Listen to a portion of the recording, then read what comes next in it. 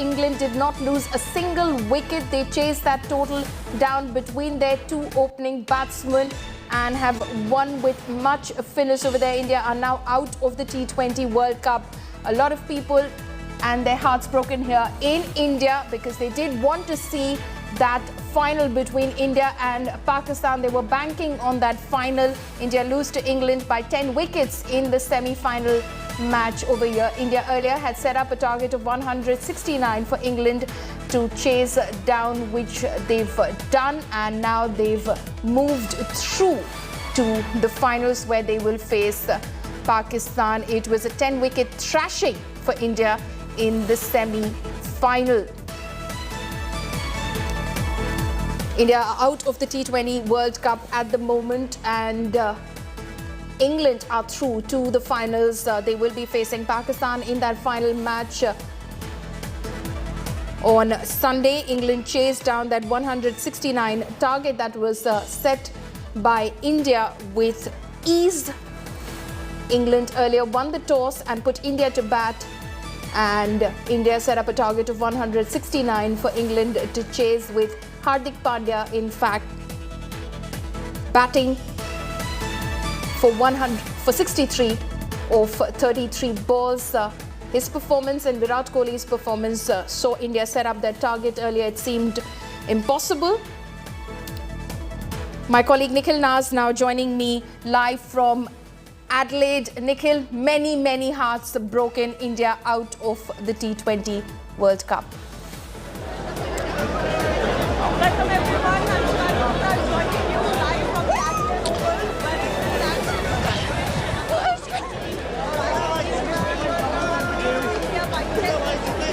Oval. Okay, we're coming to you live from Adelaide. Not very great news to report from here. That is, India's campaign at the T20 World Cup has now come to an end, courtesy a dominating performance by the English team, winning that game by a massive margin of 10 runs. So India got 168, which at one point looked like a competitive total, but then it was just one-way traffic, especially the English openers, the way they batted.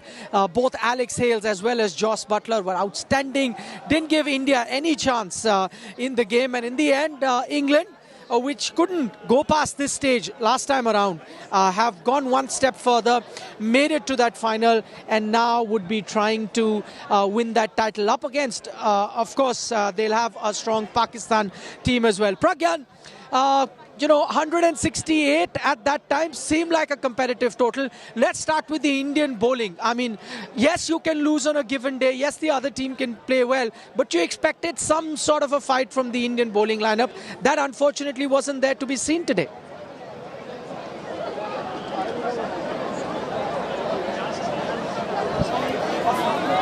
Okay, Pragyan, I think we can't hear your audio at the moment. We'll try and fix that, and I'll get back to you as well. But as I was saying, it's not one of those days that Indian cricket fans would have hoped for. They expected a dream India versus Pakistan final. All things were heading towards that. But at the end, that wasn't to be because of a dominating performance that we saw from the English team. Not even losing a single wicket. That just tells you how good they have been. Interesting campaign England have had in the tournament so far. The way they started, they had a few hiccups, then had to win must-win games to qualify. But from there, now looking really good. You could hear screams and shouts of "Go England!" A few English supporters that were there in the stadium. Pragyan, if you can hear me now, I'll try and ask you that same question.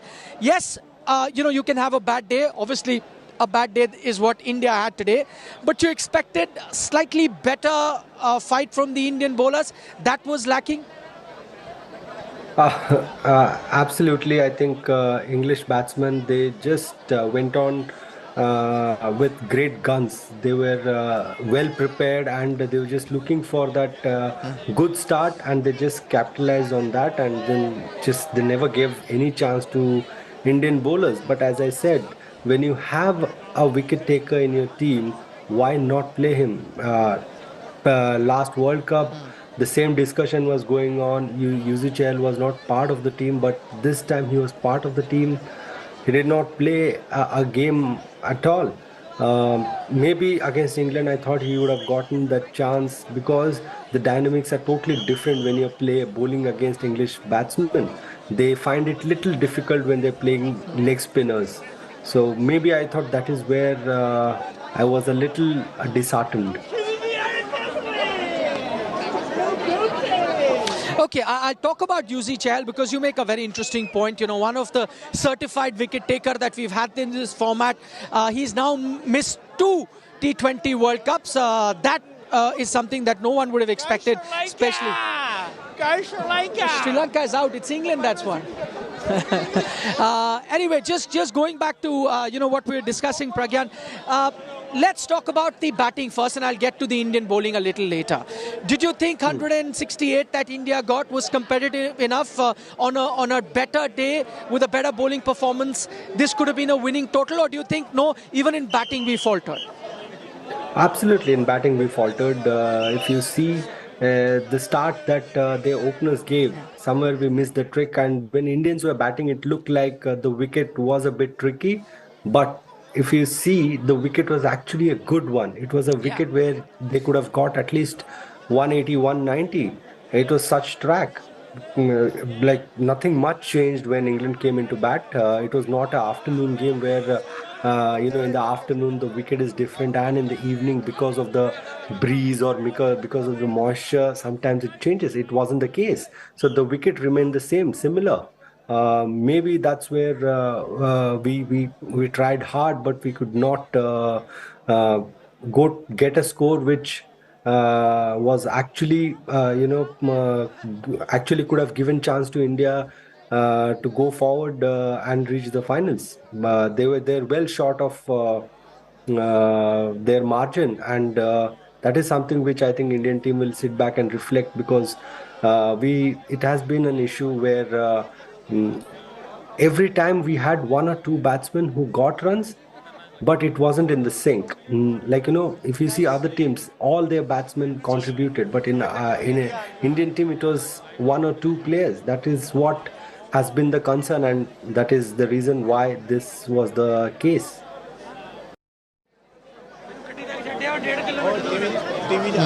Pragyan, just looking at you talk about India's batting performance also not great. We kept hearing a lot about, change in template. The template is changing. That's what the Indian team is trying to do. What happens when you play a game like that? What happened with that? The template didn't quite come to the fore, and eventually you get to see the team play exactly how they've been playing their T20 cricket. Do you think that's a bit outdated? Actually, when you see captain definitely said that he's going to play with a different template, but maybe they have to think deep into it, because when you change your mindset, you have to really think that are the players playing to the template, or are they following the plan that they have planned to execute. The plan was clearly not executed, because if you see, there are few teams, they have their plans and they execute it.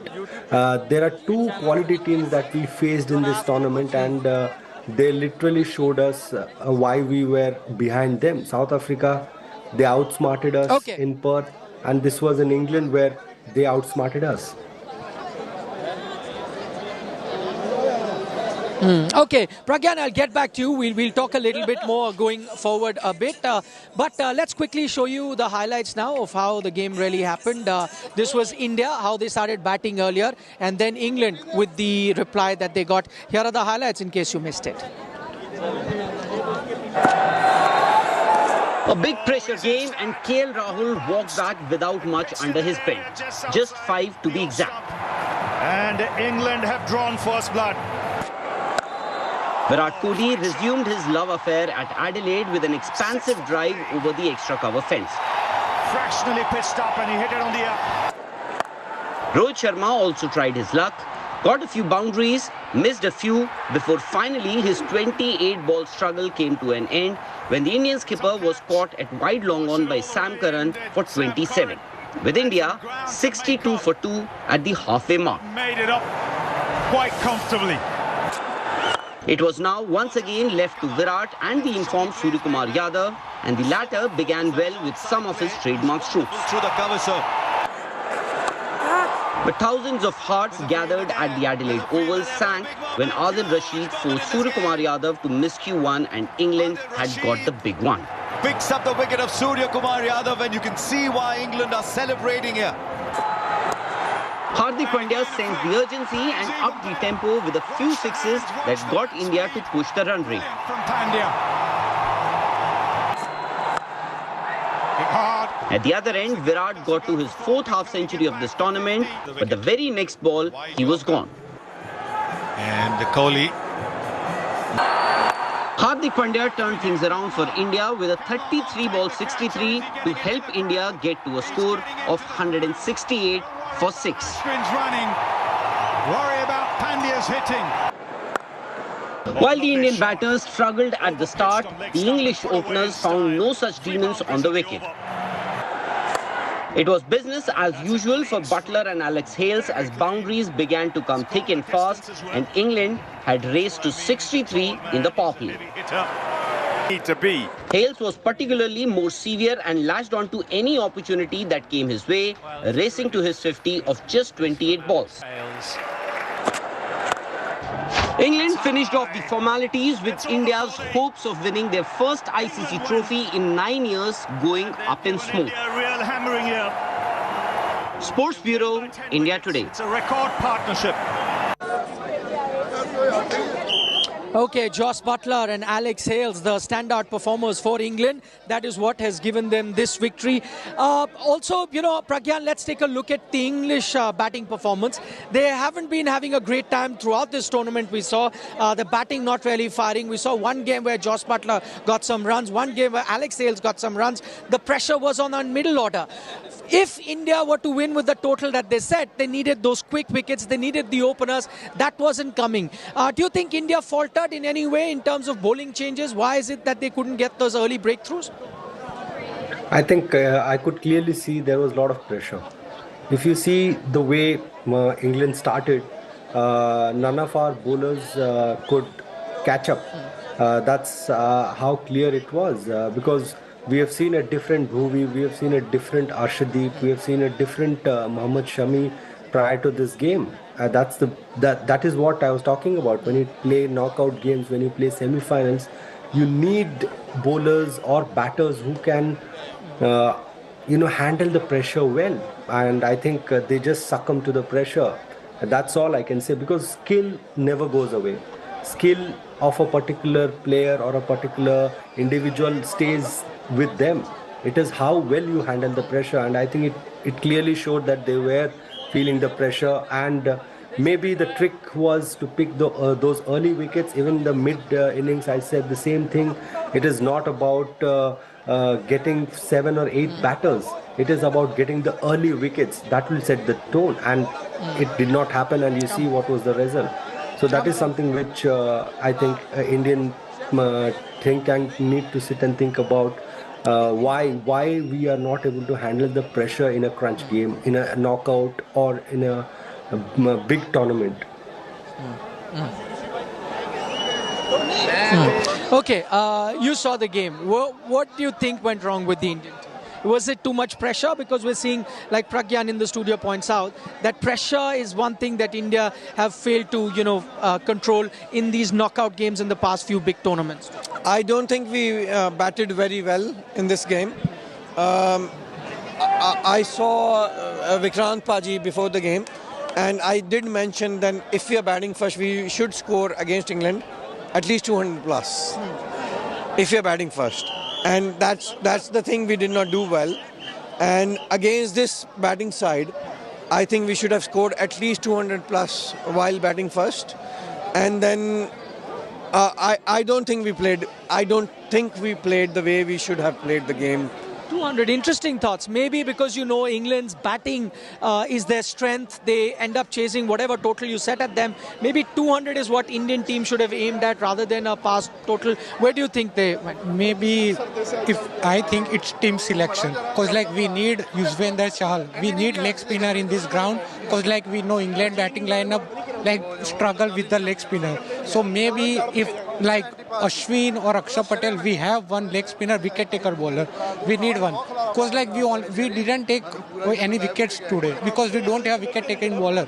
So Yuzvendra Chahal is the main key and we miss out that. So that's the main point. Lovely to be in the company of some knowledgeable fans. As they point out, as one of them says, maybe 200, you should have aimed for it. If not 200, maybe 180, 190. And the other thing that everyone's talking about, that is something that Pragyan also pointed earlier in the program, saying Yuzi Chahal not playing. And to be fair to Pragyan, he's not saying this in hindsight.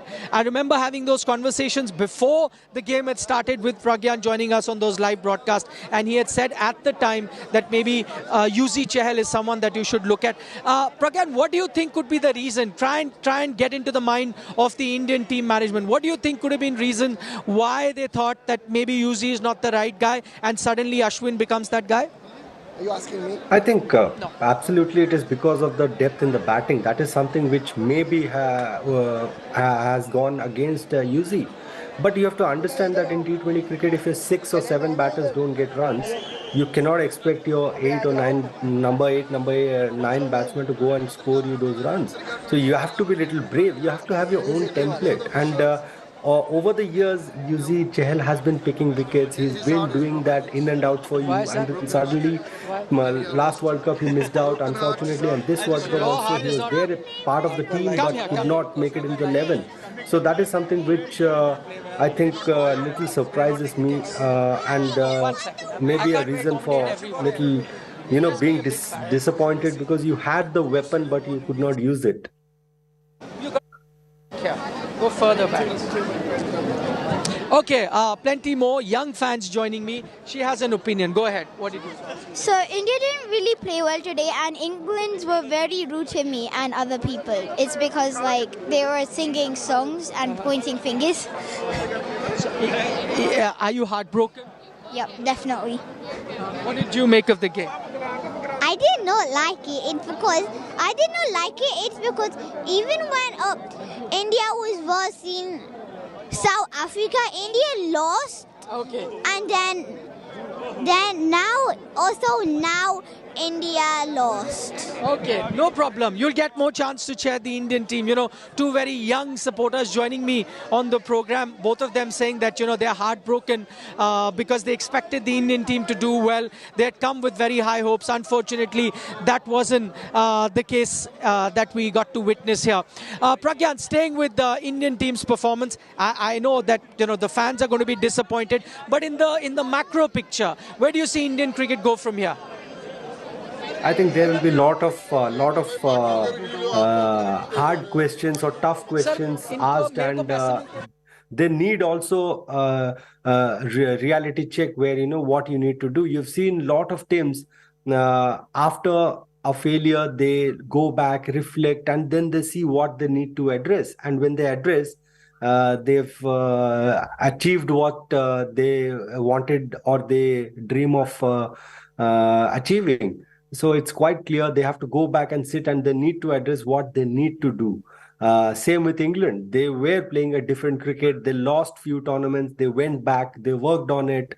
The next time they came into an ICC tournament or an ICC event, they looked a different side. And look at the results they have been getting. They won the World Cup, the 50-over World Cup, and now they're in the finals. So you have to address.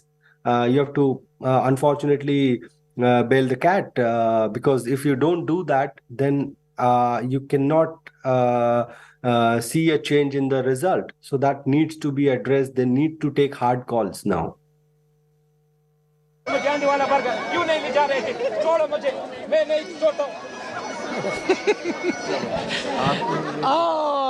come. I'll get more fans in. Plenty of fans joining me. What happened, brother? You've been supporting the team, traveling everywhere, huh? Yeah, man, we totally broke today. They broke our heart, man.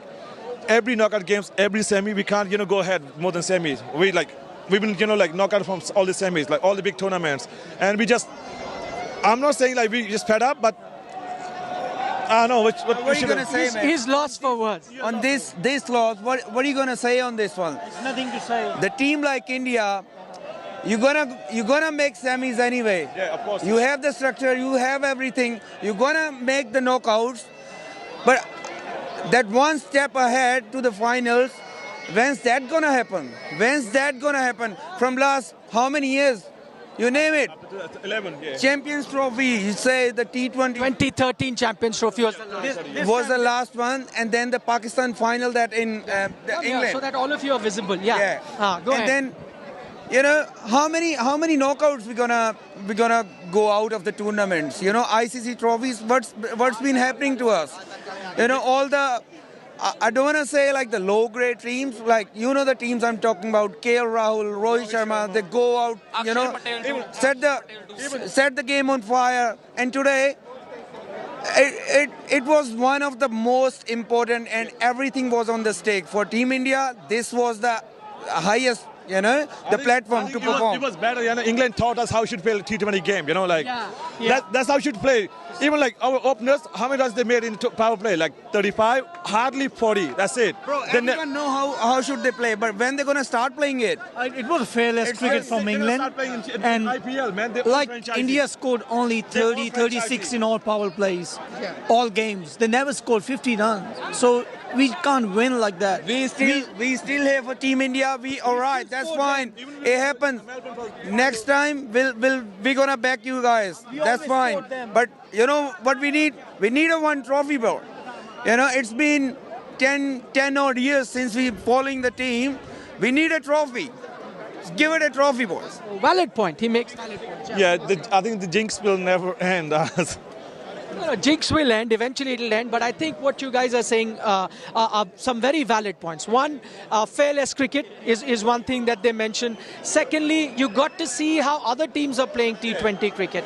Thirdly, do you think that, you know, team selection overall that we've been faltering on? Yeah, of course. Like even like if you had to play with the veteran players like, you know, Dinesh Karthik and Ashwin, you could bring even Shikhar Dhawan, you know, who had a, you know, marvelous, you know, record in ICC, you know, tournaments, especially in Australia. But you could play with Shikhar Dhawan or maybe, you know, Ishan Kishan. You know, you could bring them, you know, but instead of even Rohit, like Rahul played, you know, some couple of knockouts, you know, against Zimbabwe and Netherlands, maybe a couple of, you know, biggest teams. It was close game against Pakistan. It was close game against Pakistan, like and we lost to England. We lost to South Africa. So how you can win The that Pakistan tournament? game, yes, they lost the game, but you know what? We were just losing that game, just at the verge of lose, and somehow we just got over. Miracle. That was a miracle. I think. We played three biggest team against three biggest team: Pakistan, South Africa, and today England. Pakistan, we hardly won. You know, like it was a miracle, as you said. South Africa, they outplayed us. Today, England, they outplayed us. We won against Bangladesh, like, you know, like rain saved us. But you know, this tournament, I don't think so. It was not New Zealand this Don't time. worry, brother. We'll take your revenge on Sunday. We'll beat England. And we'll take your revenge. Okay. But there is no revenge. But I tell you, there is no revenge in cricket. It has to be the day you have to perform. There is no revenge. And then there's the next time. They were different team this time. Every time it was New Zealand, but first time we played against England in 30 years. It was knockout, and we lost. Yay, buddy! Oh, mate. Come in. Absolutely ecstatic because these guys, right, these guys were awesome all the way through, right? They've got some very good players, but didn't perform on the night. Bowling wise, That's what matters. Bowling, and that's what on matters. a big game, especially in a big game. Yeah, the big games. I tell you, these are a very good side, right? But you can't say for 10, 15 years we need to win. We have to perform in but there's knockouts. many teams that fail. Yeah, I know. There's many teams that fail, but England are there. Barmy Army! Barmy Army! Barmy Army! Okay, it's good to see an excited English fan. He's very happy. Of course, he has all the right to celebrate. A few disappointed Indian fans as well. We'll keep bringing you the reactions from Adelaide Oval. Not the ideal night that Indian fans were hoping for. For the moment, we'll take a short little break. Plenty more coming up on the other side.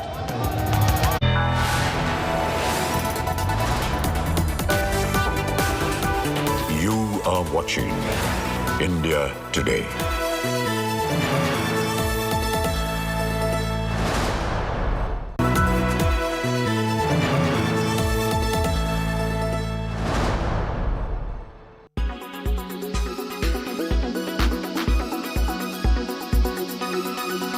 how we will have to value these companies much differently. The metrics will have to change because they're not making profits on the bottom line as of yet. But after this 1 year of performance, where we have seen most of them, in fact, make substantial decline on the stock prices, does it really make sense that come what may, bottom line and the traditional valuation metrics are going to stay, and that is exactly how the investors are going to value them? So I think, Sakshi, you have made a very valid point that, even if these companies are not purely manufacturing companies, I think what is important is that most investors, especially the retail investors and the institutional investors, have realized that unless, the business makes a decent amount of cash flow and there is hardly any cash burn, the markets would obviously reward these companies with better valuations. And it's vice versa, exactly the opposite. If companies burn cash continuously and don't report earnings, cash positive on a slightly medium to long term kind of time frame, then these companies are definitely not going to be valued on metrics like price to sales or market cap to revenue. Another thing which I wanted to tell you is that most of these new companies have issued bonus shares. That is one other big worry for these companies. Nykaa has given a 4:5 bonus. So now the stock would be 200 rupees. So people may think it's a cheap share, but it is not a cheap share because obviously supply of equity is going to increase and the earnings dilution has been quite significant. So even this fact needs to be kept in mind by, incoming investors.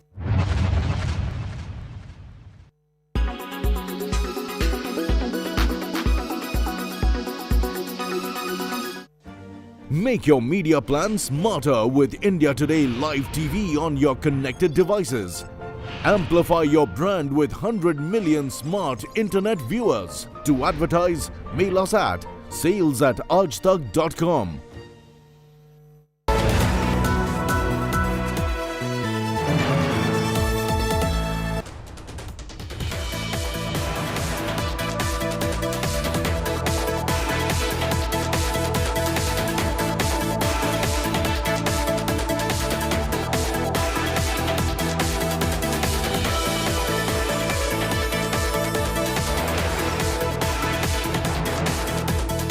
Co-presented by Max Life Insurance. You are the difference.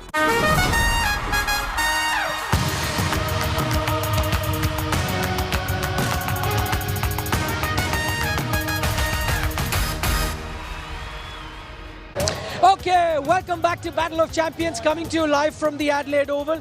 This was England's night.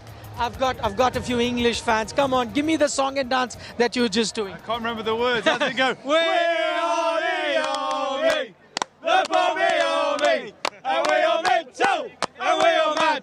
We are the loyalist cricket supporters that the world has ever had. We are the army, the Bobby Army. We were expecting a tougher game, but we have a song in England, and it goes, easy, easy, easy, easy, easy, easy, easy, easy, easy. Okay, who was the star today? Who was the star today? Alex Hales. Hales knocked it out of the park. Hales every day. Hales, come back in the team, doing the business. Joss, ran him close. Joss the boss. Just the boss, yeah. He led from the front, but Hales supported him well, right? 80 apiece, 4 overs to spare. It doesn't get much better than that, right? Right. We're just hoping the rain holds off in Melbourne on Sunday, right? You're gonna knock Pakistan off, are you? With this kind of Easy, too easy. It's done. Give me that easy against. That is a taunt to the Indian team. Before we go, I think all the English batsmen are going to give up their business class seats for the bowlers. Yeah. The Indian team. Easy, easy, easy, easy, easy, easy, easy, easy. Thank you so much. We'll see you in America. Yeah, all right. Have a good night, guys. Celebrate. Thank you so much. So some really excited Barmy Army or the English supporters. They had a song for the Indian team, and that went like easy because they thought, they would have got a better fight, but not the fight that they were expecting from the Indian team. So disappointing there from what the Indian team did. Ecstatic English supporters, we just heard from them. And the last bit they told me whilst they were leaving, that we'll see you in the US of A, because that's where the next T20 World Cup is. For the moment, they've got their eyes on the title. You could still hear them still celebrating right behind me there. I think it's going to be a long night, if you're an English fan. Pragyan Ojha, still with us. Pragyan, you know, we were hearing from the fans, and it's lovely to hear from a few Indian fans and the kind of insights that they had. One of the things that they really pointed out, fearless cricket, that maybe it's time for us to figure out that, you know, T20 is changing, that you got to play fearless cricket. But how do you play fearless cricket? You said pressure. I think pressure got to them. How do you get rid of that pressure, just as England has been doing? Remember, they're the 2019 50-over champions as well. I think to change the template, they had to take some very, very serious calls. They looked at maybe new players who can offer you those kind of templates while playing a game against some big opponent or in a very crucial game. So as I said, I think a lot of things have to be discussed over the table and need to see what they can do to prepare themselves for the next T20 World Cup. I think that will be very realistic. I think, you know, they were talking about changing of the template, but it never looked like that because the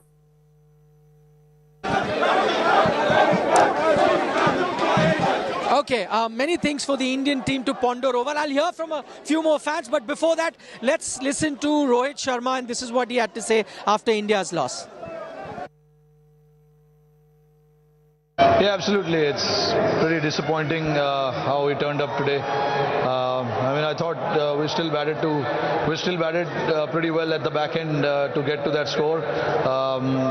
But yeah, I mean, we were not good enough with the ball. It was definitely not a wicket where the team could come and chase down in 17 overs, 16 overs.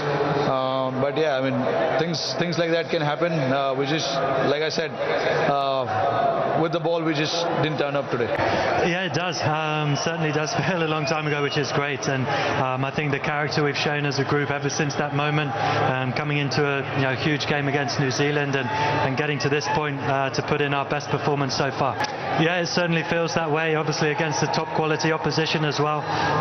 You know, and we came very excited. There was a really good feel around the group to get out the group stages and be able to play on occasions like this. And I thought everyone from 1 to 11 stood up today.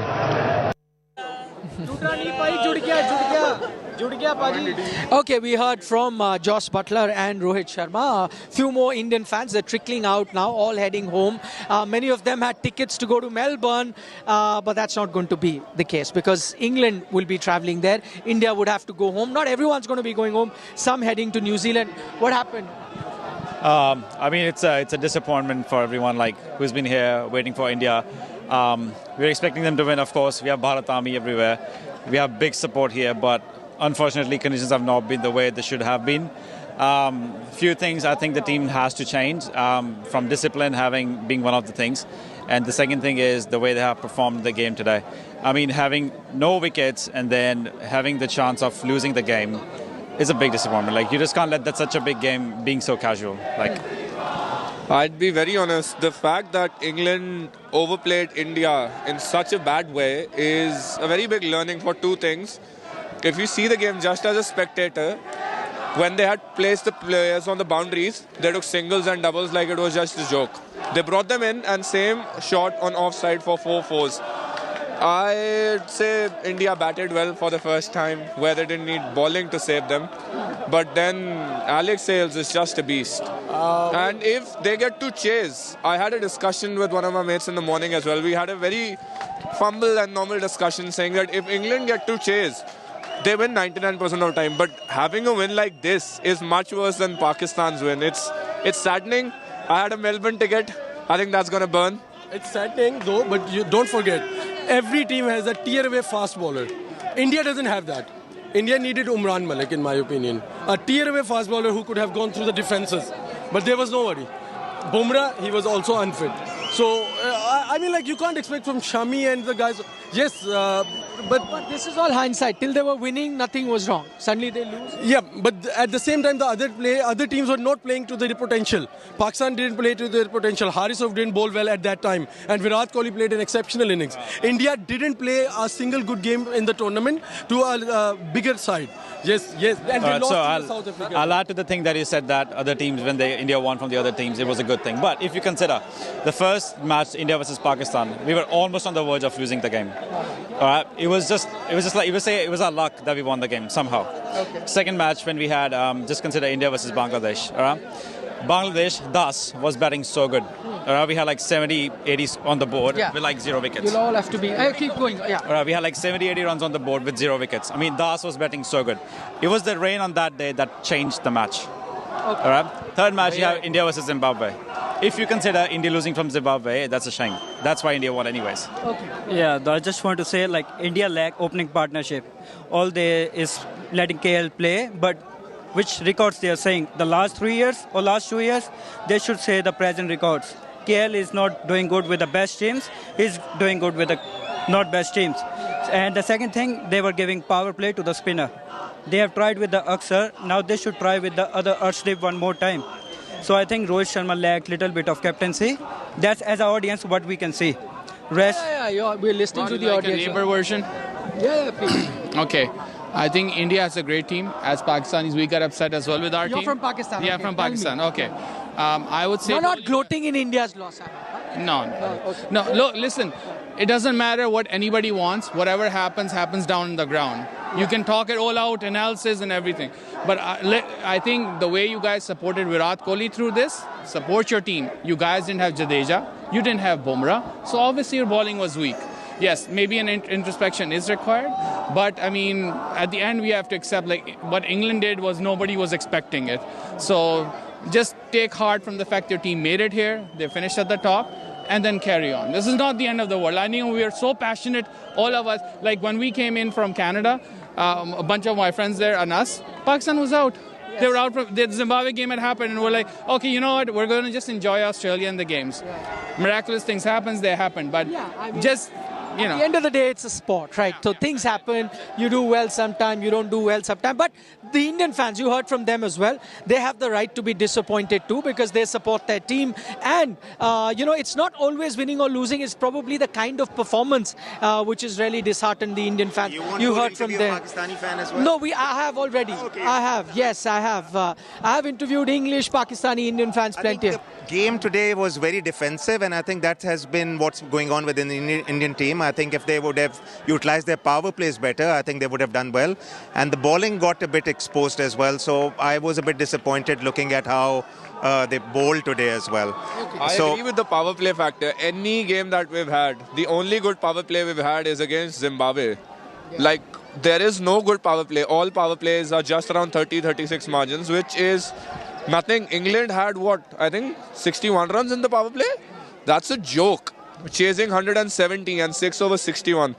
You have to someday learn that you need to improve your bowling or you need to change some tactic when you face big teams. My disappointment is really that Pakistan-India final would have been the amazing thing. Yeah. So but thank you so much. Thank you so much. Thank you so much for your comments. You could understand the disappointment that you hear from the Indian fans. Various reasons. It can't just be one particular reasons. Various reasons why India may have faltered. Let's also listen in to India coach Rahul Dravid, and this is what he had to say after the game was done. Yeah, it's tough, just after a few, honestly, after a loss like that, it's tough to, but we'll reflect on it. I mean, it's tough to reflect on things so close to the result. But yeah, I think, overall we ran a pretty good campaign. We tried to, over the last year, we've played some good T20 cricket. Even in this tournament, I think we've had our moments. There's been some real individual quality from a lot of our players, shown some real good skills. But on the day, we were just not good enough here. And I'm sure that, when you lose in a semi-final, yes, I know it's disappointing, but yeah, I'm sure there are things that we can look back on and reflect on and see that we've improved in, and we can take forward and move forward as we build for the next World Cup. Okay, we heard from Rahul Dravid as well, talking about the various reasons why India may have faltered. Pragyan Ojha still with us. Pragyan, one thing that we heard from a lot of fans here is the approach in the power play. We saw England today notch up 60 plus without losing any wickets. I mean, on days where India lose a lot of wickets, it's a different thing. But that power play approach we often hear in T20 cricket, teams that win power play end up winning the games. But with India, we've seen that age-old approach, right? Be very circumspect in the power play, try and save wickets, and then hope that someone at the death gets you runs. Today, Hardik Pandya did, but on days that probably you need about 200, like this, England team can chase, that's the day that you will never do something out of the box. See, absolutely, I can understand what England has done is extraordinary, and they have been following their own template. They have been playing fearless cricket, but there are few things that which I feel India should be look at is that they played little slow in the power play, and also they lost wickets. And those power play, the slow strike rate that we are talking about was extended to the 9th and 10th over. So that is where the problem is. They never changed the gear. That is something which everybody were discussing, that if you're trying to play to a template, you have to change your gears. And maybe we saw that from Suryakumar Yadav. Virat Kohli has a different role, but our openers, they could not give that start. Only start that we saw was Zimbabwe. And you see the way we played against Zimbabwe, the way we dominated. Then after that, if you see other teams, we could not actually do that. That is something which we've had spoken about in the last World Cup. Same thing happened this World Cup as well. So that is something we need to actually talk about. And very rightfully, Rahul Dravid said that right now is not the time. They will go back and reflect on it and see what can be done. Pragyan, stay on with us. I'll get back to you, get some more thoughts on this loss that India suffered at the hands of England. But for the moment, let's look back at the match. In case you missed the game, it wasn't on prime time, it was in the afternoon. And in case you were at work, have just come back, here are the highlights in a game that England completely dominated from the start. A big pressure game, and KL Rahul walked back without much under his belt. Just 5 to be exact. And England have drawn first blood. Virat Kohli resumed his love affair at Adelaide with an expansive drive over the extra cover fence. Fractionally pitched up, and he hit it on the up. Rohit Sharma also tried his luck, got a few boundaries, missed a few, before finally his 28-ball struggle came to an end when the Indian skipper was caught at wide long on by Sam Curran for 27. With India 62 for 2 at the halfway mark. Made it up quite comfortably. It was now once again left to Virat and the informed Suryakumar Yadav, and the latter began well with some of his trademark strokes. Through the cover, sir. But thousands of hearts gathered at the Adelaide Oval sank when Adil Rashid forced Suryakumar Yadav to miscue one, and England had got the big one. Picks up the wicket of Suryakumar Yadav, and you can see why England are celebrating here. Hardik Pandya sensed the urgency and upped the tempo with a few sixes that got India to push the run rate. From Pandya. At the other end, Virat got to his 4th half-century of this tournament, but the very next ball, he was gone. And Kohli. Hardik Pandya turned things around for India with a 33-ball 63 to help India get to a score of 168 for 6. Spins running. Worry about Pandya's hitting. While the Indian batters struggled at the start, the English openers found no such demons on the wicket. It was business as usual for Buttler and Alex Hales as boundaries began to come thick and fast, and England had raced to 63 in the power play. Hales was particularly more severe and latched onto any opportunity that came his way, racing to his 50 of just 28 balls. England finished off the formalities with India's hopes of winning their first ICC trophy in 9 years going up in smoke. Real hammering here. Sports Bureau, India Today. It's a record partnership. Okay, welcome back to Battle of Champions, coming to you live from Adelaide. We're also joined by Harbhajan Singh. Harbhajan, I've been talking to a lot of fans here, and one thing that really comes out, and it's a common sentiment shared by most of them, is that India's approach to T20 cricket probably is outdated. Would you agree with this assessment? Yes, I do feel so. First 10 overs, 10 to 12 overs, if you see, while India was batting, they were just playing like it's a one-day international kind of a game. You have another 40 overs to go. India were like 60 something in first 11 overs, which is not enough. And of course, it's an outdated kind of a thing. Of course, you're playing this format. You should learn from England, how they batted and how they played this format. And, they played like champions. First 6 overs, they were on 70. And that's the way this format should be played. And credit to England. But yes, it's very disappointing to see the approach India, have showed throughout this tournament in terms of opening partnership. They didn't look to score more than 35-40 runs in first 6 overs, and they've not been in the best of the form as well, which is understandable, which can happen to any team. But at least show that intent to score runs, which wasn't there, and that's very disappointing to see. And yes, today this lose, it is hurting because we didn't fight. We didn't fight at all. Harbhajan, stay on a couple more questions with you. Yeah, quickly say. Very disappointing performance, the way India performed. Like they should have given a fight. Actually, they didn't even fight at all. They just gave the match in the hand of England. Okay. But it's a tough night, but hope you guys can recover from this and then support. We'll there to support India. We'll always support India, but India should not disappoint us in a big game like this. They should perform well. All right. But that's sport. That happens. Harbhajan, I'm coming back to you. In terms of team selections, another thing that a lot of people have spoken here, that Yuzvendra Chahal, he's been one of your certified wicket takers in this format. Take out the stats of IPL, every year you'll find him amongst the top wicket takers. Then suddenly, when it comes to the T20 World Cup, he misses out. And now it's happened in 2 T20 World Cups. Last time he didn't make the squad. This time he makes the squad, doesn't even pick up doesn't even get one game. In a pitch like this, where Adil Rashid, where the ball was gripping, Adil Rashid was bowling very well. Do you think India missed Yuzi Chahal? And what do you make of Yuzi Chahal's non-selection generally throughout the tournament? Well, I've been very vocal about it. That Yuji should have been in your squad from the first game itself. He's been a champion bowler for Team India for many years now and winning a lot of games for India. And of course, our spinner who played in this game, they didn't look to spin the ball at all.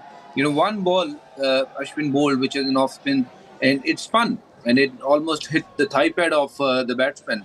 That shows that this wicket had a lot of things for the spinner. When Adil Rashid bowled, he didn't let any Indian batters look settled, in the middle.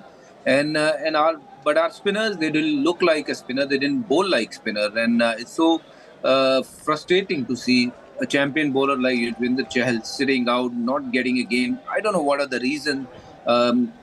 Maybe he must have done something to someone in the team that he's not getting a game. But, with his credential, with his record, I think, he should have been your first choice from day one. But it's way too late to get to that. But I think team selection has been really, really bad. And of course, the intent, what they showed, even with the bat. Now everyone is talking about India's bowling because India's bowling looked really bad because we lost by 10 wickets. That is fine. But what did we do in the first 10 overs while we were batting? I think that's where we lost the game. It was Hardik Pandya who got us to that sort of score where India could fight and probably win on such wicket. But, you minus Hardik Pandya's run, India would have been sitting on 130. So you have to, look deep inside you and see if a few people are good enough now to play this format or not.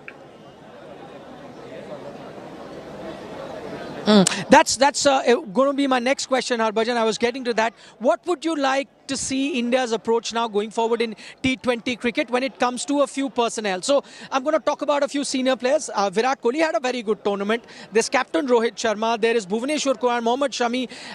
Do you think India should now, irrespective of how they perform, start looking at the next T20 World Cup, which is 2 years away, to be played in the USA? And if you're going to be looking at that World Cup, do you still continue with these players in bilateral series or start blooding in youngsters and preparing them for 2 years from now? Well, I think India have got a lot of talent.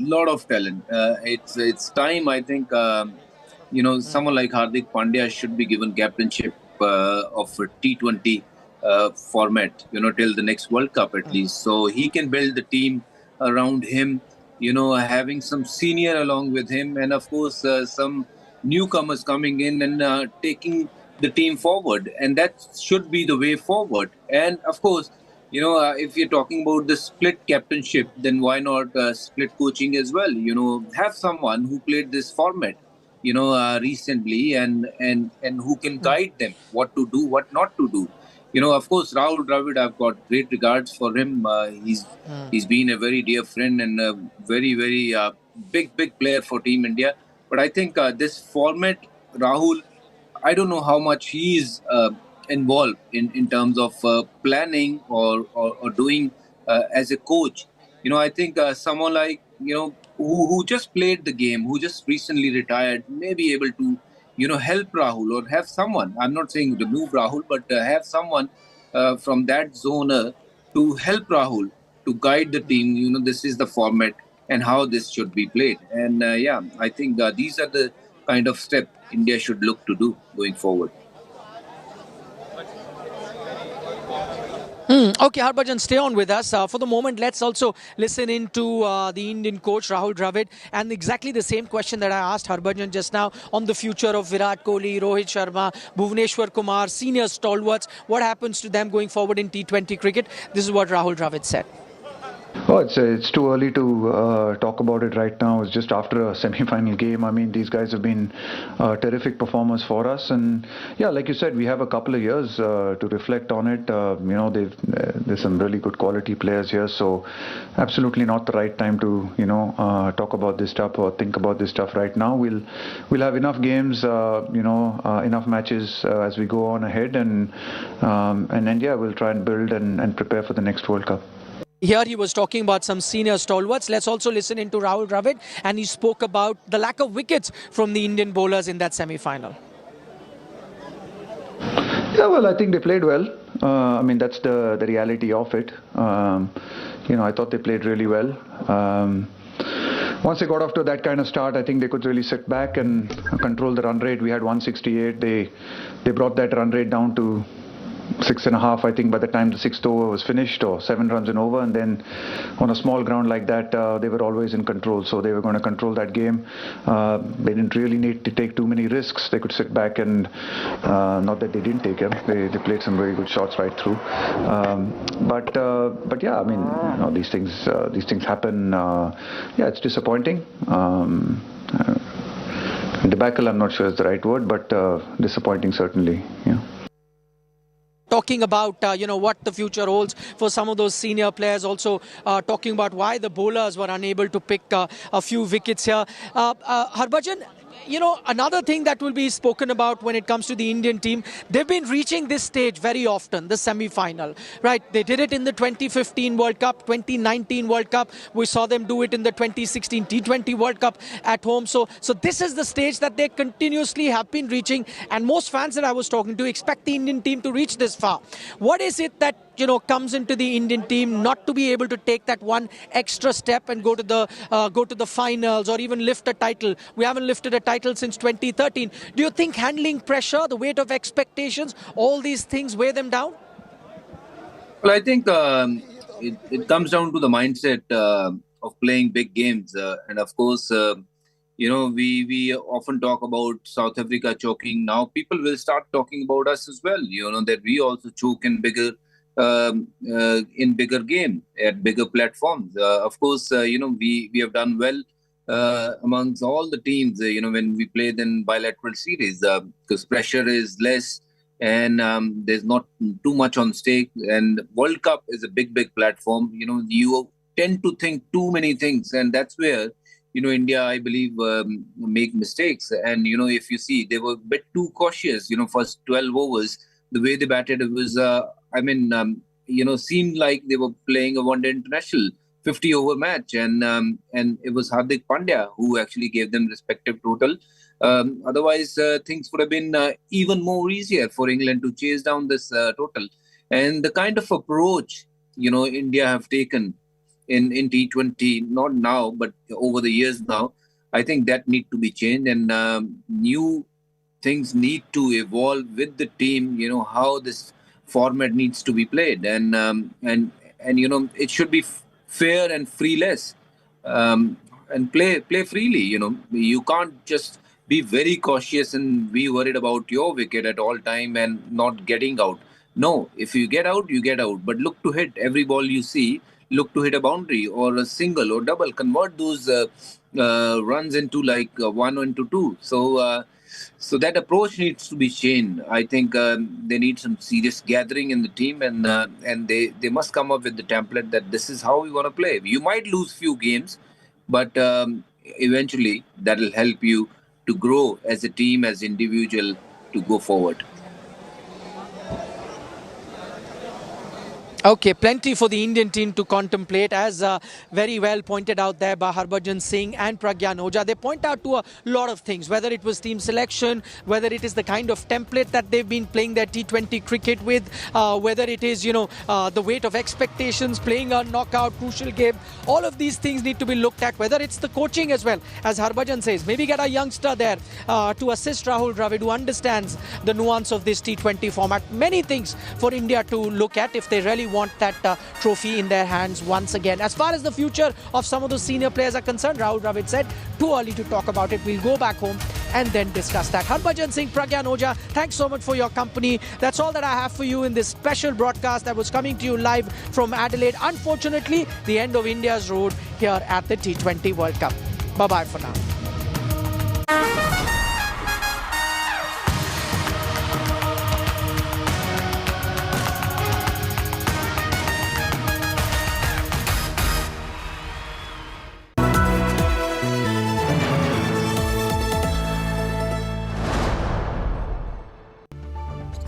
Men and women who built Indian industry, and the young guns who are shaping tomorrow's India. From storied careers to unicorn dreams. The equity market is a dynamic space that needs sharper insights and perfect timing. What stock, what fund, what to pick and what to sell. How do you make money on the markets? And what are the superior strategies for a winning portfolio? Your questions answered by 30 years undisputed leadership. Only with Business Today Television.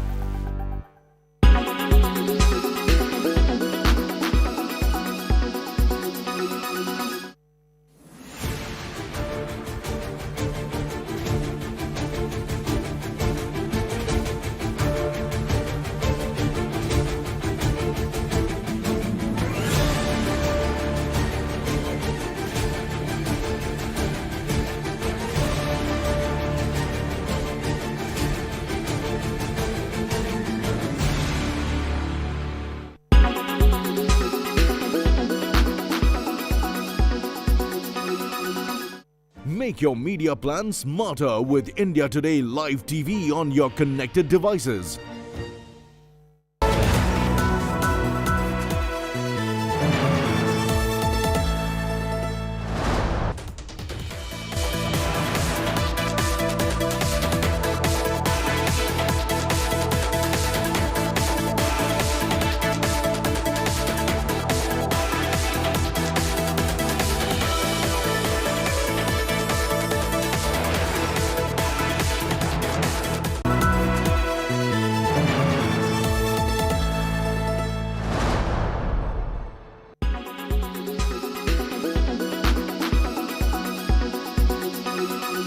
If one were to look at these companies with a fresh perspective now, which are the companies that one can still hold on to if they are already invested, look at as a fresh buy opportunity even now, and which ones would be a complete avoid and stay away from at this point?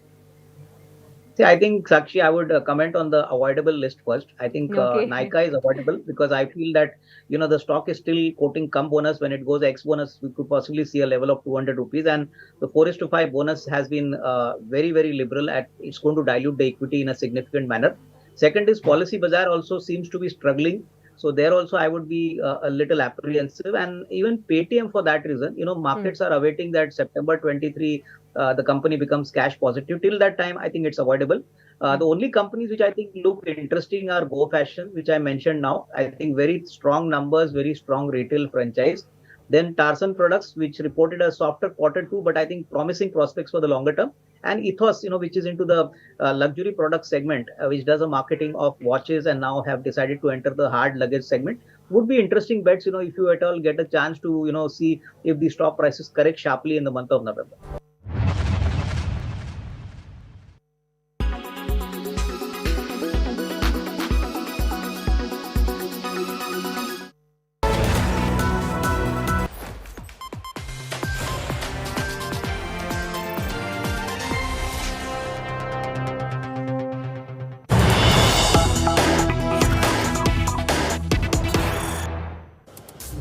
All right, you're watching India Today. I'm Nabila Jamal. Cutting back to some breaking news coming in from Bengaluru. Veerda's show has been cancelled after protests by Hindu group Jana Jagruti Samiti. The right-wing organization had filed a police complaint on Monday against Veerdas, opposing his upcoming show in Bengaluru because he allegedly insulted Hindu religion. This is precisely what the complaint says. Comedian Veerdas's Bengaluru show has now been cancelled after right-wing Hindu groups have objected to it. Veerdas was supposed to be performing. He had a stand-up comedy show that was to be held in Bengaluru. In fact, he had announced the upcoming program on his Instagram handles. The Veerdas show has now cancelled just days after right-wing organization filed a formal complaint with the police against Veerdas, saying that he has hurt Hindu sentiments in the past, and he in fact presents India in bad light, and therefore he should not be allowed to perform in Bengaluru. Let me cut across to the right-wing Hindu group activists who has filed this complaint. One of them in the group speaking. आज बेंगलोर में वीरदास का comedy show कार्यक्रम cancel हुआ है। इन्होंने इसके पहले के कार्यक्रम में हमारा देश के बारे में, हिंदू महिलाओं के बारे में, हिंदू धर्म के बारे में गलत गंदी प्रकार का उन्होंने कॉमेडी शो में हिंदू धर्म का अपमान किया है। इसके बारे में हिंदू जनजागृति समिति वैयाली कवल पुलिस स्टेशन में हमने शिकायत दर्ज किया था। उसके बाद आज आंदोलन हिंदू संगठन के होने के कारण आज कार्यक्रम कैंसिल हुआ है। जिस प्रकार का राष्ट्र विरोधी, धर्म विरोधी जो कॉमेडी शो है, इनका कार्यक्रम का हम बाइकआउट करना चाहिए। भविष्य में भी इनका कार्यक्रम कहाँ भी होता है, हिंदू समाज उसका तीव्र विरोध करना चाहिए। ये मांग हिंदू जनजागृति समिति हम हिंदू समाज से आग्रह करते हैं। All right, there you have it. We hear the Hindu Jana Jagruti Samiti member who claims that Veerdas has for long insulted India and has hurt Hindu religious sentiments, and therefore his show must be cancelled. He must not be allowed to perform. In fact, a police complaint was also filed at the Vailikaval police station in Bengaluru. Veerdas was supposed to perform at the Chaudaya Memorial Hall in Malleshwaram today, and it appears that he's cancelled the show, claiming unavoidable circumstances. Let me cut across to Sagai Raj, our India Today correspondent, joining us live, tracking that story from Bengaluru. Sagai, a quick word from you. As we see, Veerdas now has put out a message on social media saying due to unavoidable circumstances, we are calling off this show. Hasn't really mentioned anything, but this comes just after the Hindu Jana Jagruti Samiti has filed a police complaint against Veerdas' show, against allowing him to perform in Bengaluru, saying he's hurt Hindu religious sentiments. Would you know if the police has forced Veerdas to cancel the show, or if it was the event management agency or Veerdas himself who decided to call it off? No, there is no clarity whether it was an event management company which has cancelled this particular event, or it was Veerdas who have put out this particular status on his social media. What we get to learn is Veerdas has put out on Instagram post that due to unavoidable circumstances, they were forced to cancel this particular stand-up comedy show which was supposed to happen today in Malleshwaram at Chaudhaya Hall. And following that, right-wing organization, that is Hindu Janajagriti Samiti state spokesperson Mohan Gowda had sent out a video stating that it was their protest and it was their opposition which has forced Veer Das to withdraw from this particular comedy show. And he has also posted the letter from Chaudhaya Hall stating that due to unavoidable reasons, they were forced to cancel this particular event. All right, huge development coming in. Veer Das has called off the show. Yet no clarity if there was any pressure on him to call it off. But yes, there was a complaint by the Hindu Janajagriti Samiti, a right-wing Hindu group in Karnataka, who condemned Veer Das for his comic statements that he's made in the United States last year, where he spoke about Indians having two nature. He, in fact, went on to say Veer Das's one comment really went viral. Many Indians taking objection to what he said, where he said Indians in the morning worship women and in the night would rape them. This is one of his comments that Veer Das has made. As we know now, his show in Bengaluru stands cancelled post the complaint filed by the right-wing Hindu group.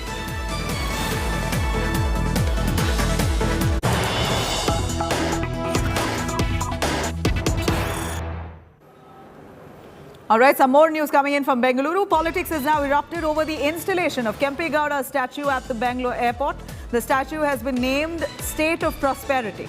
Congress's Siddaramaiah and DK Shivkumar have attacked the centre as well as the BJP. Congress has said the installation of the statue at this time is a bid to claim Kempe Gowda's legacy, especially with fast approaching state elections.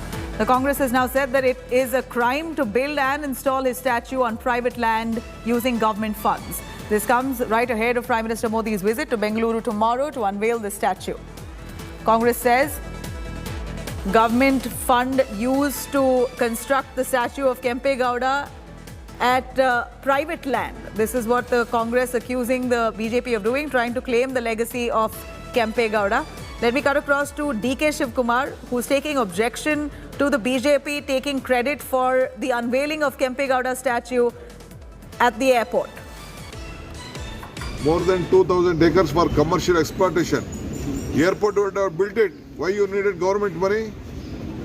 Why is the chief secretary sitting quiet?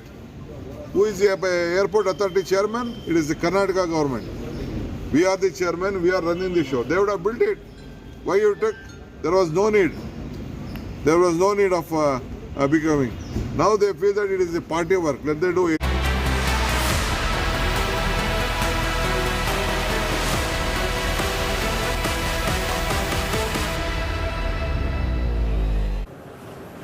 All right, now from Karnataka, the Eidgah Maidan celebrations of Tippu Jayanti has now become another controversy. In Karnataka's Hubli, yet again has become a center of attention. At this point, we see this controversy brewing around the AIMIM asking for Tippu Jayanti celebrations to be conducted at the Eidgah Maidan, the same ground where Ganesh Chaturthi celebrations were allowed recently. Now, first it was Ganesh Chaturthi celebrations by the BJP and right-wing Hindu groups that was allowed. Now, AIMIM says, since you allowed Ganesh Chaturthi celebrations, we also want to carry out Tippu Jayanti celebrations on the same ground. AIMIM workers now observing Tippu Jayanti at the controversial flashpoint after BJP-controlled Hubli Dharwad civic body gave a green signal to it. In fact, the Sri Ram Sena chief Pramod Mutalik now and his workers were detained by the police when they moved a protest against the Tippu Jayanti celebrations on the Eidgah Maidan. BJP has also backed the Sri Ram Sena stand, opposing Tippu Jayanti celebrations. Meanwhile, Congress and the JDS have slammed the Bombay government, saying that these issues are being raised only to create communal disharmony ahead of elections. ईदगाह मैदान जो पहले सिर्फ 2 बार राष्ट्र ध्वजा ये करने के लिए और दूसरी 2 बार नमाज करने के लिए इस्तेमाल किया जाता था, अब टीपू सुल्तान जयंती के लिए भी जो वो लोगों ने दिया है उनका मैं शुक्रगुजार हूँ। मैं इसको खंडन करता हूँ, विरोध करता हूँ। कारपोरेशन बीजेपी के हाथ में है, बीजेपी के सरकार अभी चला रही है। सो बीजेपी टीपू सुल्तान का जयंती बैन किया था, तो बैन करने के बाद ये ऐसे परमिशन देना ये गलत बात है। See, unnecessary, we don't want to spoil the relationship between Hindus and Muslims. How they try to create some confusion, the BJP government is also wrong. Already verdicts have come out. They are misusing the government's power. So we want a secular fabric. Let Idgah Maidan be restricted to Idgah. We have a lot of places to celebrate Ganesha festival. So I think no other should not intervene with this. Government is not fair by involving with all this type.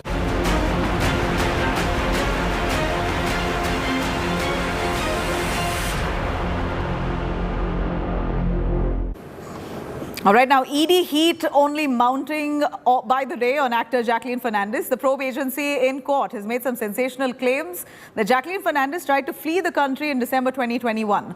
The actor has rubbished these allegations, asserting that she respects law and fleeing abroad is not on her mind. In fact, the Delhi court has also pulled up the Enforcement Directorate, asking if it has any evidence at all against Jacqueline. And if they do, then why is Jacqueline still roaming free? Here's all that's transpired.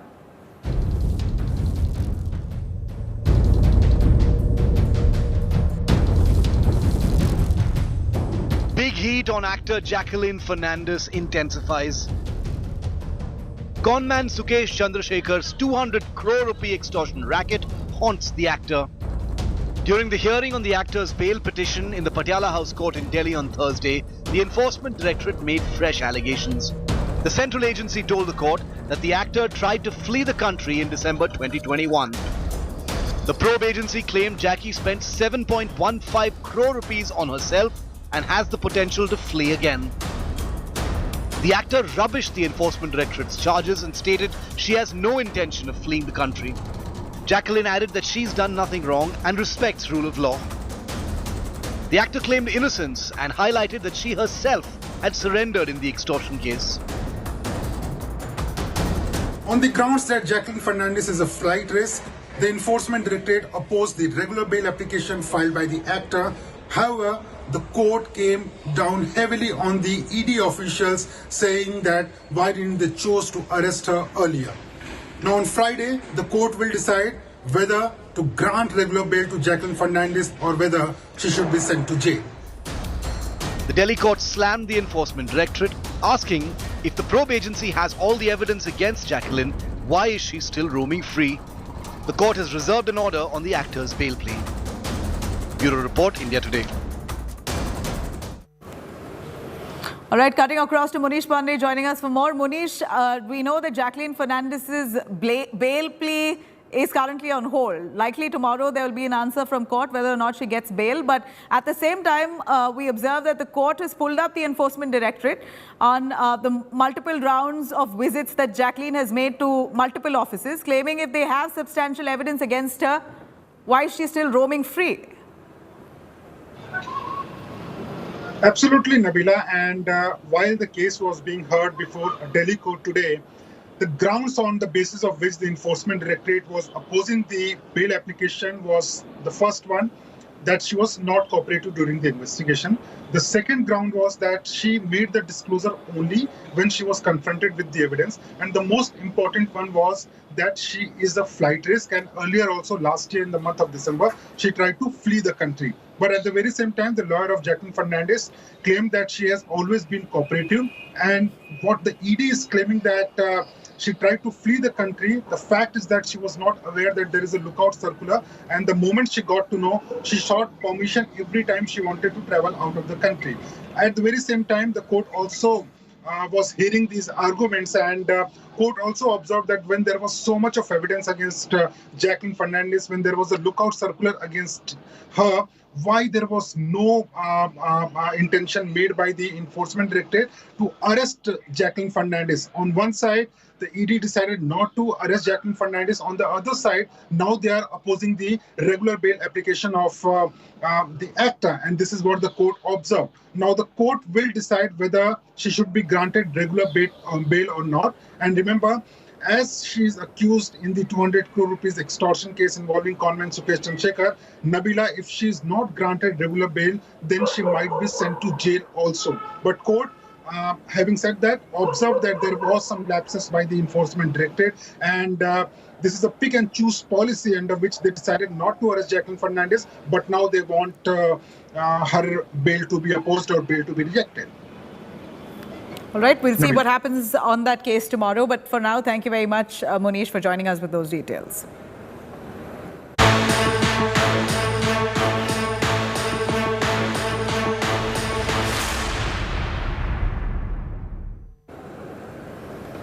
All right, now in a big twist in the Delhi Liquorgate dangal, the Delhi LG Vinay Kumar Saxena has now made quite a sensational claim.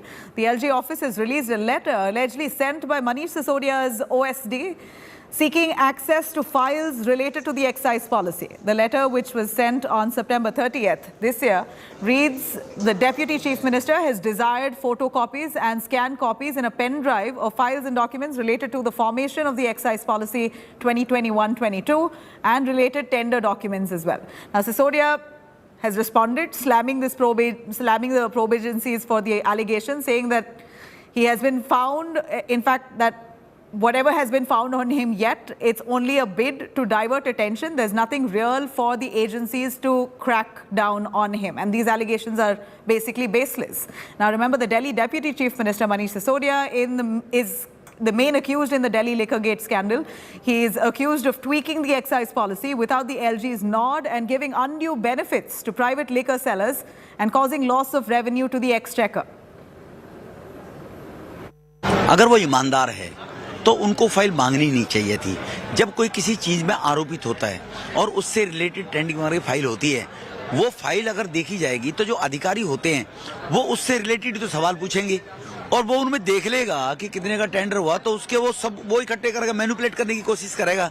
तो इसलिए अगर वो ईमानदार है और सच्चाई तो 10 साल बाद भी पूछी जाए तो सच्चाई होती है, मैनिपुलेटिंग जो होती है वो स्लिप होती है हमेशा से, तो उनको नैतिकता के आधार पर मांगना नहीं चाहिए था। वो ईमानदार बनते हैं बहुत ज्यादा। The biggest proof of sabotage, obstruction and interference in the probe into Sharab Ghotala has now emerged when accused number 1, Manish Sisodia, who is a Deputy Chief Minister in charge of excise and the liquor policy, has now demanded the access to the files relating to Sharab Ghotala, and that too on a pen drive. Clearly, it is not just a conflict of interest, a violation of principles of natural justice, but also a clear abuse of official position and an attempt to interfere with the process of the law when the minister, who is accused number 1 in the entire Ghotala, is seeking access to his own liquor Ghotala files so that perhaps he can save and protect the Ghotala bars and the mafias, or to protect his own self. This is a clear-cut case of trying to obstruct and interfere with the process of the law. And with this proof which has now come out, it is untenable for Mr. Manish Sisodia to continue as a minister. Now, as the investigation thickens, big action by the Enforcement Directorate in the Delhi Liquorgate. ED has now arrested 2 more accused, identified as businessmen Sharath Reddy and Binoy Babu of the liquor company Pernod Ricard. ED has informed court that they found a draft of the Delhi government's liquor policy in Binoy Babu's email during a probe and alleged that Reddy has tampered with evidence. In September, it arrested Samir Mahandru, the managing director of the liquor manufacturing company Indo Spirit. In fact, the money laundering case started from the CBI FIR that has named Manish Sisodia as one of the main accused, among others. A close aide of Sisodia, Dinesh Arora, is also all set to turn approver now in the excise policy case, which comes as a huge setback for the Aam Aadmi Party in Delhi. All right, coming up on the other side of a short break, Elon Musk ends remote work or work from home for all the Twitter employees, tells staff to prepare for difficult times. More details up next.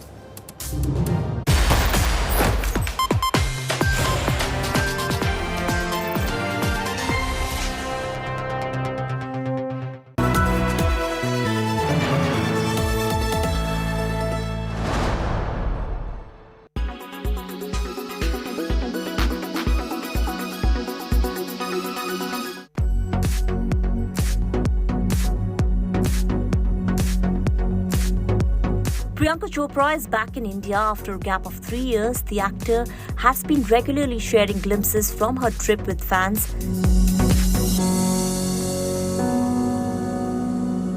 Hair, face, makeup, everything. After After landing in Mumbai, Priyanka held an event to promote her hair brand. Very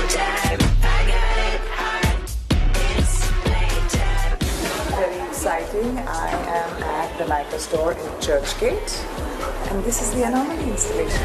Now, while reports had suggested that her upcoming film Jile Zara alongside Alia Bhatt and Katrina Kaif had been put on hold, Priyanka was quick to deny the news and confirmed to India Today that the filming for the Farhan Akhtar directorial will begin in 2023. Meanwhile, Priyanka also has Citadel in the pipeline. Along with that, she also has been producing a lot of projects under her label as well.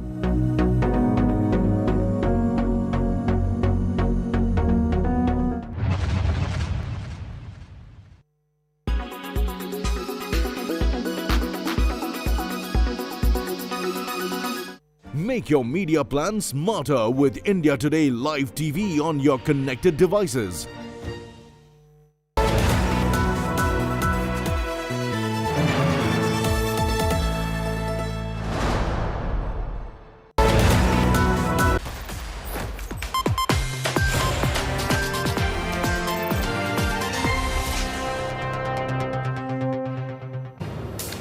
All right, now Elon Musk has ordered an end to remote work or work from home for all his Twitter employees. A message has gone out through email warning them to prepare for more difficult times. These are his words. Musk has said that the remote work is not an option at Twitter anymore, and all employees are expected to remain 40 hours in office. Now, US President Joe Biden, meanwhile, has said that Twitter owner and Tesla CEO Elon Musk's cooperation with others in other countries worthy of being looked at. When asked if he thinks that Musk is a threat to the US National Secretary or the national security, he said that he wasn't really suggesting that Musk is doing anything inappropriate, but added that there were quite a lot of ways by which Musk's ties with other countries can be emboldened. Twitter owner Elon Musk plans to make Twitter a place where people can shop for goods and be offered money market accounts. Musk has held a Twitter space, an audio space rather, on Wednesday, intending to assuage concerns of advertisers, some of which have paused their Twitter and all the other campaigns since the billionaire has taken over. In fact, holding a Twitter space audio broadcast, Musk has described how Twitter plans to enable monetization for creators.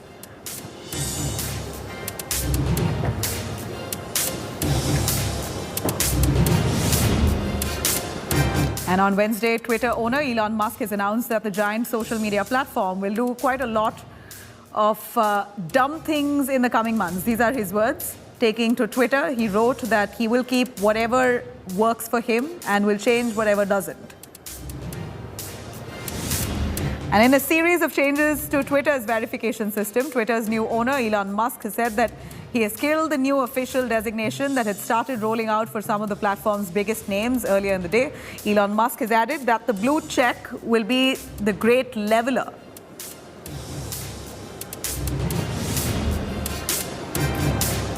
All right, on the other side of a short break, high decibel campaign in Himachal Pradesh, poll-bound state. It's finally concluded. It's a battle between the BJP and the Congress. Details on the other side of a short break on 6 p.m. Prime.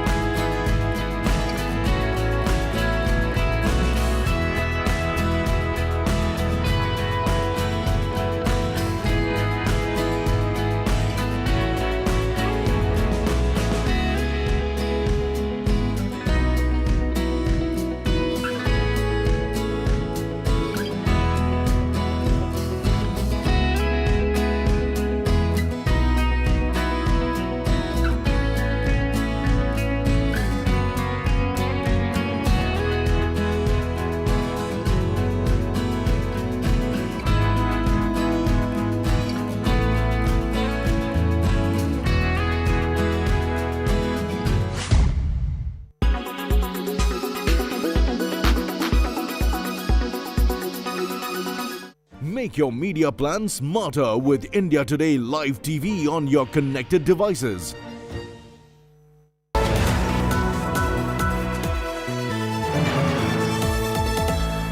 Co-powered by only OLX Autos gives the best price for your car. Co-powered by buy, sell, rent on 99acres.com. In association with LIC, हर पल आपके साथ. LG OLED, the one and only. Smart Bazaar, India's new Bachat Bazaar. Mutual funds सही है.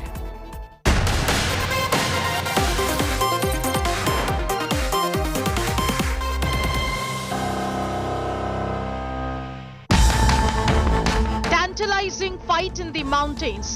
BJP की सरकार बने या कांग्रेस के आते ही महंगाई बढ़ा देते हैं.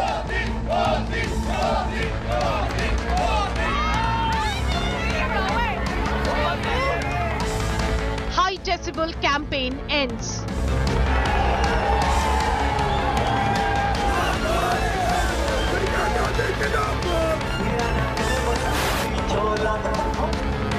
From sure shot to unpredictable.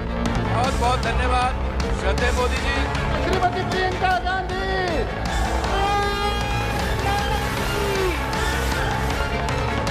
Who will win the war for Himachal?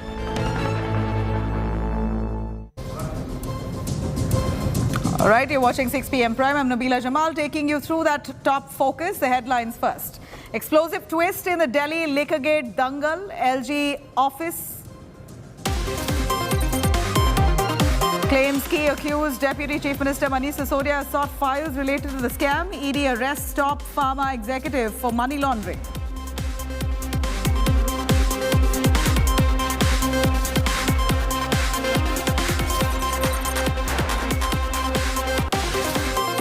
ED claiming actor Jacqueline Fernandez tried to flee India last year after allegations of conman links.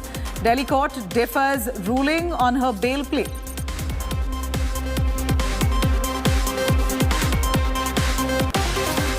And the Congress rehabilitates 1984 Delhi riots accused. Jagdish Tyler, in fact, is now made a member of the party's MCD poll panel.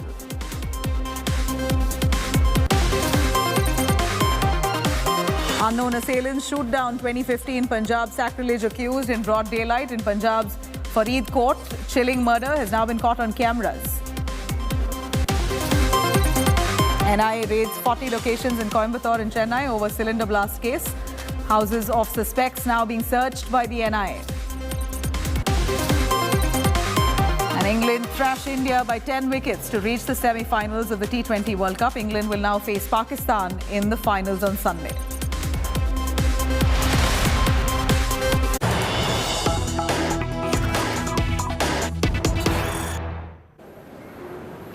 Right, some big news coming in from Greater Noida. Shocking visuals coming in where a restaurant, some customers attacking and thrashing the staff members for delaying the order of their biryani. A case has now been registered with the UP police. These are visuals that have been captured on cameras showing absolute high-handedness by some of those customers who seem to have waited for their biryani order to come in. But since it was delayed, these men have indulged in absolute violence, attacking the restaurateur, the staff members of that restaurant, only for delaying their order.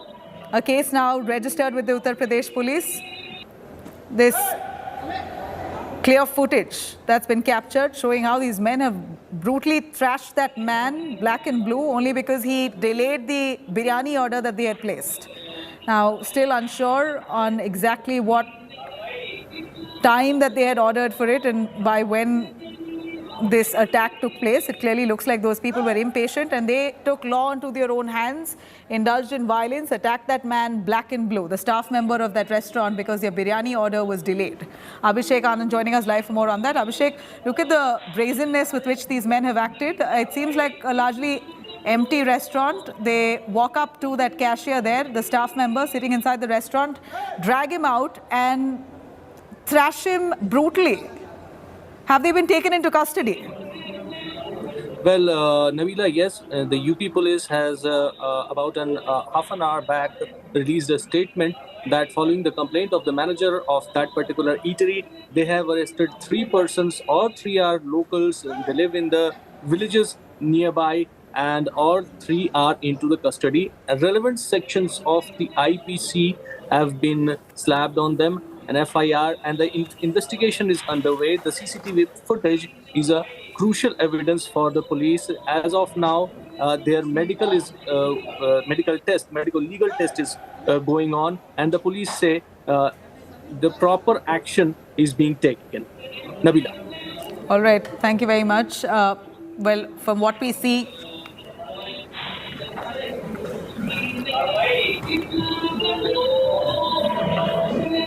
as we see now, visuals that have come in on CCTV cameras showing that these men have taken law into their own hands, brutally thrashing that guy.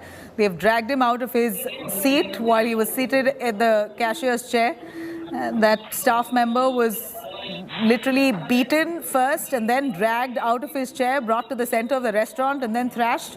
All 3 men joined in. This is the CCTV footage that's been captured, which the police has now used, filed a complaint. In fact, Abhishek, would we know how's the health of this staff member who's been thrashed? And who are these men? Do we know anything about these men, their background? What more do we know? Well, Nabila, the police has not found any pending cases against them. The condition of the victim is said to be okay. He has been discharged after primary treatment.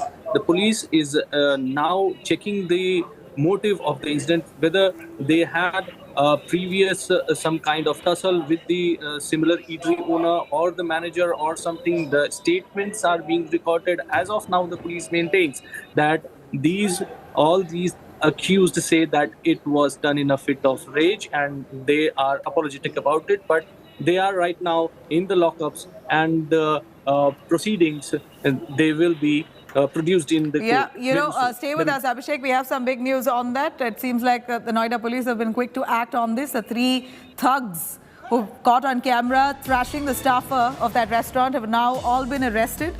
They've been arrested by the Noida police after this biryani brawl inside a restaurant in Greater Noida. 3 men walk into a restaurant, order for a biryani, and their order was delayed, post which these men reach out to the staffer, the restaurant staff member who was seated at the cashier's chair, drag him out of his chair and then brutally beat him. Now a police complaint has been filed, and quickly the Noida authorities have cracked down on these 3 men. Abhishek, these 3 men have been arrested. Again, first of all, was it the staffers, the restaurant staffers who filed a police complaint? Did they take this footage, the CCTV footage, to the police? Was this the basis of which the police have acted? Yes, certainly. The CCTV footage which the restaurant manager actually circulated and gave it to the police helped the police to track down all these assailants. These are the locals. They will nearby villages near the mall in which the incident happened, and now relevant sections of the IPC have been slapped on them. The next move is the police is going to produce them in the local court, and the statements of the victims are being also recorded. Nabila. All right, thank you very much, Abhishek Anand, for that. There you have it, the visuals on your right-hand side of them brutally beating the restaurateur, the staff member of that restaurant, for delaying their biryani order. These 3 men have been promptly arrested by the Noida police.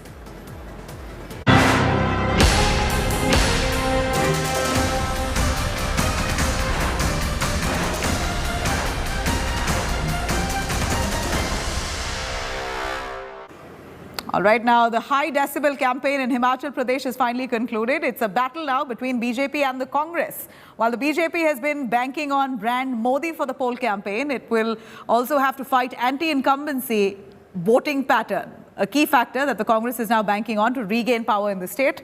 Meanwhile, the Aam Aadmi Party is now looking to gain inroads in the hilly state as part of its national ambition. But whether it can play spoilsport this time around remains to be seen. At his Kangra rally on Wednesday, Prime Minister Narendra Modi came down quite heavily on the Congress party, urging Himachalis to vote the BJP back to power, as many other states had ousted the Congress. Not just the Prime Minister, In fact, Prime Minister has also vowed to wipe out the Grand Old Party's presence entirely.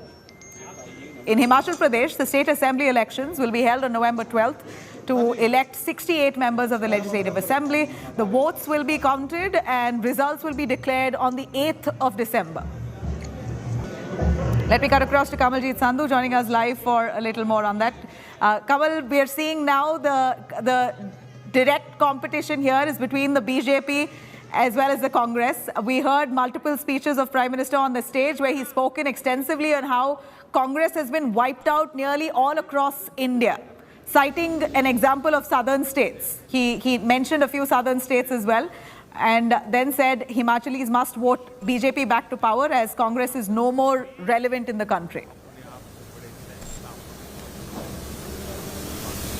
With the political campaigning ending, the political dust is finally settling down.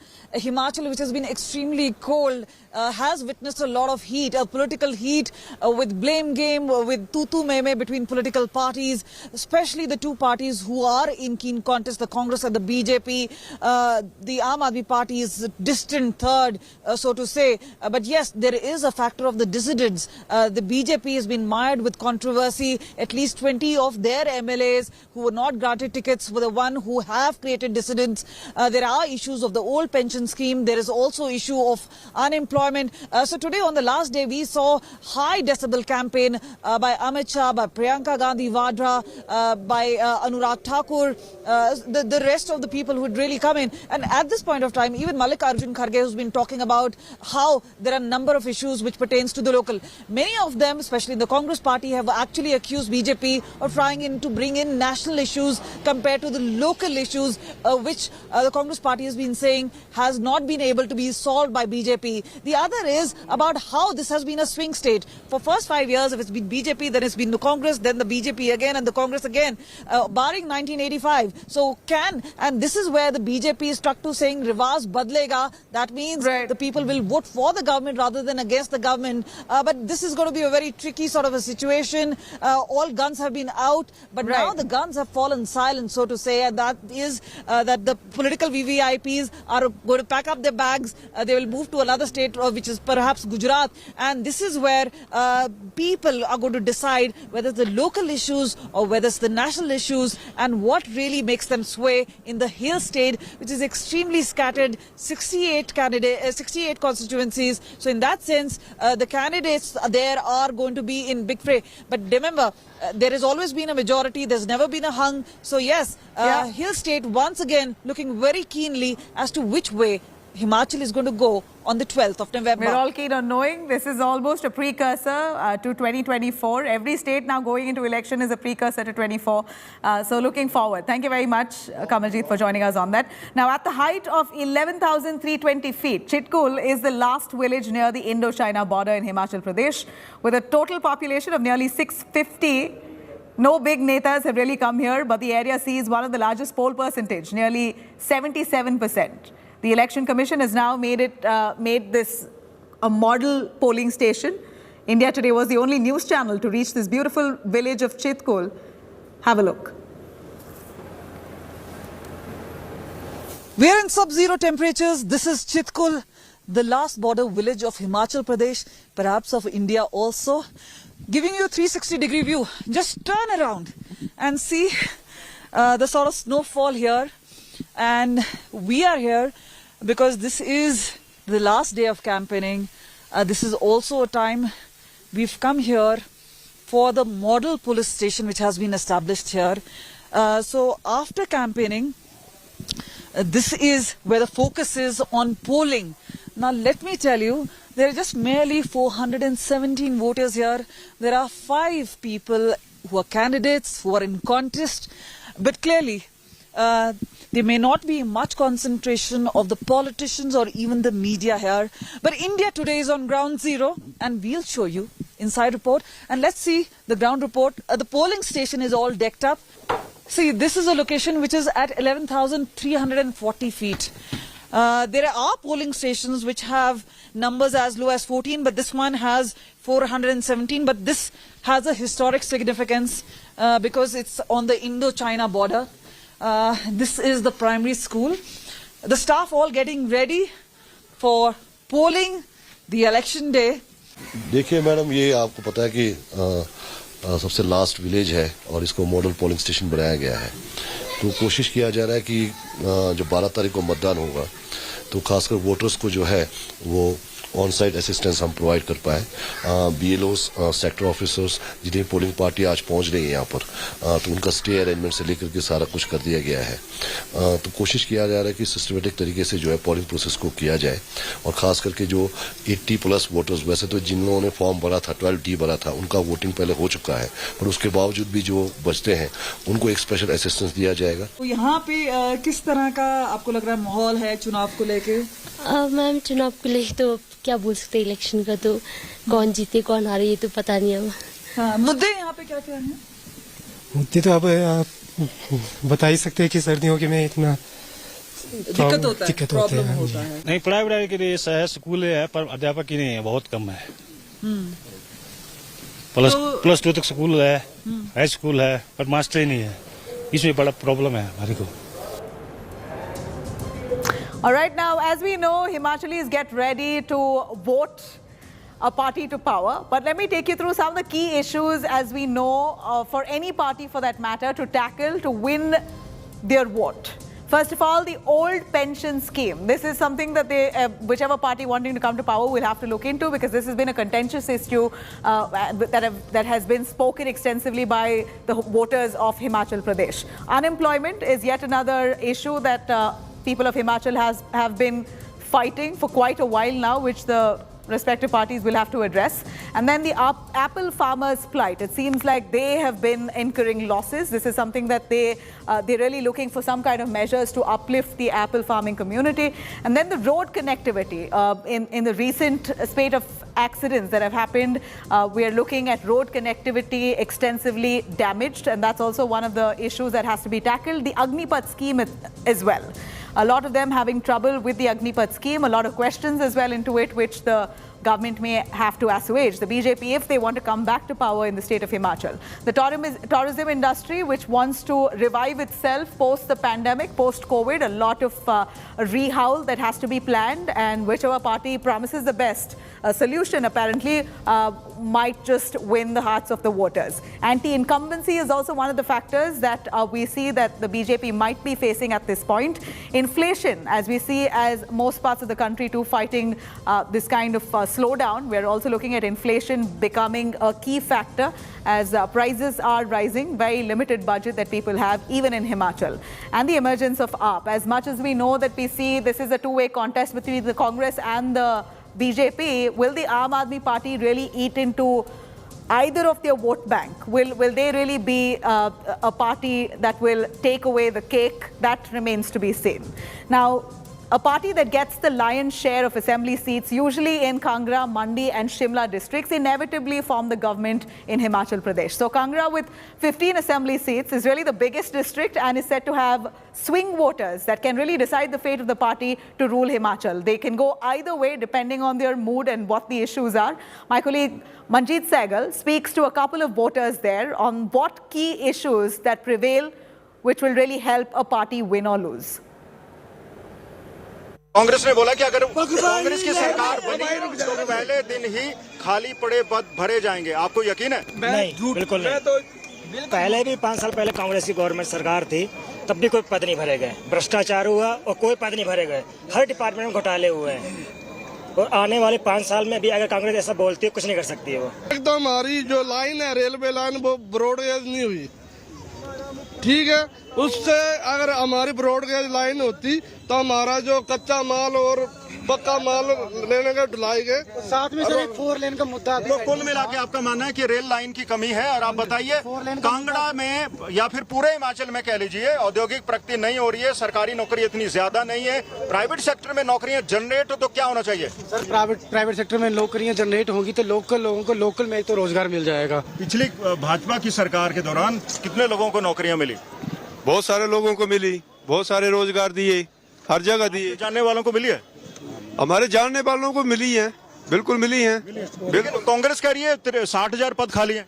मैं पहले आपको ये बताना चाहता हूं कि इन्होंने पहले 2017 में राजस्थान में बताया था कि हम मतलब कांग्रेस सरकार बनते ही हम किसानों का कर्जा माफ करेंगे। तो आप मुझे ही बताएं कि इन्होंने कर्जा ना माफ किया और जनता से झूठे वादे किए गए।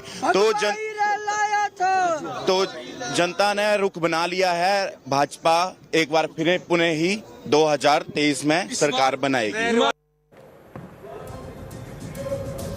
All right, now let me quickly take you through the equations that have prevailed in the last decade or so in previous elections in Himachal Pradesh. So we see, of course, the BJP has dominated, but not a huge margin. If you're really looking at the vote share of 2017, we see that the BJP has managed to grab 49% of the vote share versus the Congress there, which is not too far away at 42%. Now, let me cut across to the following assembly election. As we know that the Congress's vote share at that point was 39% versus the BJP at 42%. If we can switch to the following year, the seat share here, as we see a total, in fact, in 2017 itself, we are looking at the Himachal Pradesh BJP that have gathered 49% of the vote share and the Congress at 42%. Let me quickly cut across to what's happening in Gujarat though. BJP's first list of Gujarat polls that will be out. We're going to take you through all that and more on the other side. Do stay tuned.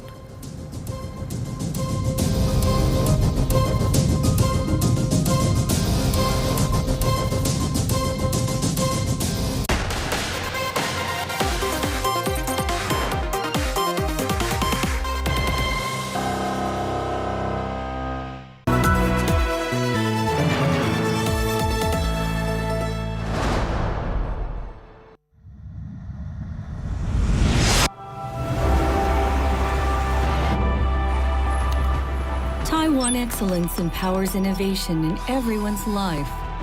We keep moving forward to a wonderful tomorrow, dreaming amazing dreams and living fuller lives. Everywhere, every moment, every day. Taiwan Excellence. Everyday excellence. The wait is over for the Business Today MTRA Best B Schools survey. More than 300 of India's best B schools compete for top honors in the most definitive guides to B schools in India.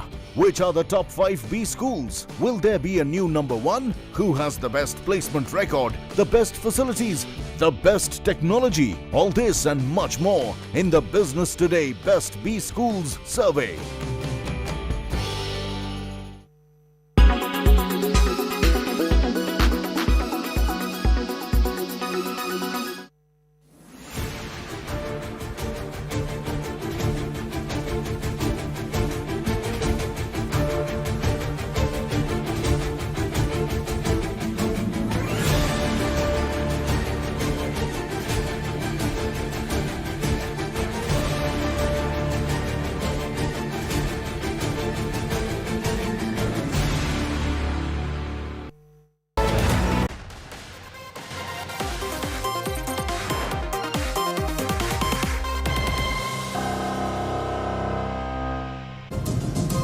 All right, now with the poll bugle sounded loud and clear, state of war Gujarat intensifies. The BJP has announced the first list of the 160 candidates for the assembly elections, while some of the party's top leaders, including former Chief Minister Vijay Rupani, have opted out of the race to make way for young Turks. Let's quickly take you through what's transpiring. The BJP has released the first list for all the important Gujarat posts, changing as many as 38 MLAs to neutralize the 27-year-old long incumbency factor. Fielding Chief Minister Bhupendra Patel from his constituency Ghatlodiya. Patidar face Hardik Patel has been named as candidate in Biramgam. यहाँ के लोगों के विकास के लिए कैसे काम किया जाए उस पर मुझे ध्यान देना है और मुझे ये भरोसा है कि नरेंद्र भाई और अमित भाई का जो विकास का पथ है उस पथ को मैं अगर विरमगाम विधानसभा में लाऊंगा तो यहाँ के लोगों में एक बड़ी उत्साह और उम्मीद के साथ आगे बढ़ने की उम्मीद दिखेगी।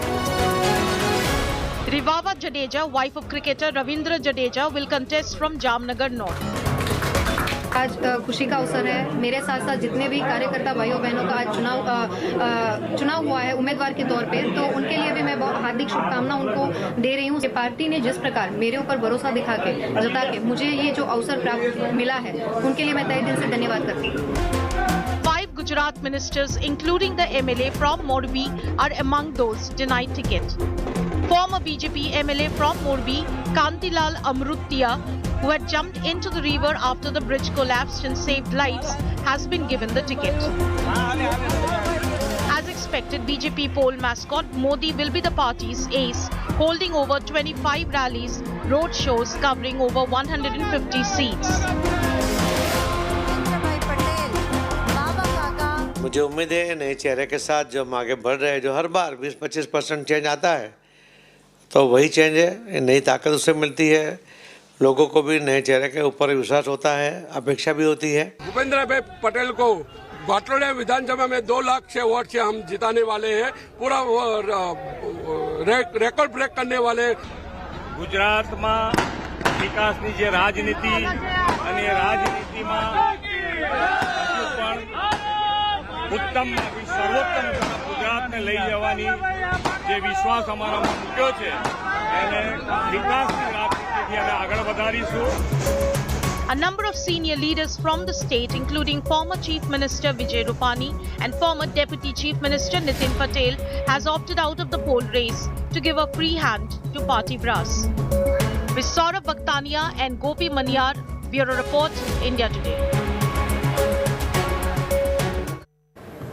All right, coming up on the other side of a short break, England thrashed India by 10 wickets to reach the semi-finals of T20 World Cup. England will now face Pakistan in the finals on Sunday. Do stay tuned for our cricket special on the other side.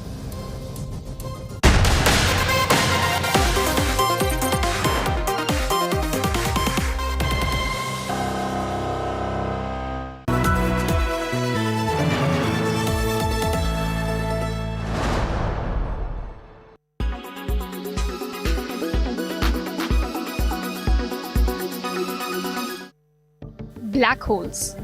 Did you ever worry that Earth could get sucked into one of them? Black holes do have a massive gravitational pull that allows it to swallow anything that gets in its way. Let's find out more about them. Black holes have been lurking in the galaxies for billions of years. The most powerful known forces in the universe, their gravitational field is so strong that nothing, not even light, can escape from them. They're actually packed full of space matter, so they're not really holes. There are at least 2 types of black holes. Stellar mass black holes form when a huge star, more than 10 times bigger than our Sun, burns up all its fuel and collapses in on itself. Scientists say there could be billions in our galaxy, the Milky Way alone. They grow by gobbling up other stars or merging with other black holes to become a supermassive black hole, millions to billions of times bigger than the Sun. Humans can't even see black holes, but we can observe their effect on matter close by. When normal stars are sucked in, they accelerate and heat up, emitting X-rays which are detected by orbiting space telescopes.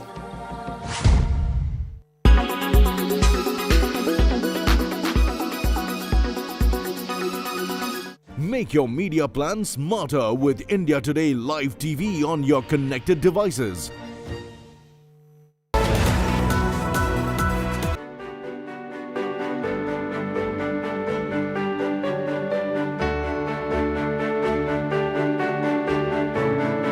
Kamal Hassan in a way is the elephant in the room. When you got married to him or when you first started a relationship with him, I remember the film magazine would always brand you as the other woman. And it couldn't have been easy. You left Mumbai, moved to Chennai, gave up your successful film career. On hindsight, any regrets? Of course not. Of course not. I'm not asking you. I'm posing and saying, of course not. No, not at all.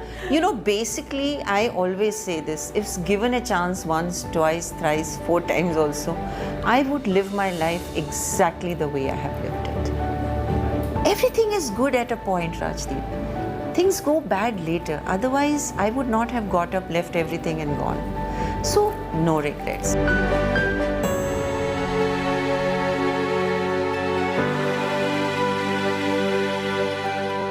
Presented by only OLX Autos gives the best price for your car. Co-presented by Macho Hint, fashion बड़े आराम से. Powered by आशीर्वाद शुद्ध चक्की आटा. रहो 4 कदम आगे.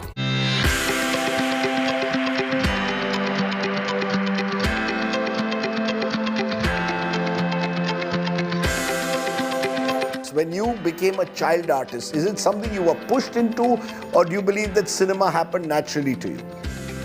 No, to begin with, it happened because my dad just as a joke sent my picture because he was actually taking pictures and filling out forms for people for Filmfare talent contest. As a joke, he made me sit and he took my picture. It was for 18 plus and theatre experience and all that. वो चिढ़ के उन्होंने ऐसे ही भेज दिया. That's how it started. That's how I was selected and presented in Filmfare. And suddenly you were baby Sarika. But also she was just the most adorable little kid, and I'm not saying it because she's my mum. I've seen pictures of her and she's just a true child superstar in her face. I think so.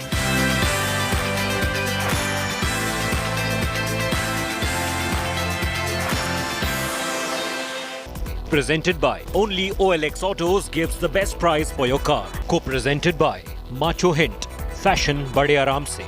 Powered by आशीर्वाद शुद्ध चक्की आटा. रहो 4 कदम आगे.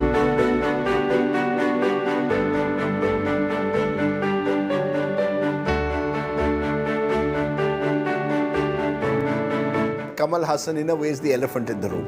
When you got married to him, or when you first started a relationship with him, I remember the film magazine would always brand you as the other woman.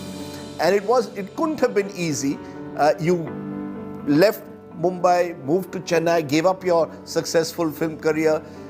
On hindsight, any regrets? Of course not. Of course not. I'm not asking you. I'm posing and saying, of course not. No, not at all. You know, basically, I always say this. If given a chance once, twice, thrice, 4 times also, I would live my life exactly the way I have lived it. Everything is good at a point, Rajdeep. Things go bad later. Otherwise, I would not have got up, left everything and gone. So, no regrets.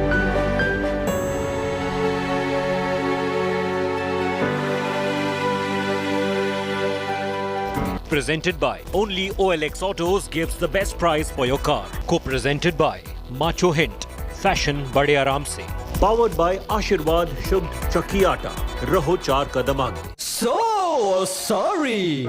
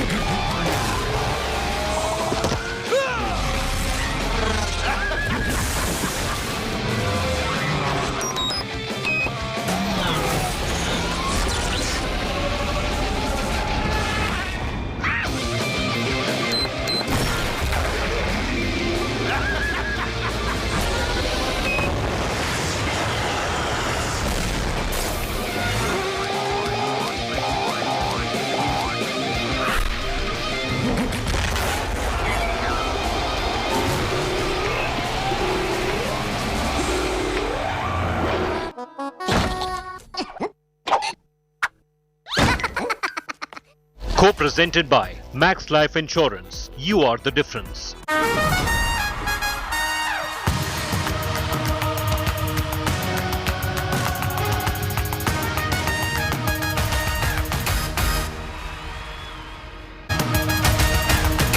Hello and welcome to Battle of Champions, coming to you live from Adelaide, and it's close to midnight here.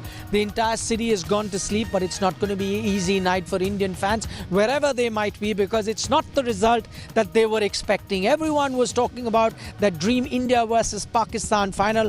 That is not to be. Pakistan, yes, they made it to the final, beating New Zealand. It was up to India to do their bit and then reach that dream final. It wasn't to be, because the men in blue fell short against another team in blue, the Three Lions. England played like a team possessed. Outstanding batting performance from their openers in Joss Buttler and Alex Hales.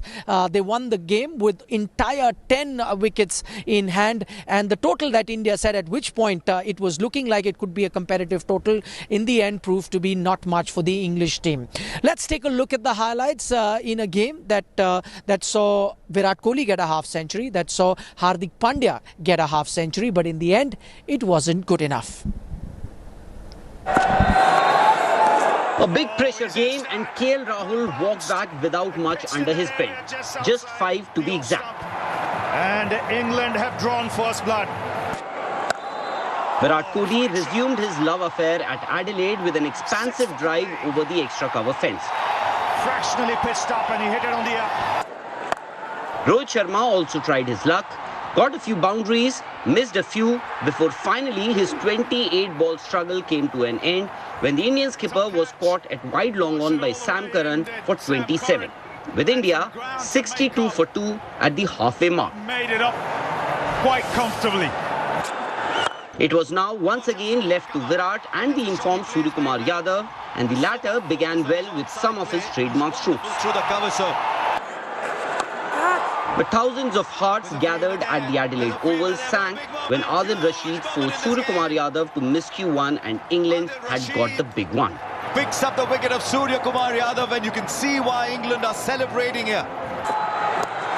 Hardik Pandya sends the urgency and upped the tempo with a few sixes that got India to push the run rate. From Pandya. At the other end, Virat got to his 4th half-century of this tournament, but the very next ball, he was gone. And Kohli. Hardik Pandya turned things around for India with a 33-ball 63 to help India get to a score of 168 for 6. Spins running. Worry about Pandya's hitting. While the Indian batters struggled at the start, the English openers found no such demons on the wicket. It was business as usual for Buttler and Alex Hales as boundaries began to come thick and fast, and England had raced to 63 in the Powerplay. Hales was particularly more severe and latched onto any opportunity that came his way, racing to his 50 of just 28 balls. England finished off the formalities with India's hopes of winning their first ICC trophy in 9 years going up in smoke. Real hammering here. Sports Bureau, India Today. It's a record partnership. All right, that's how the cookie crumbled. England winning that game by a massive margin of 10 wickets. It took you back to that last T20 World Cup, which was even worse for the Indian team. They didn't go past that group stage and were beaten by Pakistan by the same margin of 10 wickets. Many would say not much has changed. Yes, you made that one step forward to the semi-final, but not much has changed with Indian cricket. And Harbhajan Singh joins us live on the program. And Harbhajan, my question is related to that. You know, we came here thinking that would this be the time that that drought of 9 years, would it end? Because the last ICC trophy that we won was the 2013 Champions Trophy. Many thought that India had the team to do it, but now it's happened again. You faltered in a knockout game, and it's happening at an alarming consistency. What do you make of that? Well, I think it comes down to the mindset of playing big games. And of course, you know, we often talk about South Africa choking. Now people will start talking about us as well. You know, that we also choke in bigger game at bigger platforms. Of course, you know, we have done well amongst all the teams, when we play in bilateral series, because pressure is less and there's not too much on stake. And World Cup is a big platform. You tend to think too many things, and that's where India, I believe, make mistakes. And if you see, they were a bit too cautious. First 12 overs, the way they batted, it was seemed like they were playing a one-day international 50-over match, and it was Hardik Pandya who actually gave them respective total. Otherwise, things would have been even more easier for England to chase down this total. And the kind of approach India have taken in T20, not now but over the years now, I think that need to be changed, and new things need to evolve with the team. How this format needs to be played, and it should be fair and freeless, and play freely. You can't just be very cautious and be worried about your wicket at all time and not getting out. No, if you get out, you get out. But look to hit every ball you see. Look to hit a boundary or a single or double. Convert those runs into like 1 into 2. So that approach needs to be changed. I think they need some serious gathering in the team, and they must come up with the template that this is how we want to play. You might lose few games, but eventually that will help you to grow as a team, as individual, to go forward. Okay, Harbhajan Singh makes a very valid point there about India's approach. And Harbhajan, I'll come back to you a little later. We'll try and dwell on this particular subject a little more because it needs some very close introspection as well. But for the moment, let's take a look at the game that has just finished between India and England. And we're trying to look for reasons. Where is it that India might have lost the game? Was it in the power play when India were batting? Did they not get enough runs in the power play? Were they not aggressive enough? Or was it in the bowling power play where they didn't pick up the crucial wickets of the two openers? Or was it in the middle overs when India were bowling and when Indian spinners came on? Did they not get the breakthrough that India wanted? Various reasons, various turns in the game that could have gone against India. We take a very close look on that. That's high. It's over, Kohli. England win. And they've given India a real hammering here. Knockout of an ICC tournament, and once again the Indian team faltered. This time it was England, a team that redefined white ball cricket, perhaps may have taught India a lesson or two to how to play T20 cricket. So many factors that led to India's exit as the 9-year wait for an ICC trophy only gets longer. To start with, KL Rahul walking back cheaply in a big match against a tough opposition was a familiar sight. That dismissal and the debate rages on. India once again failed to make use of power play. Their average power play score in this T20 World Cup is just over 36. In fact, even in games where they haven't lost too many wickets, India have failed to get going. Against England, India got just 38 runs in the power play and then 62 in 10 overs. Adelaide usually is considered to be one of the more suited venues for spinners in Australia, especially for the wrist spinners. England's Adil Rashid and Livingston bowled a combined 7 overs for just 41 runs. India unfortunately didn't use one of the best leg spinners of this format in Yuzi Chahal and persisted with Ashwin and Akshar Patel throughout the tournament. In fact, all through the tournament, India have struggled to get wickets in the middle overs, which is one of the reasons why the opposition teams have been able to get away in the death overs. In 6 innings, Ashwin picked up just 6 wickets, 3 of which came against Zimbabwe and 2 against Netherlands with an economy of 8.15. Akshar could manage just 3 wickets at an economy of 8.62. The Indian fast bowlers have done exceedingly well throughout this tournament, but on the big day, they ran into Joss Buttler and Alex Hales, who were just too good on the day. But this has happened so many times in ICC tournaments that India have failed to come good on the big day. And then Okay, Harbhajan Singh still with us. Harbhajan, before we went to this particular element in our program, taking a closer look at where India may have lost the game, you had mentioned about India's approach. Let me ask you very bluntly, is it fair to say that India's approach in T20 cricket now is outdated? Yes, I do feel so. First 10 overs, 10 to 12 overs, if you see, while India was batting, they were just playing like it's a one-day international kind of a game. You have another 40 overs to go. India were like 60 something in first 11 overs, which is not enough. And of course, it's an outdated kind of a thing. Of course, you're playing this format, you should learn from England, how they batted and how they played this format. And, they played like champions. First 6 over, they were on 70. And that's the way this format should be played. And credit to England. But yes, it's very disappointing to see the approach India, have showed throughout this tournament in terms of opening partnership. They didn't look to score more than 35-40 runs in first 6 overs. And they've not been in the best of the form as well, which is understandable, which can happen to any team, but at least show that intent to score runs, which wasn't there. And that's very disappointing to see. And yes, today, this lose, it is hurting because we didn't fight. We didn't fight at all. All right.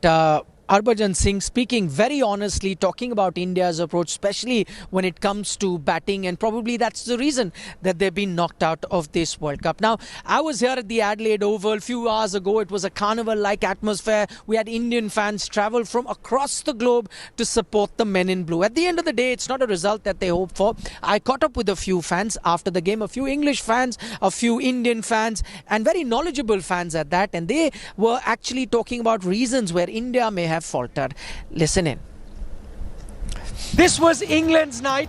I've got a few English fans. Come on, give me the song and dance that you were just doing. I can't remember the words. How's it go? We are the army, the Bobby army, and we are mental, and we are mad. We are the loyalist cricket supporters that the world has ever had. We are the army, the Bobby army. We were expecting a tougher game, but we have a song in England, and it goes, easy, easy, easy, easy, easy, easy, easy, easy, easy. Okay, who was the star today? Who was the star today? Alex Hales. Hales knocked it out of the park. Hales every day. Hales, come back in the team, doing the business. Joss, yeah? Ran him close. Joss the boss. Joss the boss, yeah. He led from the front, but Hales supported him well, right? 80 apiece, 4 overs to spare. It doesn't get much better than that, right? Right. We're just hoping the rain holds off in Melbourne on Sunday, right? You're gonna knock Pakistan off, are you? With this kind of form? Yeah, easy, too easy. It's done. Give me that easy against. That is a taunt to the Indian team. Before we go, I think all the English batsmen are going to give up their business class seats for the bowlers. Yeah. The Indian team. Easy, easy, easy, easy, easy, easy, easy, easy. Thank you so much. America. We'll see you in America. Yeah, all right. What happened, brother? You've been supporting the team, traveling everywhere, huh? Yeah, man, we totally broke today. They broke our heart, man. Like, every knockout games, every semi, we can't, go ahead more than semis. We've been, knockout from all the semis, like all the big tournaments. And I'm not saying we just fed up, but I don't know what are you going to say, man? He's lost for words. On this loss, what are you going to say on this one? There's nothing to say. The team like India, you're gonna make semis anyway. Yeah, of course. You have the structure, you have everything. You're gonna make the knockouts, but that one step ahead to the finals, when's that gonna happen? When's that gonna happen? From last how many years? You name it. 11, yeah. Champions Trophy, you say the T20. 2013 Champions Trophy was the last. This was the last one, and then the Pakistan final that in England. So that all of you are visible. Yeah. Go ahead. And then, how many knockouts we gonna go out of the tournaments? ICC trophies. What's been happening to us? All the. I don't want to say the low-grade teams, the teams I'm talking about, KL Rahul, Rohit Sharma, they go out, set the game on fire. And today, it was one of the most important, and everything was on the stake. For Team India, this was the highest, the platform to perform. It was better. England taught us how we should play a T20 game. That's how we should play. Even like our openers, how many runs they made in power play? Like 35, hardly 40. And go ahead. What did you say? So India didn't really play well today, and England were very rude to me and other people. It's because they were singing songs and pointing fingers. Yeah, are you heartbroken? Yep, definitely. What did you make of the game? I did not like it. It's because even when India was versing South Africa, India lost. Okay. And then now India lost. A few more Indian fans, they're trickling out now, all heading home. Many of them had tickets to go to Melbourne, but that's not going to be the case because England will be travelling there. India would have to go home. Not everyone's going to be going home. Some heading to New Zealand. What happened? I mean, it's a disappointment for everyone who's been here waiting for India. We're expecting them to win, of course. We have Bharat Army everywhere. We have big support here, but unfortunately conditions have not been the way they should have been. Few things I think the team has to change, from discipline being one of the things. And the second thing is the way they have performed the game today. I mean, having no wickets and then having the chance of losing the game is a big disappointment. You just can't let that such a...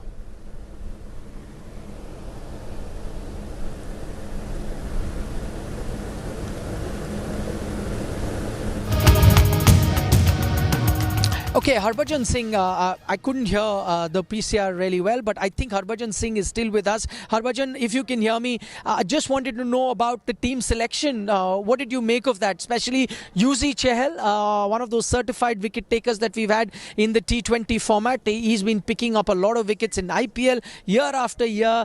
Doesn't even get selected in the squad last time around. This time gets selected, but doesn't get a single game. What did you make of overall selections? Did India falter anywhere? Well, I've been very vocal about it. That Yuji should have been in your squad from the first game itself. He's been a champion bowler for Team India for many years now and winning a lot of games for India. And of course, our spinner who played in this game, they didn't look to spin the ball at all. One ball Ashwin bowled, which is an off spin, and it spun and it almost hit the thigh pad of the batsman. That shows that this wicket had a lot of things for the spinner. When Adil Rashid bowled, he didn't let any Indian batters look settled, in the middle. But our spinners, they didn't look like a spinner. They didn't bowl like spinner. And it's so frustrating to see a champion bowler like Yuzvendra Chahal sitting out, not getting a game. I don't know what are the reasons. Maybe he must have done something to someone in the team that he's not getting a game, but with his credential, with his record, I think he should have been your first choice from day one. But it's way too late to get to that. But I think team selection has been really, really bad, and of course the intent, what they showed, even with the bat. Now everyone is talking about India's bowling because India's bowling looked really bad because we lost by 10 wickets. That is fine, but what did we do in the first 10 overs while we were batting? I think that's where we lost the game. It was Hardik Pandya who got us to that sort of score where India could fight and probably win on such wicket. But, you minus Hardik Pandya's run, India would have been sitting on 130. So you have to, look deep inside you and see if a few people are good enough now to play this format or not.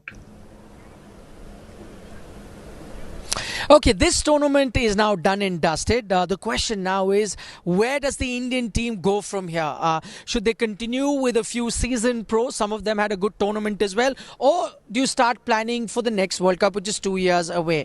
Rahul Dravid was asked about the future of senior players like Virat Kohli, Rohit Sharma, Bhuvneshwar Kumar, and this is what the Indian coach had to say. Well, it's too early to talk about it right now. It's just after a semi-final game. I mean, these guys have been terrific performers for us, and yeah, like you said, we have a couple of years to reflect on it. There's some really good quality players here, so absolutely not the right time to talk about this stuff or think about this stuff right now. We'll have enough games, enough matches as we go on ahead, and yeah, we'll try and build and prepare for the next World Cup. Okay, Rahul Dravid there says that maybe now is not the time to talk about the future of these senior players. Maybe we'll go back home and then think about it and look at what should be India's approach going forward. But let me ask you, Harbhajan, before we wind up, what do you think? What should India be looking at if you want to have a great future, if you want to be holding that ICC trophy? Do you now continue with a few senior players, mixing them with a few youngsters, or you say, no, let's have a new approach. Let's just start from a blank state, bring in some fresh talent, some daredevil sort of batsmen, and that's how T20 cricket should be played with the Indian team going forward?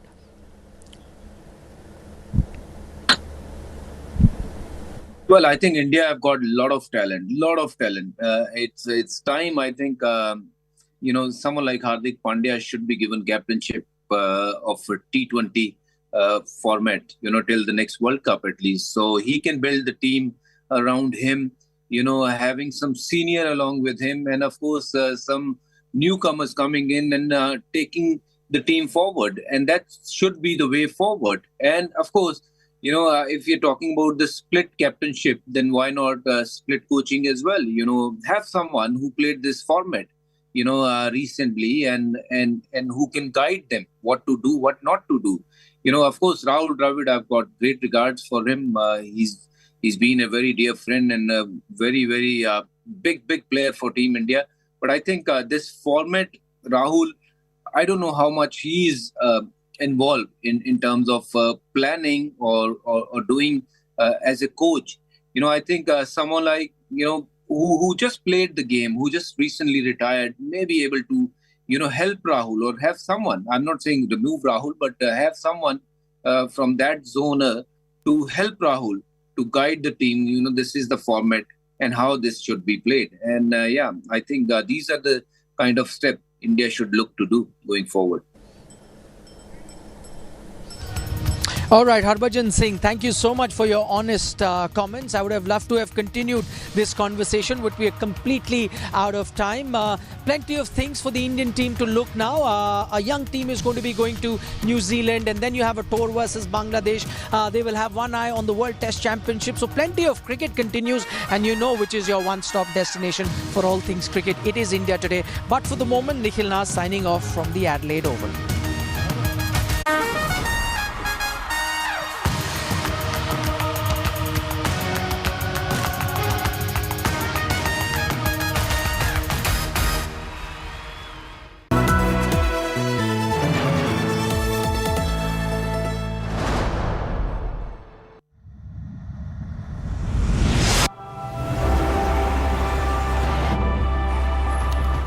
Taiwan Excellence empowers innovation in everyone's life.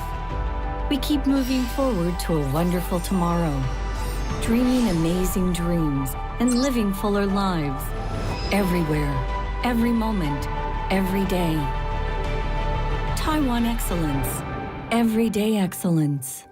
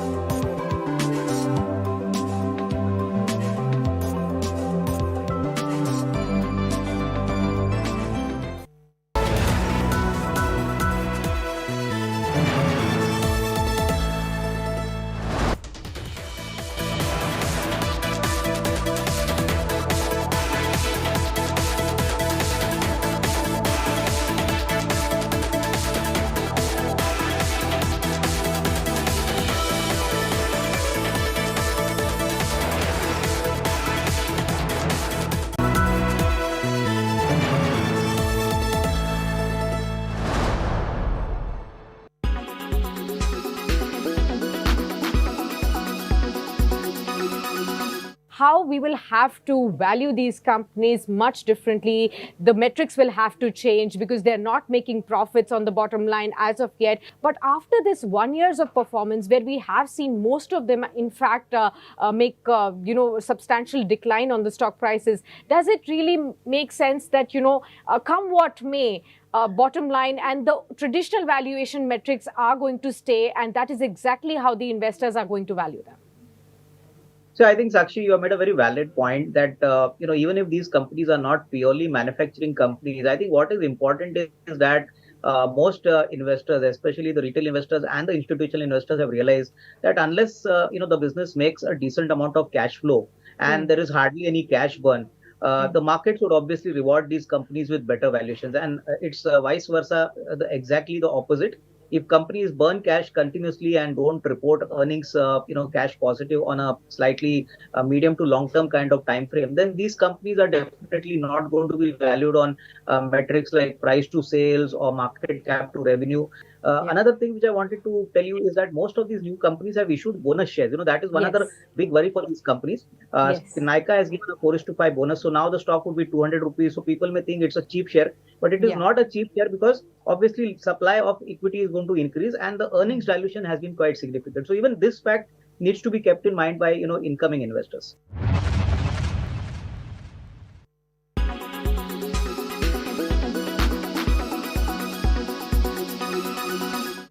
Make your media plan smarter with India Today Live TV on your connected devices. Powered by the all-new HP Spectre. Co-powered by the bold look of Kohler. Hetic Fittings. Make your furniture work beautifully. Tata Intra V50.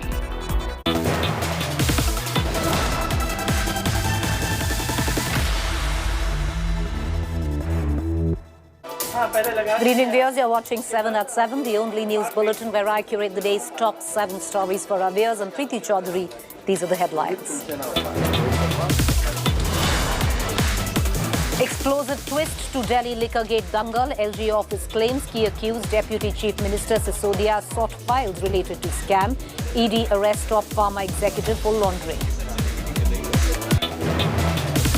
ED claims actor Jacqueline Fernandez tried to flee India last year after allegations of con man link. Delhi court defers ruling on her bail.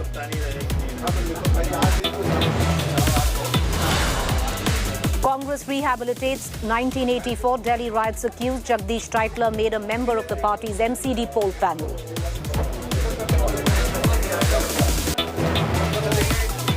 BJP first list of Gujarat polls out. Chief Minister Patel and cricketer Jadeja's wife in list. Ex-MLA who jumped into river to save people in Morbi gets ticket.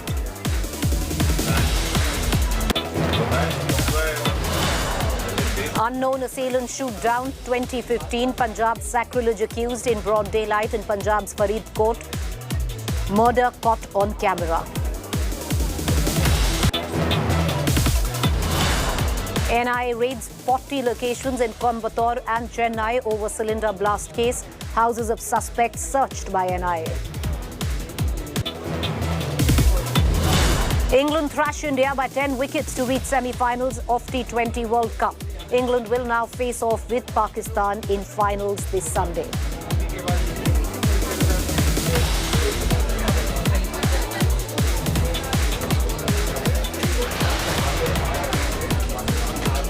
Viewers, the various twists, turns, allegations in the Delhi Liquorgate saga continues. This is the latest.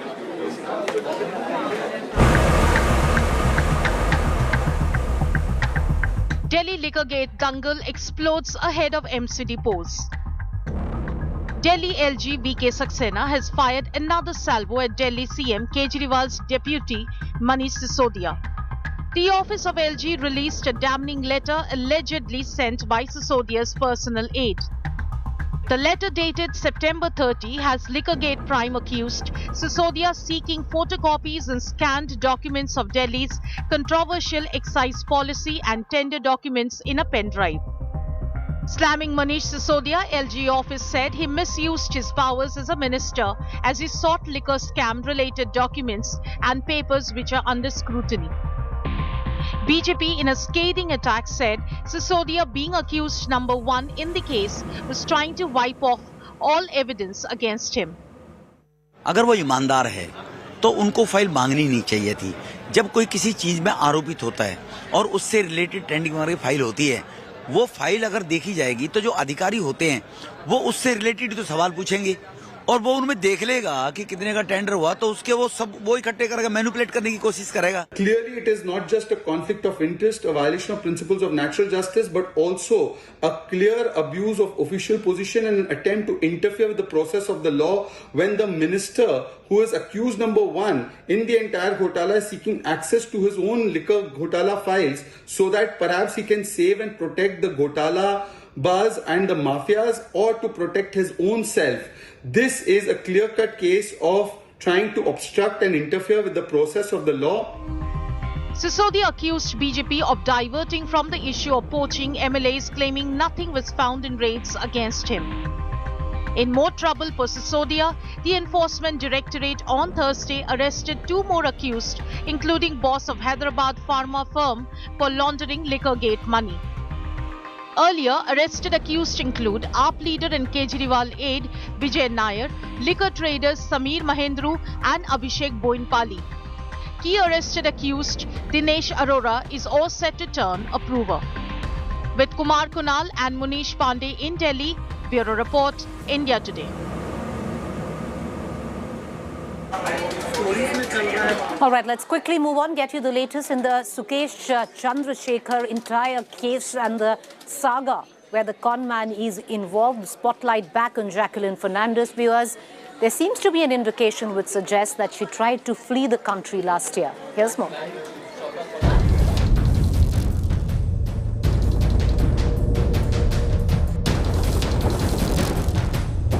Big heat on actor Jacqueline Fernandez intensifies. Conman Sukesh Chandrasekhar's 200 crore rupee extortion racket haunts the actor. During the hearing on the actor's bail petition in the Patiala House Court in Delhi on Thursday, the Enforcement Directorate made fresh allegations. The central agency told the court that the actor tried to flee the country in December 2021. The probe agency claimed Jackie spent 7.15 crore rupees on herself and has the potential to flee again. The actor rubbished the Enforcement Directorate's charges and stated she has no intention of fleeing the country. Jacqueline added that she's done nothing wrong and respects rule of law. The actor claimed innocence and highlighted that she herself had surrendered in the extortion case. On the grounds that Jacqueline Fernandez is a flight risk, the Enforcement Directorate opposed the regular bail application filed by the actor. However, the court came down heavily on the ED officials, saying that why didn't they choose to arrest her earlier. Now on Friday, the court will decide whether to grant regular bail to Jacqueline Fernandez or whether she should be sent to jail. The Delhi court slammed the Enforcement Directorate, asking if the probe agency has all the evidence against Jacqueline, why is she still roaming free? The court has reserved an order on the actor's bail plea. Bureau Report, India Today. All right, viewers, shifting focus to the Gujarat elections, even though in 48 hours the state of Himachal goes to polls in Gujarat, the Bharatiya Janata Party announced its list of candidates. The BJP has released the first list for all the important Gujarat posts, changing as many as 38 MLAs to neutralize the 27-year-old long incumbency factor. Fielding Chief Minister Bhupendra Patel from his constituency Ghatlodiya. Patidar face Hardik Patel has been named as candidate in Biramgam. यहाँ के लोगों के विकास के लिए कैसे काम किया जाए उस पर मुझे ध्यान देना है और मुझे ये भरोसा है कि नरेंद्र भाई और अमित भाई का जो विकास का पथ है उस पथ को मैं अगर विरमगाम विधानसभा में लाऊंगा तो यहाँ के लोगों में एक बड़ी उत्साह और उम्मीद के साथ आगे बढ़ने की उम्मीद दिखेगी. Rivava Jadeja, wife of cricketer Ravindra Jadeja, will contest from Jamnagar North. आज खुशी का अवसर है। मेरे साथ साथ जितने भी कार्यकर्ता भाइयों बहनों का आज चुनाव हुआ है उम्मीदवार के तौर पे, तो उनके लिए भी मैं बहुत हार्दिक शुभकामना उनको दे रही हूँ। पार्टी ने जिस प्रकार मेरे ऊपर भरोसा जता के मुझे ये जो अवसर प्राप्त मिला है, उनके लिए मैं तहे दिल से धन्यवाद करती हूँ। 5 Gujarat ministers, including the MLA from Morbi, are among those denied ticket. Former BJP MLA from Morbi, Kantilal Amrutia, who had jumped into the river after the bridge collapsed and saved lives, has been given the ticket. As expected, BJP poll mascot Modi will be the party's ace, holding over 25 rallies, road shows covering over 150 seats. मुझे उम्मीद है नए चेहरे के साथ जो हम आगे बढ़ रहे हैं, जो हर बार 20-25% चेंज आता है, तो वही चेंज है, नई ताकत उससे मिलती है, लोगों को भी नए चेहरे के ऊपर विश्वास होता है, अपेक्षा भी होती है। भूपेंद्र भाई पटेल को बाटोड़े विधानसभा में 2 लाख से वोट से हम जिताने वाले हैं, पूरा रेकॉर्ड ब्रेक करने वाले। गुजरात में विकास की जो राजनीति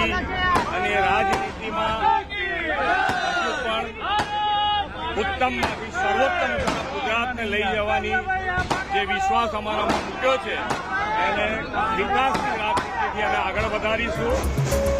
A number of senior leaders from the state, including former Chief Minister Vijay Rupani and former Deputy Chief Minister Nitin Patel, has opted out of the poll race to give a free hand to party brass. With Saurabh Bhaktania and Gopi Maniyar, Bureau Report, India Today. Viewers, Karnataka's Eidgah Maidan is no stranger to controversy, once again bang in the middle. In more controversy this time around over the celebrations of the birth anniversary of Tipu Sultan.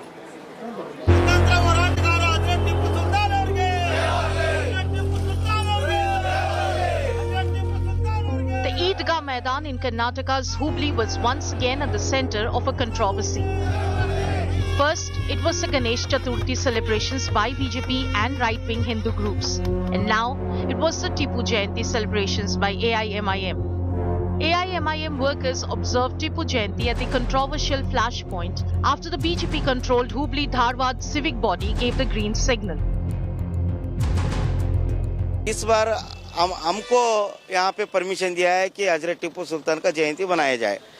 अब प्रमोद मुतालिक जी उनको पता होना चाहिए कि ये property corporation की है, उन्होंने हमको परमिशन दिया है तो हम लोग यहाँ पे जयंती मनाएंगे। प्रॉपर्टी किसका है वो उसका डिसीजन ले सकते हैं। अभी डिसीजन हमारे फेवर में हुआ है और ये AIMIM पार्टी के लिए बहुत बड़ी जीत है। Several saffron groups tried to protest against the BJP-led civic bodies not for Tipu celebrations but were dispersed by cops. Shri Ram Sene chief Pramod Muthallik and other workers of the outfit were detained by the police when they moved to stage a protest against the celebrations. सभी महापुरुषों के साथ टिप्पू सुल्तान का compare करना गलत है, इसलिए हमने कर्नाटक के हुबली चन्नम्मा मैदान में जो टिप्पू सुल्तान की जयंती का अनुमति दिया है, इसको विरोध में प्रतिभटन कर रहे हैं। हम किसी के तरफ से टिप्पू सुल्तान जयंती नहीं करने देंगे। हम प्रतिभटन करेंगे, हम प्रतिरोध करेंगे, खंडन करेंगे हम। BJP also backed Shri Ram Sene's stand and opposed Tipu Jayanti celebrations. Tipu Sultan की जयंती बनाने के लिए ओवैसी जा रहे हैं, वो साफ साफ जाहिर है कि वो ऐसे तत्वों के साथ जुड़े हैं जिन्होंने हिंदुओं का कत्लेआम किया है, जिन्होंने हिंदुओं को प्रताड़ित किया है। वो हमेशा अपने आप को मुस्लिम दूसरा जिन्ना नेता के रूप में पेश करना चाहते हैं और उनको मालूम नहीं है आज़ाद भारत है यहाँ पर। अब वो 2013 का पहले का भारत नहीं है, 2014 से पहले का। वो खुद उनका व्यक्तिगत फैसला है। Curiously, even the mayor of Hubli Dharwad, Videsh Anchadgiri, was opposed to the Tipu Jayanti celebration at the Eidgah Maidan. ये जो पेशकश किया था ये AIMIM नहीं किया है, ये किया है विजय गुंडराल। वो खुद उनका व्यक्तिगत फैसला है, उसमें हम क्या कर सकते हैं। उसमें हमारा तो फैसला ये है पर सारे देश में मनाएंगे, शोर व खरोश के साथ मनाएंगे, मगर ईदगाह मैदान में नहीं। Congress and JDS slammed the Bommai government, accusing it of raising divisive communal issues. These issues only to disturb those area people, not only disturb, but they wanted to create vote bank by raising all these issues. Other than that, they have no commitment to the society. We want a secular fabric. Let Eidgah Maidan be restricted to Eidgah. We have a lot of places to celebrate Ganesha festival. So I think no other should not intervene with this. Government is not fair by involving with all this type of affairs. With the assembly elections closing in, Savarkar and Tipu Sultan may prove fresh political flashpoints in Karnataka. With Sagai Raj, Bureau Report, India Today.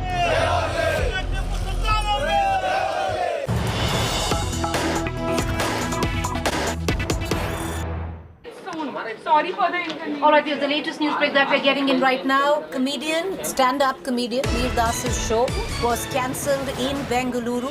What's the reason on that? We're going to quickly cut across to my colleague Nabila. But to get you up to speed, Veer Das's Bengaluru show was cancelled after protest by Hindu group Jan Jagruti Samiti, the right-wing organization, had filed a police complaint on Monday against Das, opposing his upcoming show in Bengaluru.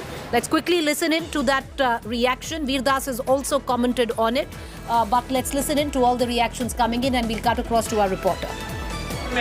वीर दास का comedy show कार्यक्रम cancel हुआ है। इन्होंने इसके पहले के कार्यक्रम में हमारा देश के बारे में, हिंदू महिलाओं के बारे में, हिंदू धर्म के बारे में गलत गंदी प्रकार का उन्होंने कॉमेडी शो में हिंदू धर्म का अपमान किया है। इसके बारे में हिंदू जनजागृति समिति वैयालिकवल पुलिस स्टेशन में हमने शिकायत दर्ज किया था। उसके बाद आज आंदोलन हिंदू संगठन के होने के कारण आज कार्यक्रम कैंसिल हुआ है। जिस प्रकार का राष्ट्र विरोधी, धर्म विरोधी जो कॉमेडी शो है, इनका कार्यक्रम का हम बाइकआउट करना चाहिए। भविष्य में भी इनका कार्यक्रम कहाँ भी होता है, हिंदू समाज उसका तीव्र विरोध करना चाहिए।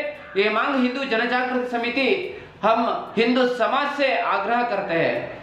Right, so what's interesting is that Veer Das has also commented, but he's not specified exactly why his show was cancelled. He says due to unforeseen circumstances, his show stands cancelled. What exactly went down? It's election season, viewers, in Karnataka as well. In 6 months from now, Karnataka goes into election. I want to quickly pull in my colleague Nabila Jamal, who's joining us for more on this developing story. Nabila, what exactly happened? How much does it have to do with elections and posturing? Well, it appears that the Jana Jagruti Samiti, the Hindu fringe group, have filed a complaint. How fringe is this? Well, it's an extreme right-wing Hindu group. They have been founded in 2002. Their headquarters in Goa. They have a global organization, like a cadre across the globe. But when it comes to activities, they're not as active as several of the other fringe groups, like the Bajrang Dal or the Senas in Karnataka. But apart from that, the Veer Das show, for that matter, as I say, Preeti, was scheduled to happen today at the Chaudhaya Memorial Hall in Malleshwaram, and he's quite a hit in Bengaluru particularly. He has a huge fan following. So what the right-wing Hindu group has said, that Veer Das has insulted Indians in the past at a global platform and has also insulted Hindus. So there was a comment of Veer Das, in fact a statement that he made as part of his Two Indians Act, where he said Indian men worship women in the day and rape them in the night. This hasn't gone down too well with the Hindu fringe group, while they also claim that he's insulted Hindu gods extensively. Now, Veer Das, a complaint was filed with the Vailikawal police station in Bengaluru, but have the police restricted this show or not is yet uncertain. But what we know is that Veer Das and team decided to take a call on their own and cancel the show by themselves. So it appears that they did not want to create any commotion, and this event was cancelled on their own. They have not also taken permission prior. Veer Das and team, we believe, have not taken permission prior to hold the show, but now that this commotion happened, they've decided to stay away from it instead of make this all the more controversial. He's put up a statement, Veer Das, saying that unforeseen circumstances, we're calling this off. Appreciate you joining us, Nabila. Fringe group, how mainstream have they gotten? We're going to keep a keen eye on all developments. The show stands cancelled, viewers, at the pressure generated by this particular group. I want to quickly cut across now to the other developing story that we are tracking very closely, and this is a story that is coming of sacrilege. Dera Premi Pradeep Singh, who was named in the FIR related to the desecration of Sikh holy book in Bargari, was shot dead by unidentified bike-borne assailants in Punjab's Faridkot. The CCTV footage on your screen shows how the gang fired at the accused using handguns and fled the spot after the attack. One of the assailants who was injured in the incident was later caught and is under treatment. The sacrilege case dates back to October 2015, where 110 pages of the Holy Book of Sikhs was torn. Punjab Chief Minister Bhagwant Mann has expressed concern on the law and order situation, saying no one will be allowed to disturb peace of Punjab. एक unfortunate incident हुआ है आज firing का। उसमें एक व्यक्ति की मृत्यु हुई है और साथ में 3 लोग घायल की सूचना है। इसमें कुछ सीसीटीवी फुटेज भी हमारे पास हाथ में आए हैं। जिस व्यक्ति की डेथ हुई उनके साथ सुरक्षाकर्मी थे, उसने रिलेटिव भी किया है। ये भी चीज़ें सामने आ रही हैं और हमें कुछ लीड्स मिले हैं, इस पर हम लोग काम कर रहे हैं। जो भी हमलावर थे उनको हम लोग जल्दी पकड़ेंगे। Whereas what lately has been an LG versus Chief Minister face-off in Delhi, Governor versus Chief Minister face-off in West Bengal, is escalating to many states ruled by the opposition, which is not the BJP. Governor versus states. Here's more.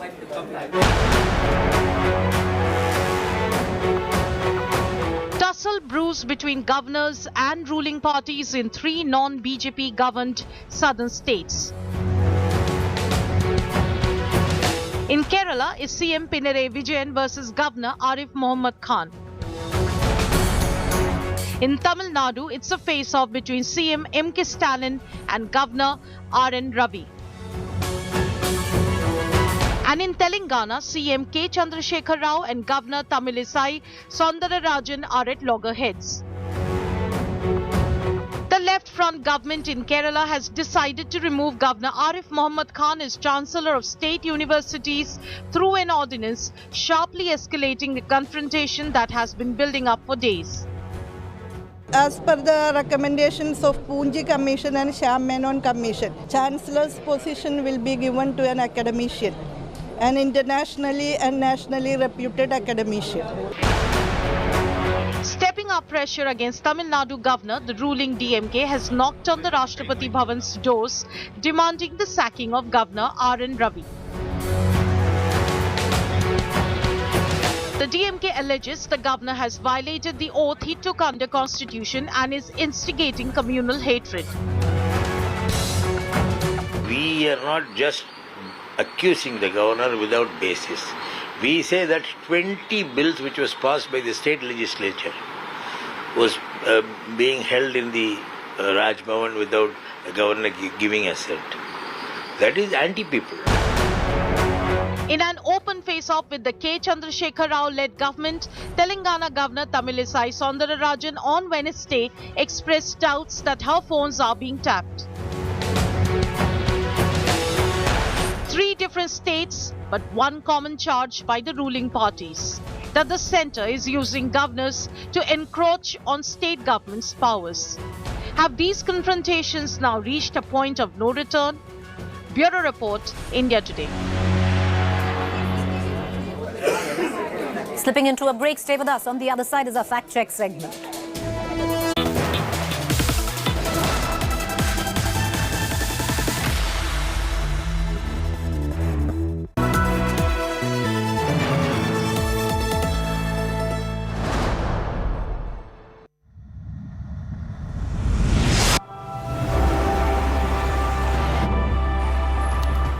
Taiwan excellence empowers innovation in everyone's life.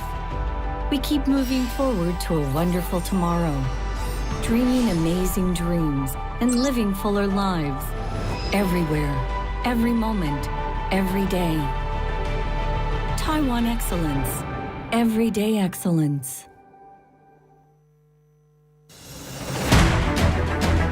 I don't read the news. I read between the lines to tell you the true version of events. The true story of our times. To document grief, the toughest assignment for any journalist to be. From those who matter. Women politicians going to stick up for each other. Of those who should matter.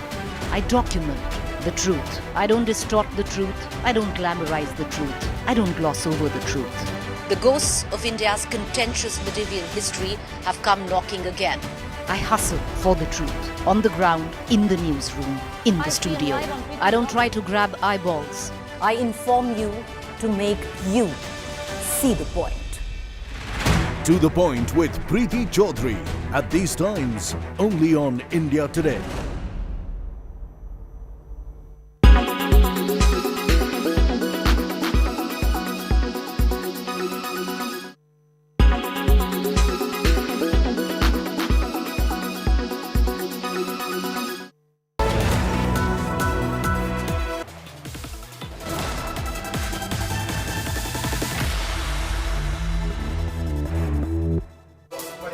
Welcome back, viewers. You're watching a fact check segment where we bust certain claims masquerading to be facts on social media platforms and WhatsApp group. There's a claim floating about suggesting that a particular video is the video of the deadly earthquake impact in Nepal. Incorrect factually. The video is from 2015 of an earthquake which killed 9,000 people, but it wasn't the one which took place just a few days ago. With that, a quick break. To stay with us. On the other side is To the Point.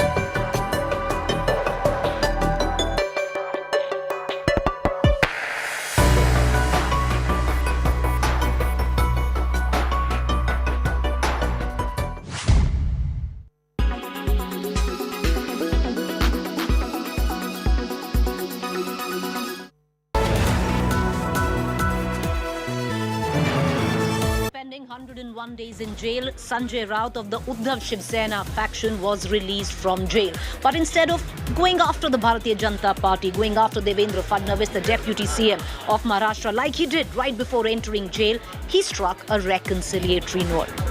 Why did that happen? Time in jail changed him, or there's something more to read into it? Top Focus, 7:30 p.m. on To the Point this evening.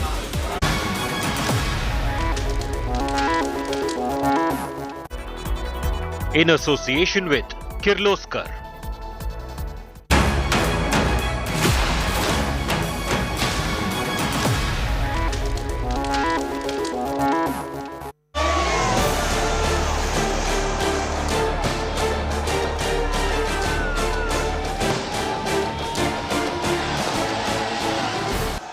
One days after being arrested by the Enforcement Directorate in connection with the 1,034 crore rupees Patra Chaul land development scam, Shiv Sena MP Sanjay Raut on Thursday walked out of Mumbai's Arthur Road jail on bail. Raut's release was made possible after the Bombay High Court refused to stay the bail granted by a special court earlier in the day.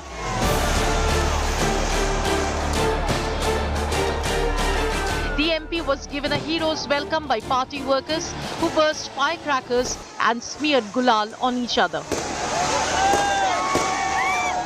न्यायालय का ऊपर का जो विश्वास है वो बढ़ गया है मेरा कि इस देश में आज भी न्याय व्यवस्था, न्यायालय, जुडिशरी में ऐसे लोग हैं, ऐसी न्याय व्यवस्था है जिससे हम उम्मीद कर सकते हैं। Raut's family joined the celebrations as the MP tasted freedom after more than 3 months. आम्ही माझ्या घरी नवरात्र असो, गणपती असो, दसरा, दिवाळी आम्ही कोणीही साजरी केली नाही कारण आमच्या घरातला कुटुंब प्रमुख संजय राऊत 102 दिवस जेलमध्ये होते. आज खऱ्या अर्थाने आम्ही सगळे आमचे घरचे, माझ्या विभागातील सर्व लोक खऱ्या अर्थाने आज दिवाळी साजरी करतो. After walking out of jail, Sanjay Raut visited the Siddhivinayak temple. Besides Sanjay Raut, his associate Praveen Raut too was granted bail by the court set up under the Prevention of Money Laundering Act. The special court in its bail ruling said both Sanjay Raut and Praveen Raut were arrested illegally. The order said the records, materials and the detailed discussion shows that Sanjay Raut was arrested for no reason. The court added that Sanjay Raut did not receive any proceeds of crime. In a strongly worded order, the court said the ED made fast-paced arrest but showed not even a snail's speed in conducting trials. Sanjay Raut's fate still hangs in the balance. A Bombay High Court bench is scheduled to hear the ED's petition seeking cancellation of the bail on Thursday. Bureau Report, India Today. So those visuals, viewers, were of late last night, celebratory visuals, 101 days in jail. This morning, Sanjay Raut went and met Uddhav Thackeray. His son Aditya hugged him the minute he saw him. Uddhav Thackeray's wife put the tilak on Sanjay Raut, returned from jail. But what is missing is that aggressive body language, that aggressive commentary by Sanjay Raut. Should one read more into it? Because now what's happened, viewers, Sanjay Raut says that A, he doesn't blame the investigative agencies. Before jail, Sanjay Raut had said that he is clear that the investigative agencies like the ED and the CBI are working at the behest of the Bharatiya Janata Party. On the other hand, Sanjay Raut has also said that he thinks the Deputy CM, Devendra Fadnavis, he used to be a Fadnavis beta before jail, now he says, has done good work and he will go and meet him. He also says that he will go to Delhi and meet the Home Minister Amit Shah and the Prime Minister Modi as well. Has something changed? Has jail changed Sanjay Raut, or is there more to what meets the eye? But these were visuals recorded this morning. Cutting across to our panel, Arvind Sawant, Lok Sabha MP, Shiv Sena joins us, Ram Kadam, MLA, BJP Maharashtra, Rajdeep Sardesai, Consulting Editor, Sahil Joshi, Managing Editor, Aaj Tak, Mumbai Bureau. Before we go to our political guests, Rajdeep and Sahil, I'll bring you in. Rajdeep, has something changed at all? That aggressive body language taking on the Bharatiya Janata Party, taking on investigative agencies, to coming out seemingly striking a reconciliatory note? Well, some of the words expressed by Mr. Raut obviously suggest that there is an attempt being made to strike a note of reconciliation, to try and end the bitterness, just having spent more than 4 months in jail.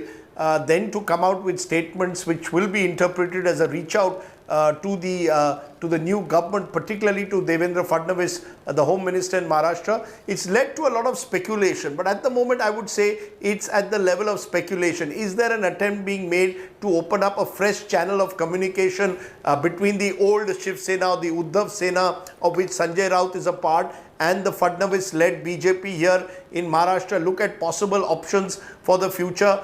At the same time, let's not forget Aditya Thackeray of this Uddhav Sena is only tomorrow going to join Rahul Gandhi in the Bharat Jodo Yatra. So you're getting conflicting signals. Clearly, one section of the Sena very keen to retain its position within the Mahavikas Aghadi, and possibly the likes of Sanjay Raut being used to explore options of possible future arrangements ahead of the 2024 elections that could include perhaps a new pact between the Shiv Sena and the BJP. Sahil, I'll also pull you in on this. What's the politics behind it? Is it a Sanjay Raut wary after 101 days in jail where he says it's difficult to talk to walls? Is it him which is worn out, or is there a larger political point behind this? Well, Preeti, what I could see here when Sanjay Raut spoke today with the media in the morning at around 9 o'clock in the morning, that is his usual time whenever he used to leave for Samna's office, he used to speak to the media. But, I would also like to point out, which is not reported much yesterday, that his speech when he reached back home after getting released from the Arthur Road jail, in that speech, while speaking to the Shiv Sena Uddhav Balasaheb Thackeray's workers gathered at his residence, he made it very clear that he is not going to bow down, he is going to fight it out.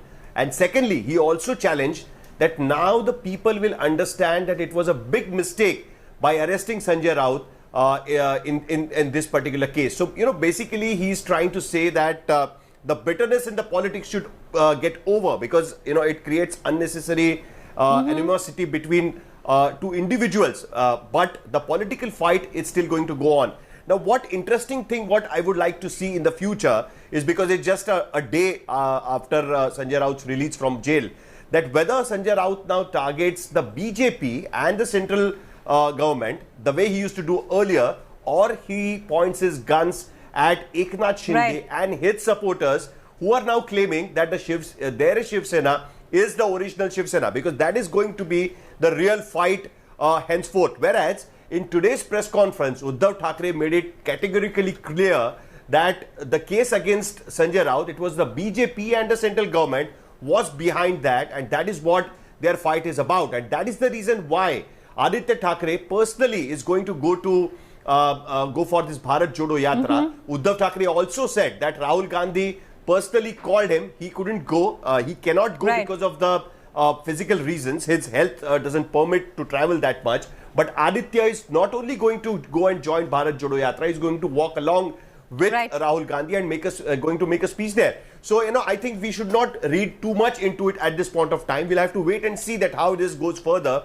At this point of time, it's very clear that MVA is existent, and all the three partners within MVA are going to fight it out together. It's what is the signal which they are trying to give by joining Bharat Jodo Yatra. Today, Supriya Sule, Jayant Patil, the NCP leaders, and tomorrow, Aditya Thackeray along with the Shiv Sena. So I'll stay on with me. I want to bring in Arvind Sawant into this conversation. Arvind Sawant, the fact is, Sanjay Raut before jail saying investigative agencies are puppets of the Bharatiya Janata Party. Arvind Sawant after jail saying investigative agencies are very nice, they've done nothing wrong.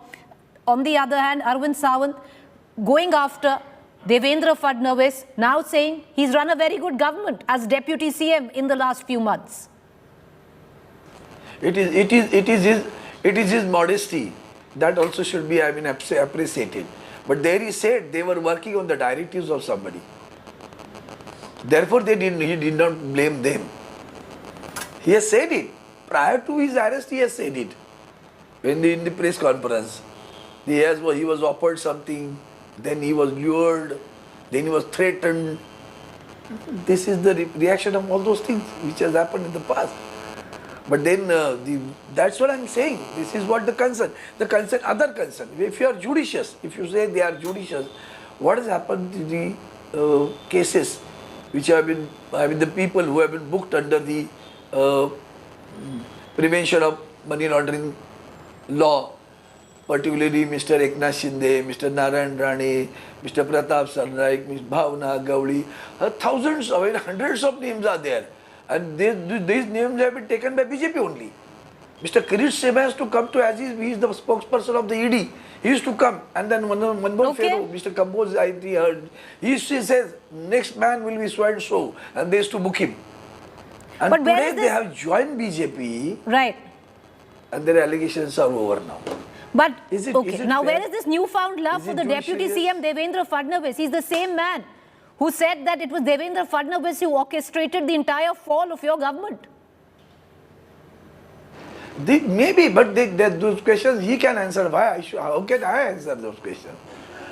But the reason for which he has said about MHADA, he has said Maharashtra Housing Area Development Authority. And there are the chairmen of this MHADA is there. And the earlier government has taken away the, what you call that, powers of chairman and given it to the ministry. He said, I did not like that decision, which the decision has been reversed by this government, therefore I appreciate that.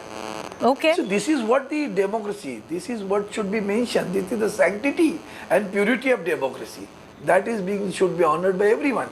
And we must appreciate if Sanjay Raut is saying like this, then that is what the purity, that is what the sanctity of the democracy. Ram Kadam ji, appreciation जो आ रहा है संजय राउत से, अरविंद सावंत भी कह रहे हैं कि 2-3 चीजें हैं, 2-3 डिसीजंस हैं जो बहुत बढ़िया लिए हैं आपकी सरकार ने.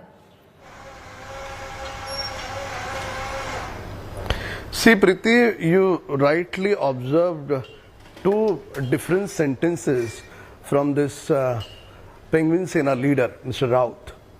What he said before going behind the bars and what he has been saying after coming out of the jail, there is a vast difference. And my friend Mr. Sawant said this is the modesty. This is not modesty, this is a double standard. Point number 1. Allow me to put point number 2. Point number 2 is the way Mr. Raut has been behaving after coming out of the jail. He's been behaving like he's a freedom fighter. When he has been booked under the severe charges of money laundering, but his behavior is like he's a freedom fighter and he's comparing himself with Swatantraveer Savarkar and Lokmanya Tilak. Do the Uddhav Thackeray and Mr. Aditya Thackeray, or for that matter, Mr. Arvind Sawant, agree with his behavior? It is absolutely condemnable. Point number 2. Point number 3 is, what about those people who were living in a Patrachal, that local Marathi Manus? This leader has supported that builder. That builder has not given rent, those people till now. And they all of them compelled to go out of Mumbai. What was the reason? So now, the way Mr. Uddhav Thackeray, Aditya Thackeray welcomed Mr. Raut at his residence Matoshri, like he has done something, a great job. He's behaving like he's acquitted. He's not acquitted. He's still an accused for serious charges. Try to understand this difference. But he's pretending that he's acquitted by the honorable court. And he's been talking about bitterness. What kind of bitterness? When they were in the power, the way how they misused the power, everyone witnessed. Okay. They put one of the actresses behind the bar. Was that correct? They demolished one of the actress' office just for a political vendetta. Okay. They put one of the journalists behind the bar. There are several examples.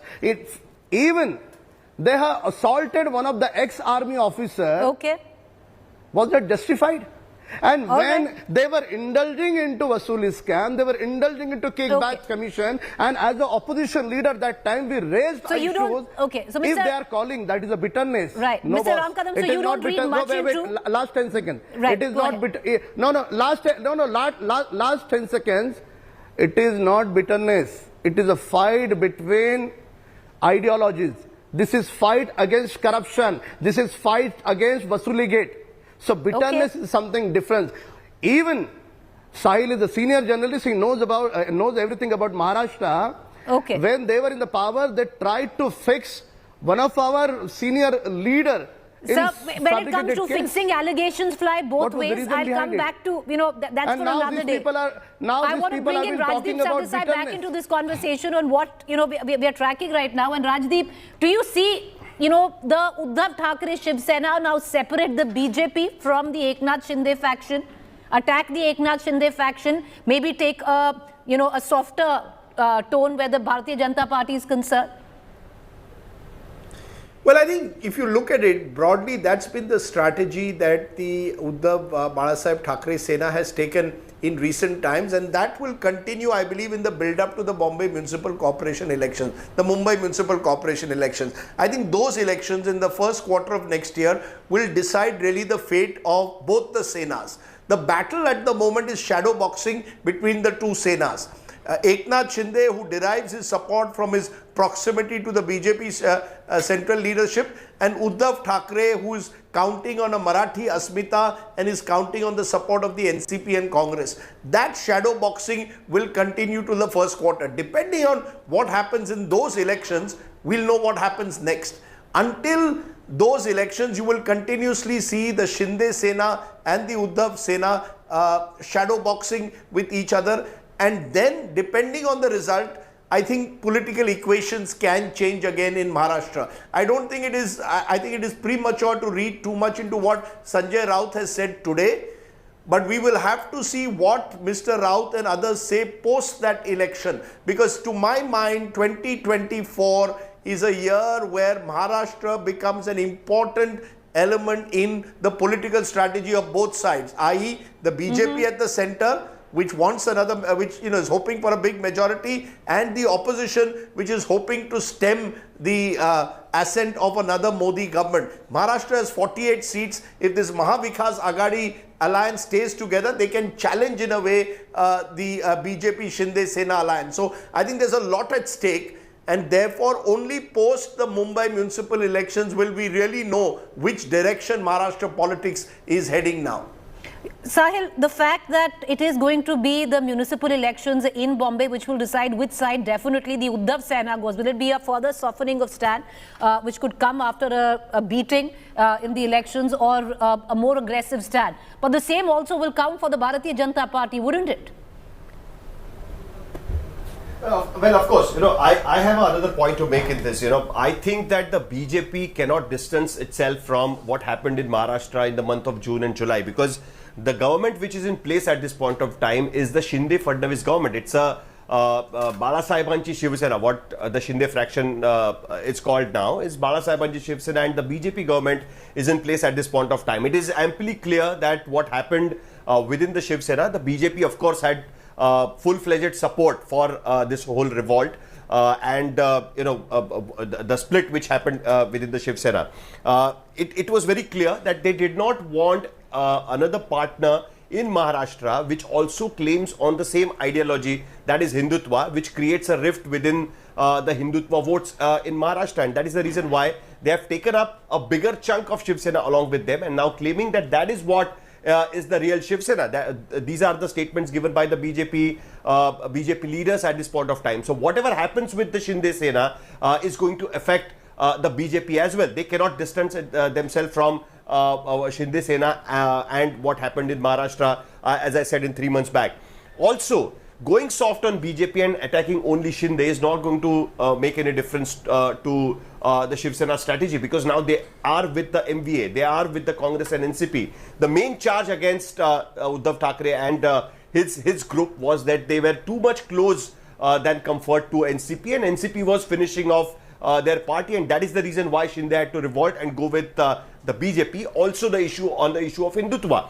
But despite that, Uddhav Thackeray has made it very clear that he is going to have alliance with the Congress and NCP, and going to contest the rest of the elections also with these two parties even in 2024.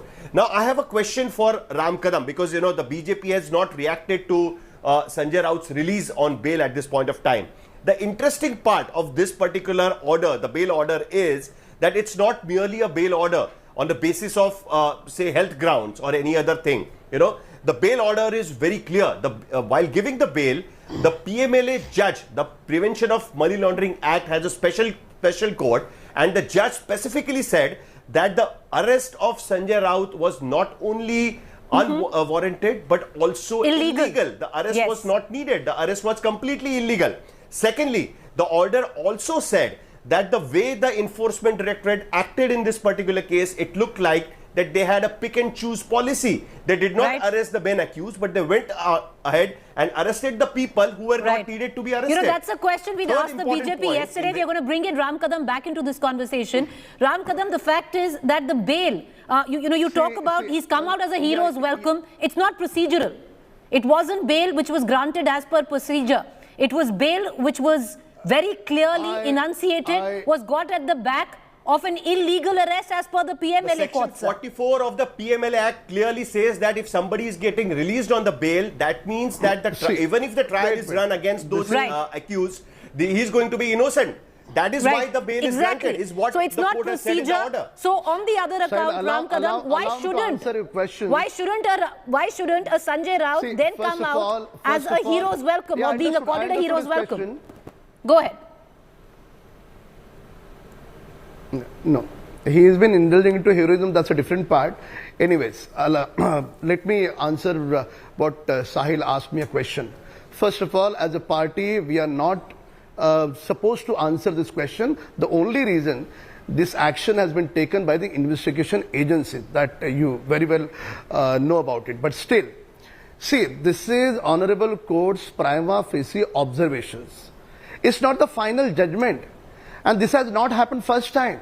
In many cases, judges, they have a right to put their own observations.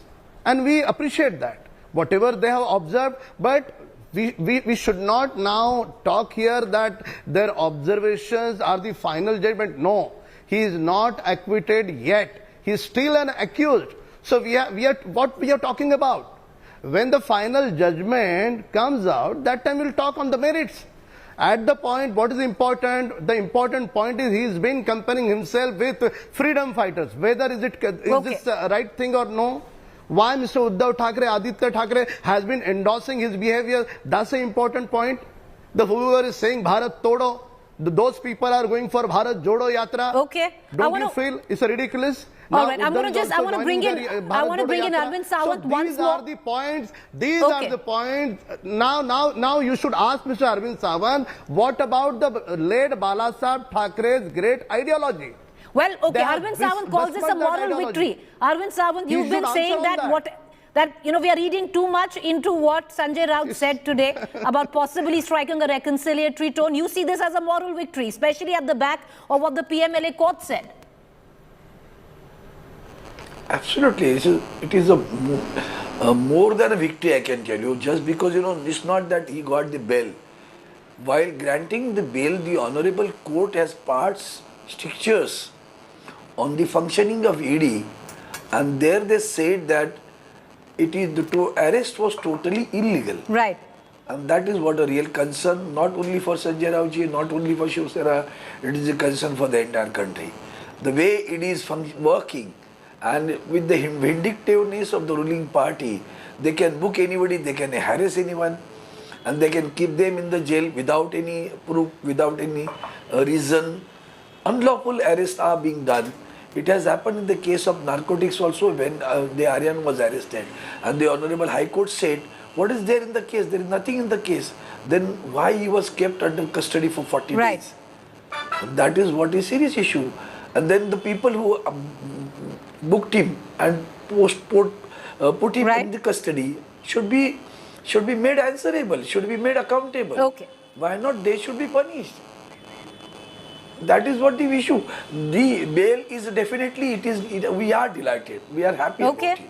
But then the strictures which have been passed by the court, well, the another thing which they said, in that Mr. case, Sawant, you say we are reading too much into what Sanjay Raut said today. You say it's a moral victory. You say you're not backing off. You're going to keep a close eye on all developments. What's actually happening is in the next few days, Aditya Thackeray is going to be walking alongside Rahul Gandhi, who's entered Maharashtra with his Bharat Jodo Yatra. Thank you, Mr. Kadam, for joining us. Rajdeep Sardesai and Sahil Joshi. We're going to keep getting our viewers the latest, but I want to quickly dip into this news break, which is coming in from Noida, Uttar Pradesh. Shocking visuals from Sector 120, Noida. The police have reached the location to arrest a rape accused. These are visuals. We're going to just play those visuals out of the cops reaching the location of a rape accused, but the accused tries to flee the spot and even tried to crush a police vehicle and an officer. All of this was caught on camera, viewers. All of this caught on camera. That's the cop trying to stop the car, and you can see him being mowed down. Of course, fortunately, he's not hurt, but being mowed down by this car. This is a rape accused, and he's trying to flee while the cops have tried to catch him. With that, we're going to go into a quick break. To stay with us on the other side is Rahul Kaval with all the action of the unfortunate outcome of the semi-finals in the T20 World Cup. Thank you for joining us.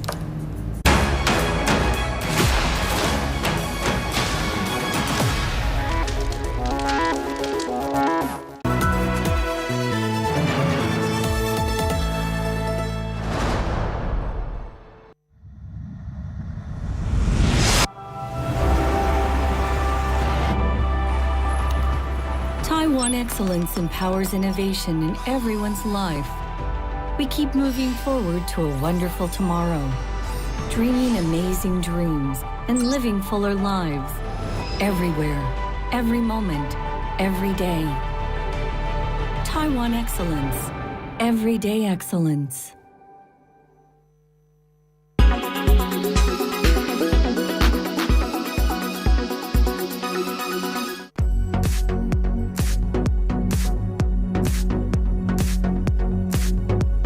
Priyanka Chopra is back in India after a gap of 3 years. The actor has been regularly sharing glimpses from her trip with fans.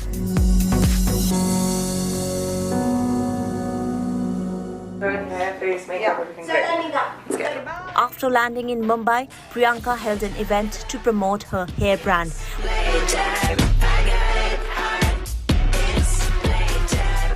Very exciting. I am at the Nika store in Churchgate, and this is the Anomaly installation.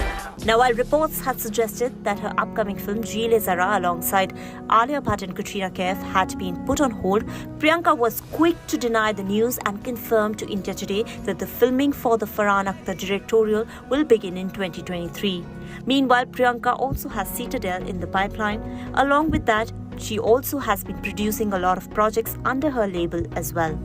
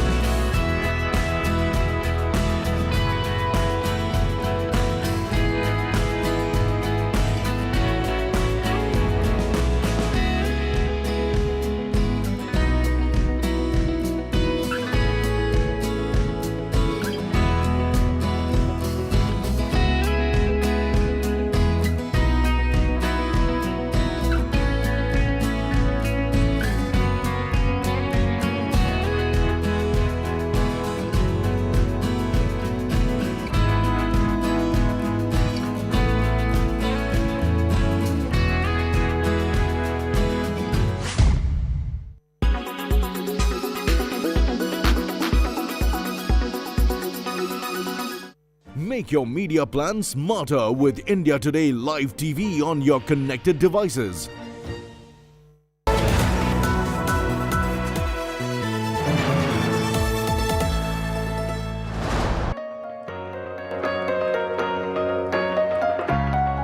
Was it easy for you, particularly in Tamil cinema? When you did a Tamil film, did people immediately say, Kamal Hassan's daughter, she's had it easy? No, it opens the door. It definitely opens the door, and I never take that for granted. But staying in the room is always dependent on the person. I'm very proud to say, and I'm sure she is as well, as is my dad, they've never picked up the phone and asked favors for me for my career ever. So it's been an exciting journey of me figuring it out. And they're always there to give me advice. But no, it doesn't. It opens the door. There's no question about it. But it's a really lovely handbag which you have to fill with cash.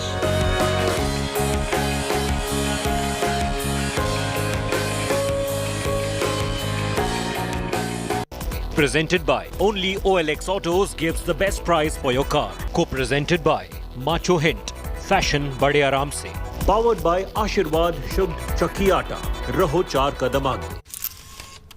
Kerala public health, all political parties traveling from different parts. Armed with facts, Looking at political back. she takes the news by its horns. Do you think the future of these students are not hampered? Fierce, bold, and direct, setting the tone for the biggest stories from every corner and every angle. Expect nothing but the unfiltered truth. News first, niceties later. Watch me, Nabila Jamal, on India Today.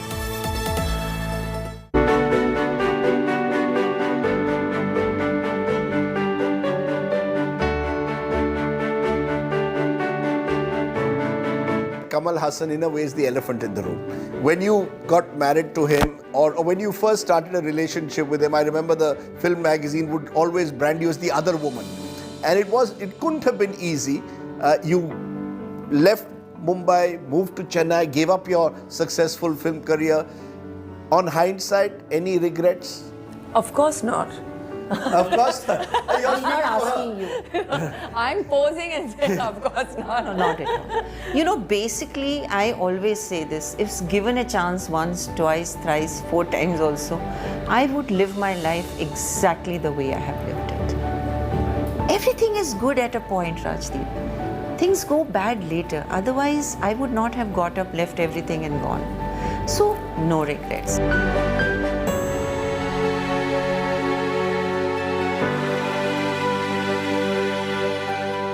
Presented by only OLX Autos gives the best price for your car. Co-presented by Macho Hint, Fashion Bade Aaram Se.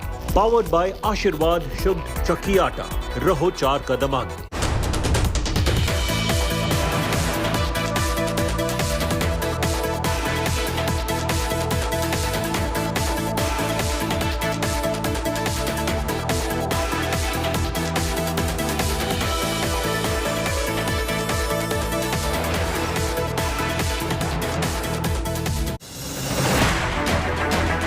I don't read the news.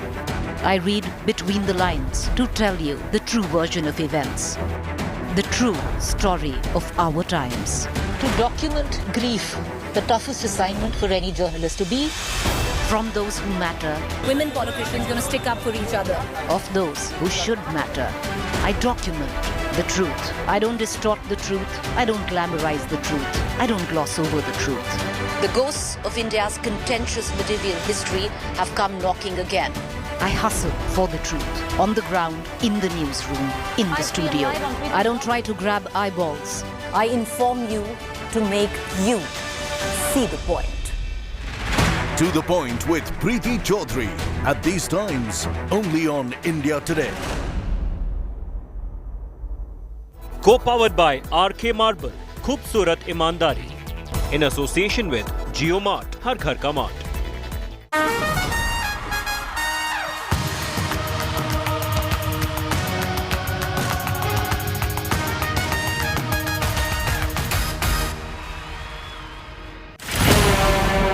Humiliated, crushed, knocked out. England destroys India. Poor form, poor performance, poor decisions. Who's to blame? Hello and welcome to Battle of Champions, coming to you live from Adelaide. It's a day that wasn't to the expectations of the Indian fans. Many of them were hoping that finally India might get their hands on an ICC trophy, a trophy that they last won 9 years ago. But once again, it's that crucial knockout game, and once again, the men in blue have faltered. They were looking good in the league stages. Many thought that this could be the year where they could go to the next step, and that dream final everyone was hoping for between India and Pakistan. That wasn't to be. Pakistan did their bit. They've reached the final. But the men in blue today, came second compared to another team that was also wearing the blue. Those are the Three Lions. A dominating performance from the team from England. Their openers had an outstanding stand there, a century stand between the two of them, which took them home in convincing fashion. We'll get you the highlights, all the analysis in the next 1 hour or so. Joining us live will be our cricket analyst in Sunny Gavaskar. We'll also be joined by Harbhajan Singh a little later. But first, let's quickly take out the highlights from this game and take a look at how the cookie crumbled. A big pressure game, and KL Rahul walked back without much under his belt. Just 5 to be exact. And England have drawn first blood. Virat Kohli resumed his love affair at Adelaide with an expansive drive over the extra cover fence. Fractionally pitched up and he hit it on the up. Rohit Sharma also tried his luck, got a few boundaries, missed a few, before finally his 28-ball struggle came to an end when the Indian skipper was caught at wide long on by Sam Curran for 27. With India 62 for 2 at the halfway mark. Made it up quite comfortably. It was now once again left to Virat and the informed Suryakumar Yadav, and the latter began well with some of his trademark strokes. Through the cover, sir. But thousands of hearts gathered at the Adelaide Oval sank when Adil Rashid forced Suryakumar Yadav to miscue one, and England had got the big one. Picks up the wicket of Suryakumar Yadav, and you can see why England are celebrating here. Hardik Pandya sensed the urgency and upped the tempo with a few sixes that got India to push the run rate. From Pandya. At the other end, Virat got to his 4th half-century of this tournament, but the very next ball, he was gone. And Kohli. Hardik Pandya turned things around for India with a 33-ball 63 to help India get to a score of 168 for 6. Spins running. Worry about Pandya's hitting. While the Indian batters struggled at the start, the English openers found no such demons on the wicket. It was business as usual for Buttler and Alex Hales as boundaries began to come thick and fast, and England had raced to 63 in the Powerplay. Hales was particularly more severe and latched onto any opportunity that came his way, racing to his 50 of just 28 balls. England finished off the formalities with India's hopes of winning their first ICC trophy in 9 years going up in smoke. Real hammering here. Sports Bureau, India Today. It's a record partnership.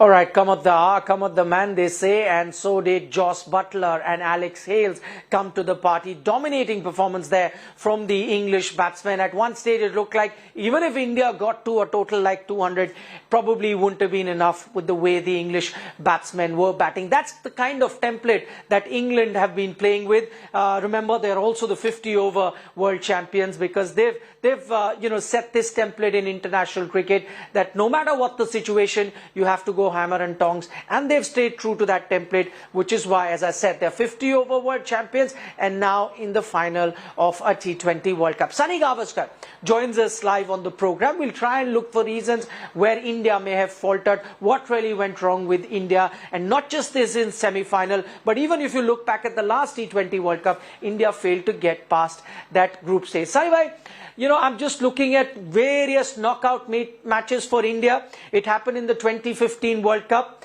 In the semi-final, you lost to Australia right here in Australia. 2019, it was that one bad day, everyone said, versus New Zealand. You lost it there. It's happened now a few times in the T20 World Cups. The only time you won that T20 World Cup, 2007.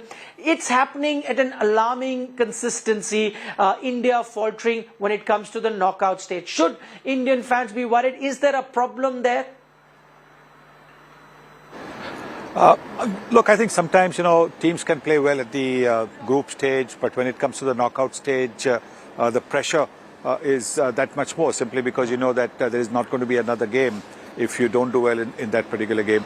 And that can maybe be a kind of a negative way to enter the match. I just think that today England was just vastly superior to India, both in the bowling as well as the batting. I mean, batting 170 for no loss actually tells you how good England were today in chasing that target. And they got it in 16 overs as well, with 4 overs to spare. Just looking at this specific match, Sunny bhai, where do you think the match was lost by India? Was it in that batting power play initially that you weren't aggressive enough? Was it later in the bowling power play you didn't pick up those early wickets? Or was it those middle overs by the Indian spinners? Where do you think the match was lost? I would imagine that allowing the England spinners 7 overs, Adil Rashid and Livingston to bowl 7 overs for 41 runs. That is less than 6 runs an over for spinners. For a subcontinent team that is supposed to be very good at playing against spin. I'm not saying that they should have been only hitting sixes, but the fact that they weren't even knocking them around is probably where India might have been about 20-30 runs short. Overall, if you were to look at India's approach in T20 cricket, we heard from Rohit Sharma before they came for the T20 World Cup. Listen, we're going to be changing this template. We're going to bat like no matter the score is 3 for 30 or 3 for 100, whatever be the situation, we're going to bat aggressively. We didn't see that from the Indian team. They were still playing very safe. What do you make of India's approach? Is it outdated now in T20 cricket? It's not outdated. It is at every this thing, it is a question of shot selection. If the shot selection is not correct, you're going to get out. In the first 6 overs, you need to take the risks, but you need to take the risks smartly. Look at the way England did it. England did it very, very smartly. They were playing the cover drives for boundaries. When Butler played started the chase with 12 runs in the over. Then there was Alex Hales moving away and then hitting it with, because it was a slower delivery, hitting it in a safe manner. They were not just wildly swinging. And that is the important thing. If you look at what India has been failing to do, is that they're wildly swinging. It's almost like a premeditated shot, and which is the reason they have not been able to get the kind of start that is so essential in the T20 format. Plenty of senior players, maybe in the twilight of their career right now. They may continue to play the longer format of the game. I'm going to specifically talk to you about the likes of Virat Kohli. He had an outstanding tournament, but do you see him playing the next World Cup? Rohit Sharma, he's the captain. Do you see him playing the next World Cup? Then there's Bhuvneshwar Kumar, Ravichandran Ashwin. Plenty names come to your mind. Yes, some of them have had good tournaments. What do you do? Do you continue with them? Considering that they're in good form, some of them, or do you say no, the next World Cup is 2 years away and let's start rebuilding now? Well, no, because the openers, never really got off to a start. Rahul got 2 half centuries. Rohit Sharma just had 1 half century. So clearly, I think, because the openers were not able to give the team the kind of start, it was just that little bit more difficult.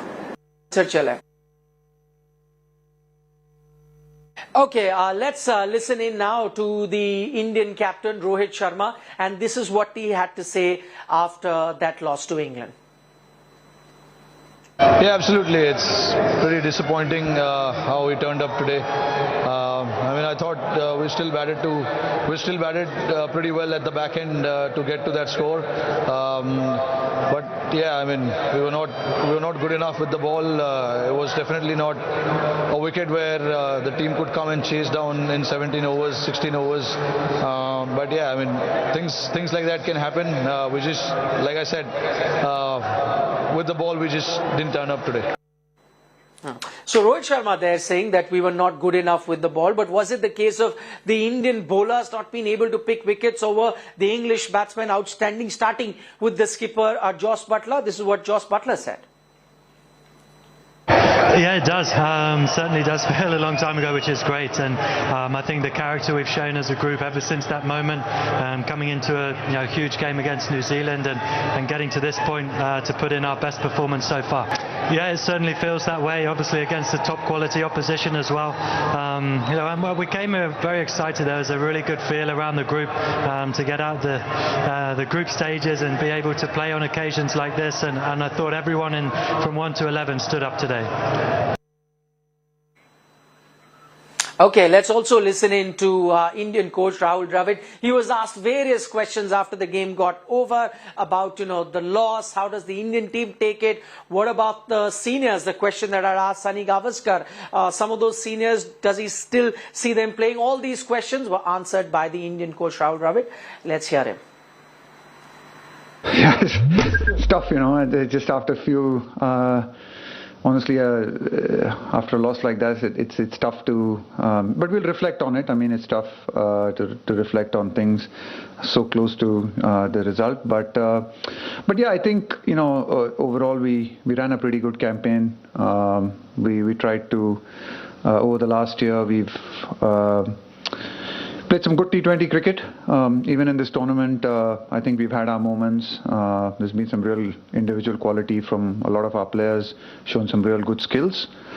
But on the day, we were just not good enough here. And I'm sure that, when you lose in a semi-final, yes, I know it's disappointing, but yeah, I'm sure there are things that we can look back on and reflect on and see that we've improved in, and we can take forward and move forward as we build for the next World Cup. Oh, it's too early to talk about it right now. It's just after a semi-final game. I mean, these guys have been terrific performers for us, and yeah, like you said, we have a couple of years to reflect on it. There's some really good quality players here, so absolutely not the right time to talk about this stuff or think about this stuff right now. We'll have enough games, enough matches as we go on ahead, and yeah, we'll try and build and prepare for the next World Cup. Yeah, well, I think they played well. I mean, that's the reality of it. I thought they played really well. Once they got off to that kind of start, I think they could really sit back and control the run rate. We had 168. They brought that run rate down to 6.5, I think, by the time the 6th over was finished, or 7 runs and over. And then on a small ground like that, they were always in control, so they were going to control that game. They didn't really need to take too many risks. They could sit back and not that they didn't take them. They played some very good shots right through. But yeah, I mean, these things happen. Yeah, it's disappointing. Debacle, I'm not sure is the right word, but disappointing certainly. Yeah. Okay, listening to Rahul Dravid there, the Indian coach, he's made his stand pretty clear when it comes to the seniors. Should they continue or should you look at youngsters? Rahul Dravid saying that maybe now is not the time to answer that question. Maybe they need some time to reflect, come back to India, then take stock of the situation and then take a call what's best for Indian cricket. Sunny Gavaskar is still with us, and I'll take that question to Saibhai. Saibhai, I spoke to you earlier. You said that, it's a personal decision whether Rohit, Virat, Ashwin, Bhuvneshwar, all these names that I mentioned, whether they want to continue or not. And that's a fair point. That's an individual decision that they will take. But let's take a look at from Indian cricket's point of view, because it's a decision that Indian cricket also needs to take. It's a decision that Indian selectors also need to take.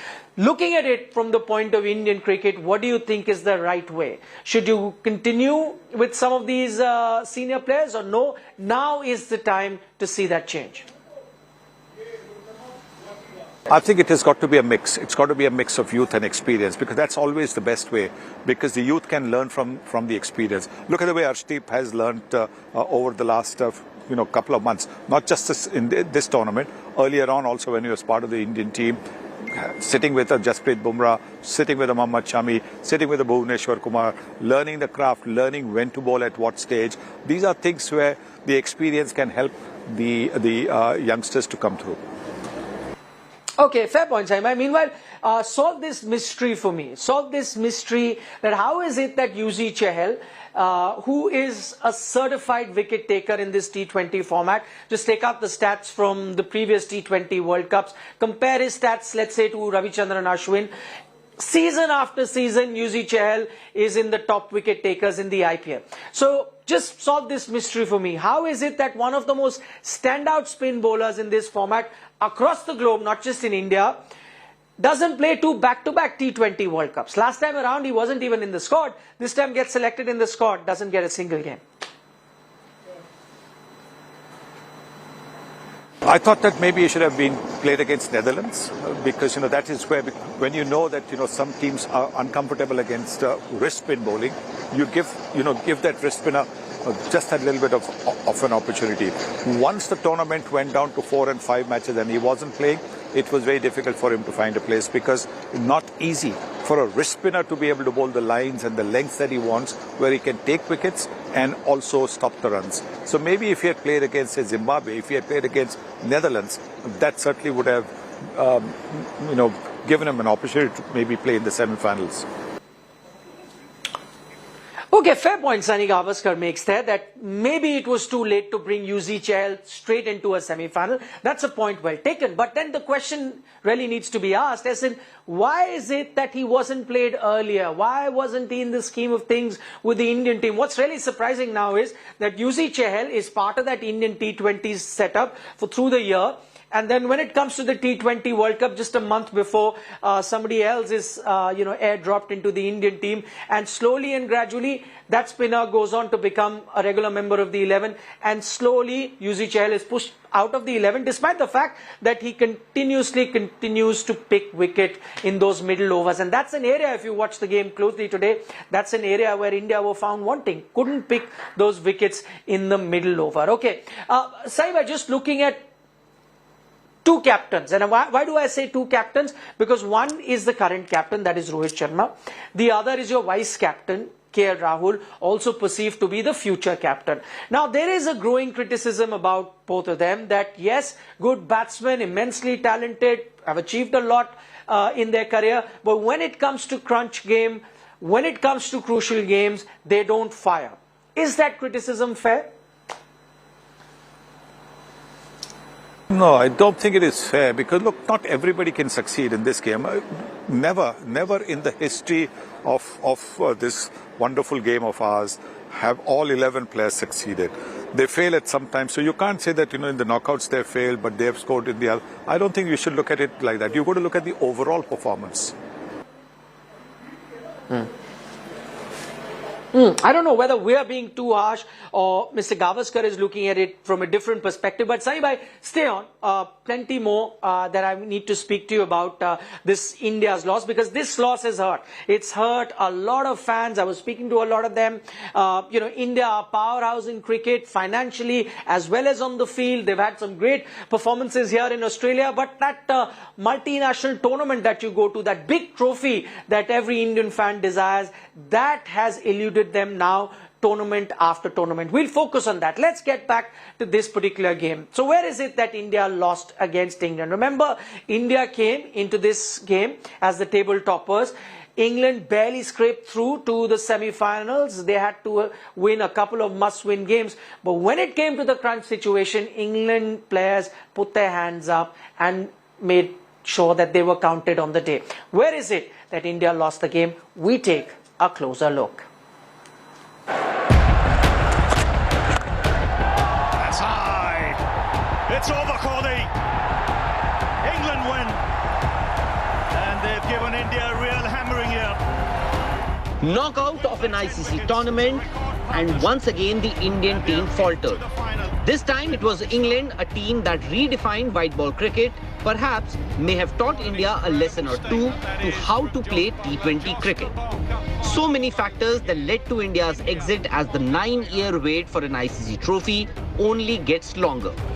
To start with, KL Rahul walking back cheaply in a big match against a tough opposition was a familiar sight. That dismissal and the debate rages on. India once again failed to make use of power play. Their average power play score in this T20 World Cup is just over 36. In fact, even in games where they haven't lost too many wickets, India have failed to get going. Against England, India got just 38 runs in the power play and then 62 in 10 overs. Adelaide usually is considered to be one of the more suited venues for spinners in Australia, especially for the wrist spinners. England's Adil Rashid and Livingston bowled a combined 7 overs for just 41 runs. India unfortunately didn't use one of the best leg spinners of this format in Yuzi Chahal and persisted with Ashwin and Akshar Patel throughout the tournament.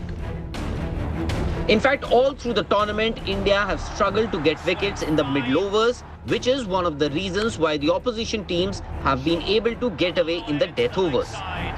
In 6 innings, Ashwin picked up just 6 wickets, 3 of which came against Zimbabwe and 2 against Netherlands with an economy of 8.15. Akshar could manage just 3 wickets at an economy of 8.62. The Indian fast bowlers have done exceedingly well throughout this tournament, but on the big day they ran into Jos Buttler and Alex Hales, who were just too good on the day. But this has happened so many times in ICC tournaments that India have failed to come good on the big day. And then the wait continues. Sports Bureau, India Today. And they are into the final to play Pakistan. So there, as our detailed report points out, it wasn't just that one moment or one reason where India lost the game. Plenty of areas of concern for the Indian team, whether it was their batting approach in the power play in the first 6 overs. Did they go after the bowling? Were they aggressive enough? That's something that they'll have to look back at. Then the power play with the bowlers. Did they pick those early wickets that were needed when you knew that it was the opening partnership that was going to be crucial for very England? And then later on as well, when the spinners came on, India failed to pick up wickets. So plenty of areas that proved to be the Achilles heels for the Indian team, and that's why they ended up on the losing side. Meanwhile, let's also show you these visuals that came after the game. Visibly emotional Indian captain in Rohit Sharma could be seen sitting in the dugout. Clearly a big blow for him personally as well as collectively as a team. The team would have felt, because remember, Rohit Sharma was brought in as captain with the hope that because India hadn't won a lot of ICC trophies under Virat Kohli's captaincy, that is after Virat Kohli left the captaincy after the T20 World Cup about 12 months ago, Rohit Sharma was brought on. He had high hopes from this team. Remember, the team was preparing for a long time. The last 12 odd months, they were trying to get that pool of players that would be needed to win that ICC trophy, that T20 World Cup. So it wasn't just that one game that they've lost, it was the hard work of the previous 12 months or so that have now gone down the drain, with India getting knocked out in the semi-final. As I said, those visuals of Rohit Sharma, very, very emotional, sitting in the dugout thinking of where it all went wrong for the Indian team.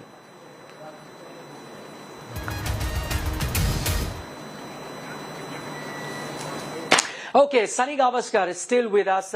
Sunny bhai, I don't know how long, because Rahul Dravid was asked about Rohit Sharma's future in T20 cricket. I don't know whether Rohit himself wants to continue. I don't know whether BCCI has different plans. We're getting a few indications because the team that's going to New Zealand is a youngish team, but I don't know whether that is because senior players have asked for rest or whether the BCCI already started thinking and looking into the future by sending a young team. But if I were to ask you, sooner or later you'll have to look at a new captain. Rohit isn't getting any younger. Who do you think is the ideal candidate to take this T20 cricket forward for the Indian team? I think in a way that has started with Hardik Pandya captaining the team to New Zealand a few days from now. Next week, I think this Indian team will go under Hardik Pandya. So maybe these are the signs of what the selection committee has in their mind. Hardik Pandya sure is that one name that a lot of people are talking about. KL Rahul was the vice captain, but KL Rahul also hasn't stepped up to the plate. Whether he is the right choice, that is something that the BCCI folks would have to think about. But right now, plenty of problems for the Indian team. A lot of areas that they would need to address. But you must also remember, India has a big talent pool, all thanks to the IPL. You get to see a lot of rising young stars. If I were to ask you, have you seen a few young stars that India can invest in T20 cricket especially? Not straight away, because right now the mind is still, with the fact that India has not made it to the finals. So the mind is still trying to analyze what happened, why we didn't score maybe 190, 200. These kind of things are at the moment still going through the mind. So I can't think of names, but surely I think the IPL, which will happen in March, April, May, will give you a few more pointers as to who the youngsters could be. Okay, Harbhajan Singh also joins us live on the program. But before I go to Harbhajan, my final question to Sunny Gavaskar, we'll let him go because it's close to 1 a.m. here in Adelaide, and he's had a very, very long day. Sai, final question to you, and this has nothing to do with India's loss per se. I'm looking at England's victory. Now that final is between England and Pakistan. It's actually a repeat of that 1992 World Cup final that happened here in Australia. The same two teams played. Who do you think now is the favourite in that final? देखिए, जो power play जीतता है, दोनों power play जीतता है, वो team आगे जाकर मैच जीतती है. हमने देखा कि इंग्लैंड ने जब बैटिंग पावर प्ले चल रहा था, इंडिया का बैटिंग पावर प्ले चल रहा था, वहां पे तो अच्छी परफॉर्मेंस की भारतीय टीम ने सिर्फ 33 रन कुछ बनाए थे और इंग्लैंड ने उनकी बैटिंग पावर प्ले आई तो उन्होंने 60 के ऊपर रन बनाए. Okay, Sai, thank you so much for joining us on this live broadcast. We've got Harbhajan Singh now. Harbhajan, you missed out on that previous discussion that we were having with Sunny Gavaskar. So I'll start with you from scratch. Let's take a macro look at this loss. I mean, India have now come very close to either lifting an ICC trophy or even reaching the final or getting knocked out in the semi-final. So mostly they've been playing these knockout games, but the results haven't gone according to plan. Is there an issue there? Why is it that India have not been able to put their best foot forward when it comes to crunch game in the recent past?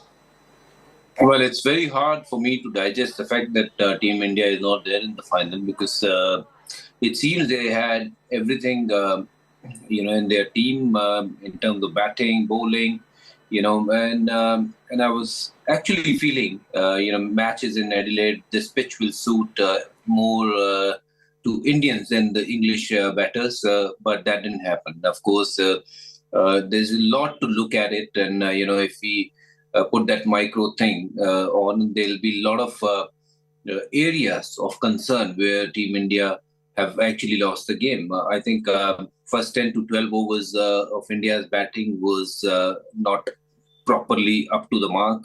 It was, kind of a scene where, it looked like that Team India is playing a 50-over kind of a match, and it was impossible from that situation to get to 180, 190, which was possibly the winning score in Adelaide, and they failed to get there because first 12 overs were like there was hardly any intent by any batters that they wanted to get to that 180, 190 kind of a mark.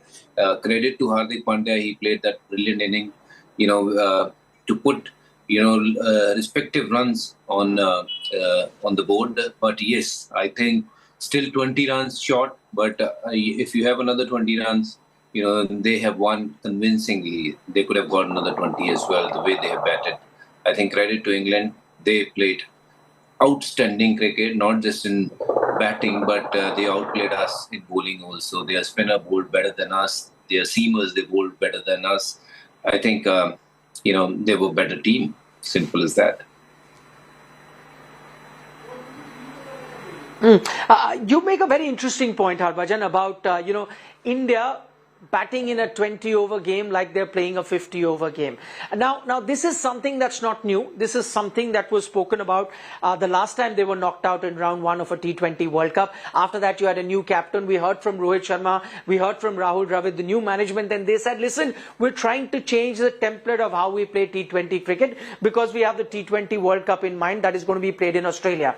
And then we saw in a few bilateral series that approach kind of changed where they said, even if you're 30 for 3, we're going to still continue to attack. However, once you reach here at the T20 World Cup, that approach suddenly changes. Why do you think that is happening? Is there fear of failure that's causing this?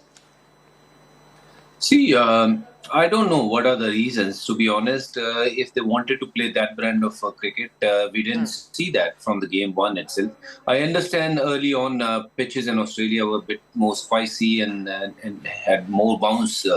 Of course, but this pitch, I think you could have played far better cricket than what we have seen. I think that template was only in the air. We haven't seen any action on it. I haven't seen, apart from Surya Kumar Yadav and Hardik Pandya, yes, Virat Kohli have scored a lot of runs in this World Cup, but yes, I think the only template the kind of template you're talking about, we have seen, with that template, Virat Kohli and Hardik Pandya and Surya Kumar Yadav, they played with that sort of temperament. But otherwise, all the other guys, they were like playing 50-over game. Harbhajan, I know that, a lot of people might say that, listen, it was that one game. And as you point out, England played very well. And people will say, okay, one game India lost, heavens haven't fallen. But would you say that India probably weren't as good in this tournament right from the beginning? Had it not been for Surya Kumar Yadav and some of those outstanding knocks he's played, or that one, blinder that Virat Kohli played in that game against Pakistan, which seemed to be miraculous at that time, had it not been for those one or two standout performances, India was still found wanting in most areas throughout this tournament. I mean, you're talking about this tournament, what happened in the Asia Cup, where only 3 strong teams were playing with each other. Yeah. Sri Lanka, yes, they're emerging, and Pakistan is a good team. We know that on their day they can beat anyone. And there also Indian team didn't qualify for the finals. And here now we are talking about in this World Cup, the only team they beaten was Pakistan, and the other team was like Zimbabwe. You were supposed to beat Bangladesh. You were supposed to beat, and South Africa you played against. That was the top side. Of course, that is a side that you want to compete with, and that's where you lost. And then you're playing against England. That is the team that you want to compete against or to win against, because they are proper teams. So you lost again. So only one big game you have won against Pakistan. And I want to take you back even in 2019, where people have mentioned that, no, they played brilliant cricket and they lost in the semi-final. But even in that tournament, the only team they beaten was Australia. And the rest of the other teams were like Afghanistan to some other teams, where those are not as big teams as India is. If India wants to rule in terms of winning cups or winning tournaments, they have to show the right intent. They have the players, they have every skill, in the world. But I think on those crunch situations, they don't just play like one. I think that's what is missing. And, today was a lot of errors. Arshdeep could have bowled another over. When the ball was swinging, you could have tried to bowl Arshdeep to get the wicket up front. And same goes with Bhuvneshwar Kumar. He was bowling with the keeper up. Once you have a keeper up, your obviously length will become little shorter, and then your ball will not swing as much as you like to swing. For your ball to swing, you have to pitch it up. And if you won't pitch it up, how are you going to get the batsman out? So these are very small and basic sort of things where we made mistake. I think Arshdeep should have bowled at least 2 overs with the new ball. That was the best chance to get Butler or Hales out.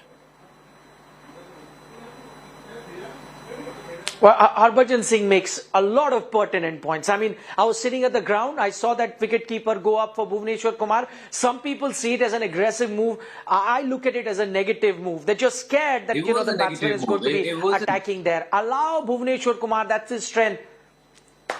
Yes.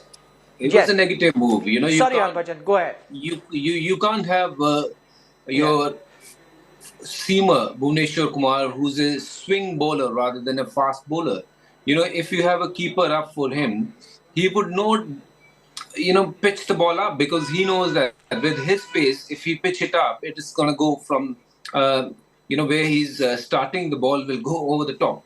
So, the best chance was the keeper is back, so he can, he's allowed to bowl little further up to swing. If you don't get the ball to swing, then Bhuvneshwar's pace wasn't going to be a threat to English batsmen. So is Arshdeep. We have seen what he did to other day to Babar.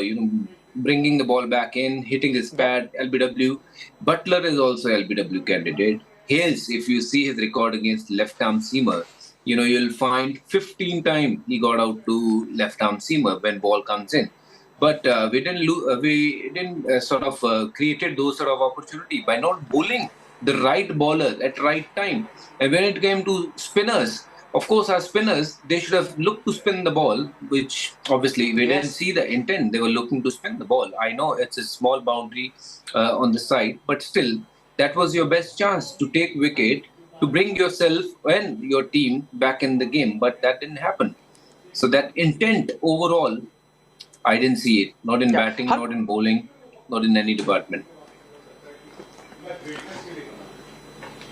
Right, Harbhajan Singh, mincing no words, and that's why we absolutely love him.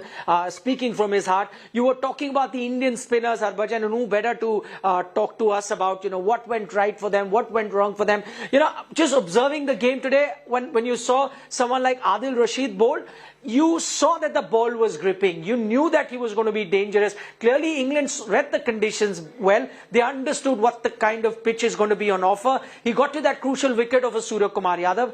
All thing in mind, I couldn't really, make any sense of why Yuzi Chahal wouldn't be played here. In fact, forget this game.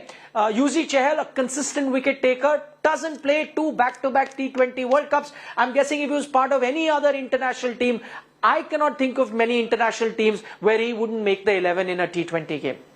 Well, if he was, playing for any other team in world cricket, he would have been your first choice, But I don't know why he's not getting picked. I don't know what he's done wrong, and what he said to someone that people don't pick him or don't rate him. World cricket. You talk to any batsman in world cricket, how they will respect Yuzvendra Chahal as a bowler. He's got a phenomenal record, and whenever he plays, he take wickets, he win games. And after doing all that, when it comes to World Cup, Asia Cup, he gets dropped. Why is that? Why the behavior with him is different, and when it comes to the others, when they don't perform, they're still part of the team and they still get to play. But whereas the champion bowler, he continued to perform, he will continue to work hard, but still don't get to play. I don't know what is the agenda behind this, but if I was part of the management, I would have played him from the game one, because leg spinner, you have seen Shadab to all Rashid and everyone, they have performed so well for their respective teams. Yes. Different strokes for different folks. Clearly, in case of Yuzi Chahal, and as Harbhajan pointed out, any team would have loved to have had him. In fact, Josh Butler was asked before this game about Yuzi Chahal, because they play for the same IPL franchise, and he said he's a fantastic bowler. So I'm guessing that players like Josh Butler, players like Alex Hale would have been very happy not to see a Yuzi Chahal's name on the Indian team sheet.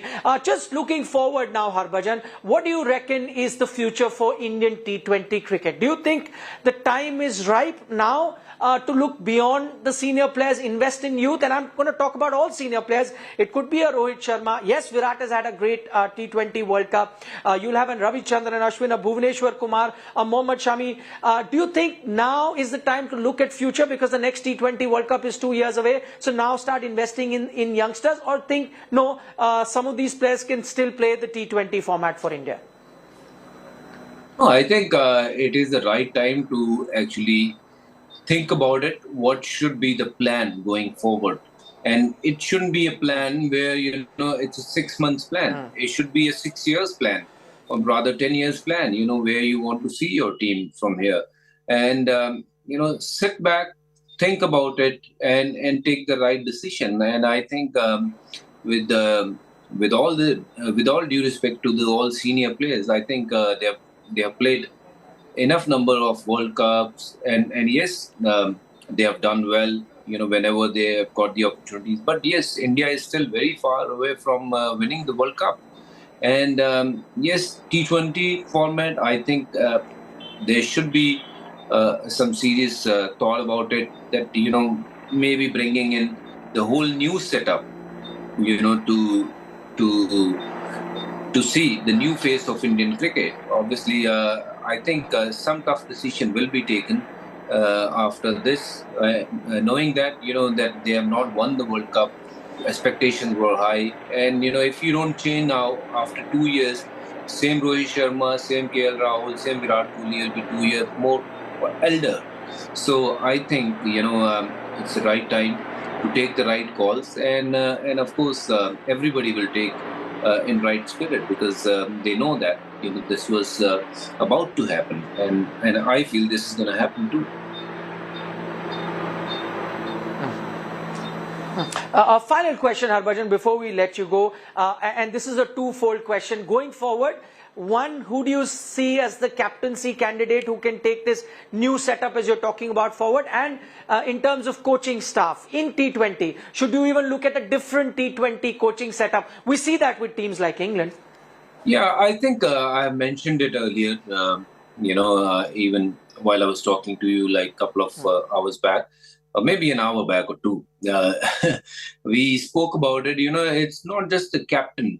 Of course, you please see to it, if you can bring someone who just retired T20 cricket and who understands T20 format. Of course, with all due respect to Rahul Dravid, he's my colleague. I played a lot of cricket with him. He's a great brain, great guy.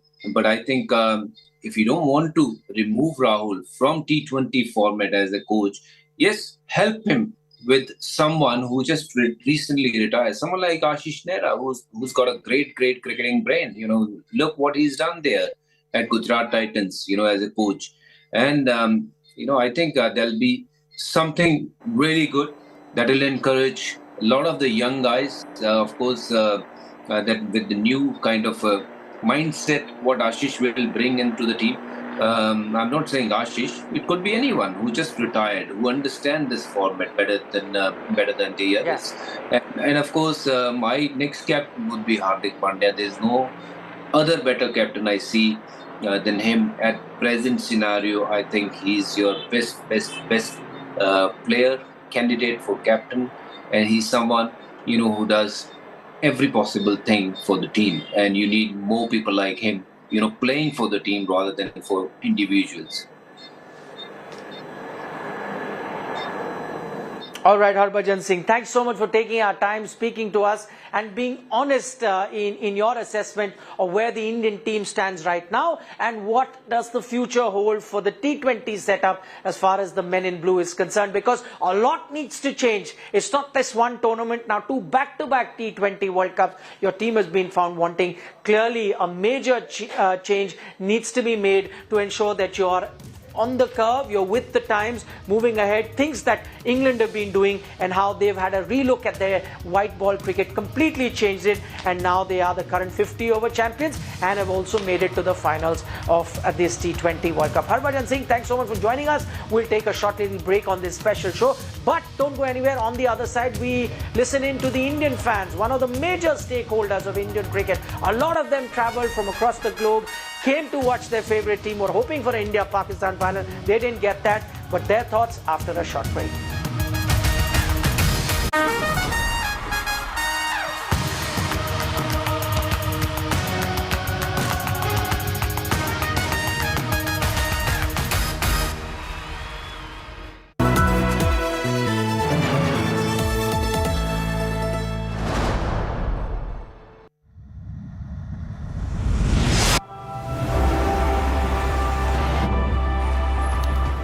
Taiwan excellence empowers innovation in everyone's life. We keep moving forward to a wonderful tomorrow, dreaming amazing dreams and living fuller lives. Everywhere, every moment, every day. Taiwan excellence. Everyday excellence. News is about putting people first. Just look at the queues right across. About asking the right questions to those in power. Is money power being used to bring down elected governments? Who will be held accountable for ministerial corruption? It takes no sides. माँ का दर्द एक दर्द कोई नहीं समझ सकता उस दर्द को. It reveals. It heals. Angry people came out on the streets. Is this the kind of justice system we want in this country? News is all heart and no hatred. Bilkis Bano आज क्या कहना चाहेंगी आप? हमारे साथ जो हुआ है किसी के साथ भी नहीं होना चाहिए. Experience the news. With me, Rajdeep Sardesai, only on India Today.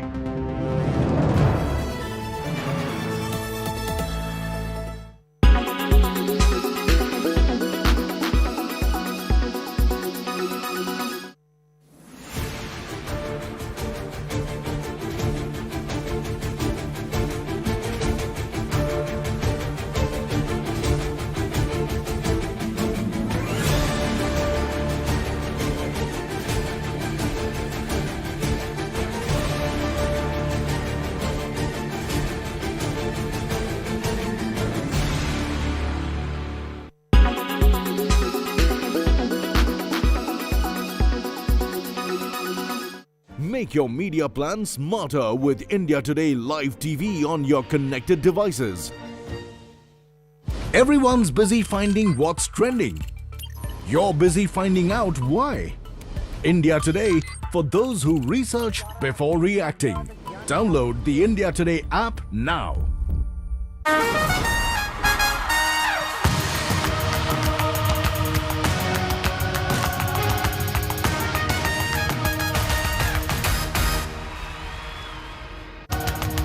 Welcome back to Battle of Champions, coming to you live from Adelaide. It's not the end to the tournament that Indian fans were hoping for. India not even making it to the final, so that dream final between India and Pakistan way out of the question. But it's also the manner of defeat against England. It was a one-sided encounter, and that's a rarity in T20 cricket because majority of the games are closely contested. What really went wrong for the Indian team? The fans also weigh in, so let's listen to them. This was England's night.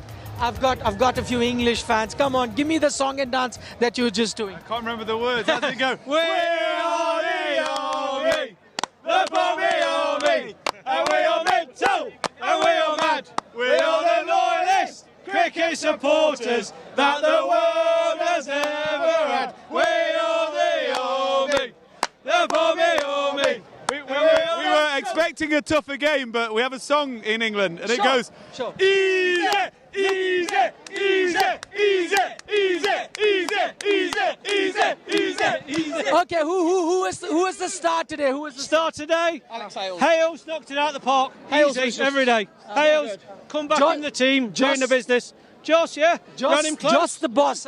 Joss the boss, yeah. He led from the front, but Hales supported him well, right? 80 apiece, 4 overs to spare. It doesn't get much better than that, right? Right. We're just hoping the rain holds off in Melbourne on Sunday, right? You're gonna knock Pakistan off, are you? With this kind of Yeah, easy, too easy. It's done. Give me that easy against. That is a taunt to the Indian team. Before we go, I think all the English batsmen are going to give up their business class seats for the bowlers. Yeah. The Indian team. Easy, easy, easy, easy, easy, easy, easy, easy. Thank you so much. We'll see you in America. Yeah, all right. What happened, brother? You've been supporting the team, traveling everywhere, right? Yeah, man, we totally broke today. They broke our heart, man. Like every knockout games, every semi, we can't, go ahead more than semis. We've been, knockout from all the semis, like all the big tournaments, and I'm not saying we just fed up, but.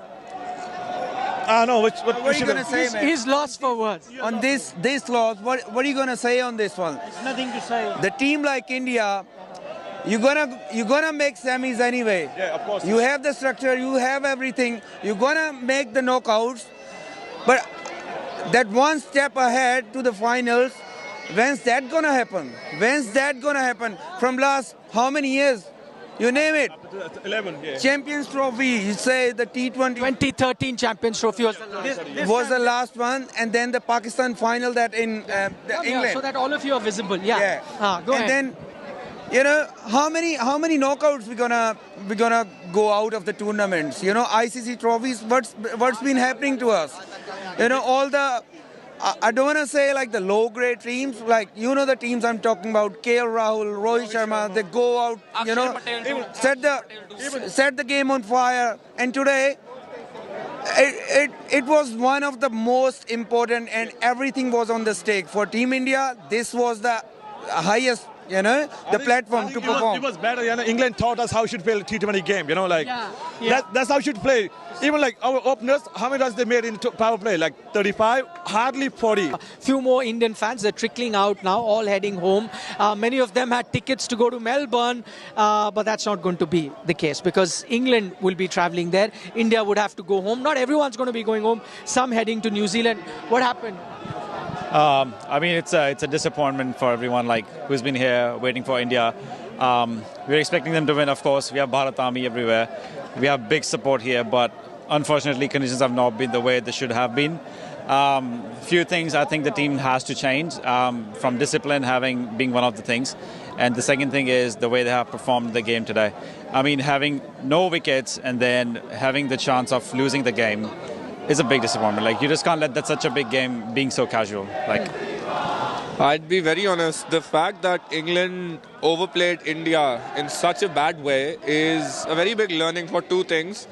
If you see the game just as a spectator, when they had placed the players on the boundaries, they took singles and doubles like it was just a joke. They brought them in and same shot on offside for 4 fours. I'd say India batted well for the first time, where they didn't need bowling to save them. But then Alex Sales is just a beast. And if they get to chase, I had a discussion with one of my mates in the morning as well. We had a very fumble and normal discussion saying that if England get to chase, they win 99% of the time. But having a win like this is much worse than Pakistan's win. It's saddening. I had a Melbourne ticket. I think that's going to burn. That's all the time that we have for you on this special broadcast. It was a pleasure bringing you all the latest updates from here in Australia. Unfortunately, end of the road for the Indian team, but still a big final to be played. We'll keep bringing you all the analysis and the interviews before that big final. Also remember, plenty of questions for Indian cricket. All of them won't be answered immediately. It'll be the days that will come. Some major decisions might also be taken by the BCCI. All those updates we'll have for you on India Today. So keep watching. For the moment, this is Nikhil Naz signing off from Adelaide. Bye-bye.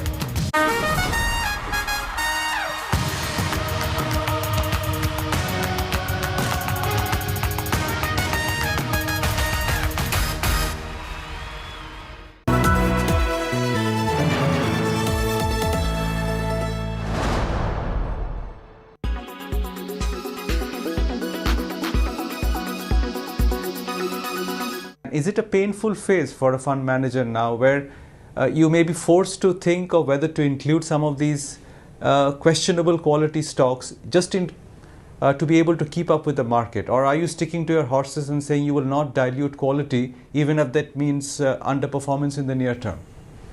It's very tough, Udyan, I should tell you, because if you look at the last, one utility company has gone from 1% of the market cap of Nifty 500 market cap to now 10% of Nifty 500 market cap. So you will basically the only way you outperform the benchmark is go even lower on the quality cycle. What we have, so that is very tough for any fund manager, and it's a view which every fund manager has to take. What we have done is we've also somewhat gone down a little bit, 5% of our portfolio down the quality curve. But the 95% we're still confident that companies which grow at 20, 25, 30% can reinvest capital at 25, 30%. That is where large long-term capital will be made. We cannot invest in banks where ROAs are less than 1%. Like SBI was for the first quarter did an ROA of 1%. Even if you're leveraged 10x over long times, of course, SBI has leveraged a lot more. Bank of Maharashtra has leveraged 17 times the book value of Bank of Maharashtra, and now Motilal is doing a roadshow for it. So this tells you that over time, if the price moves higher, everyone starts chasing those kind of plays. Like book value of Bank of Maharashtra 4 years back was 73 rupees. Last year it went down to 3 rupees. And now, since the government invested 10,000 crores, the book value has gone to 18 rupees or something. And basically these are not the kind of stocks you want to stay invested for long periods of time. You will have to go through a tough cycle, which we are already, but it's already been 1 year, like growth globally, not just in India, has underperformed. And of course, the first thing was to get rid of the loss-making companies, which of course globally there's no trend out there. But But I am very confident that 2023 these kind of stocks will bounce back, and people who are flirting with very low quality companies may make money for next 1-2 quarters because they need to follow the trend, but these are not long-term decent bets. So globally, no large wealth creation happens in B2G company. That's the worst place to get your money invested in. The government doesn't care about shareholders. Their focus is and should be on public good.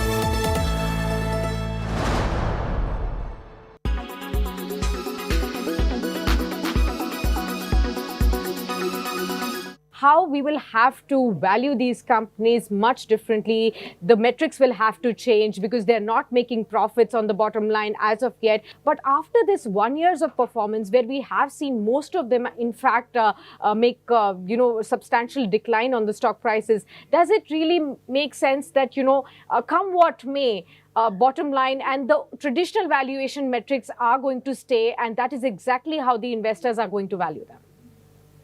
So I think, Sakshi, you have made a very valid point that, even if these companies are not purely manufacturing companies, I think what is important is that most investors, especially the retail investors and the institutional investors, have realized that unless, the business makes a decent amount of cash flow and there is hardly any cash burn, the markets would obviously reward these companies with better valuations. And it's vice versa, exactly the opposite.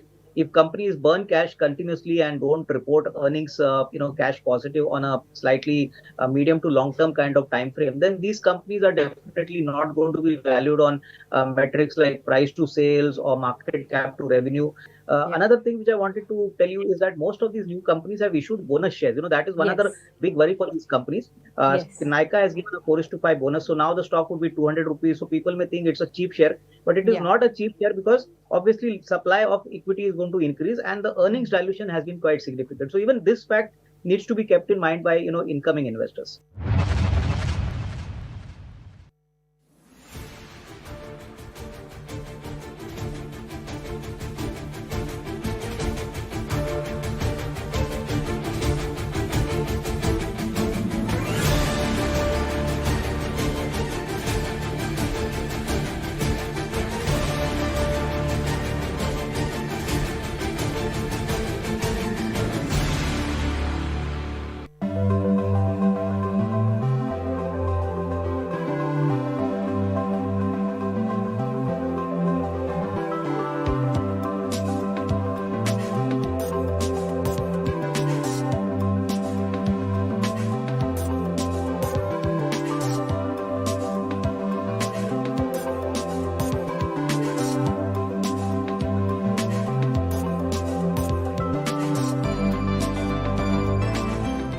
Tonight at 9 p.m. on the news today with me, Rajdeep Sardesai. The battle lines are drawn in the big state elections. Campaigning has ended in Himachal Pradesh. The BJP has announced its first list for Gujarat. What's the state of play in the two battleground states? Who's ahead and who's trailing? That's going to be a special talking point on the news today.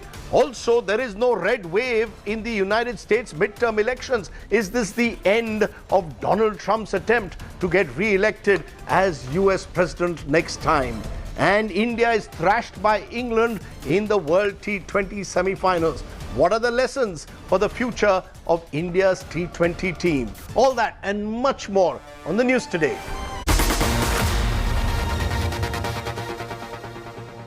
Co-presented by Star Health Insurance, the health insurance specialist.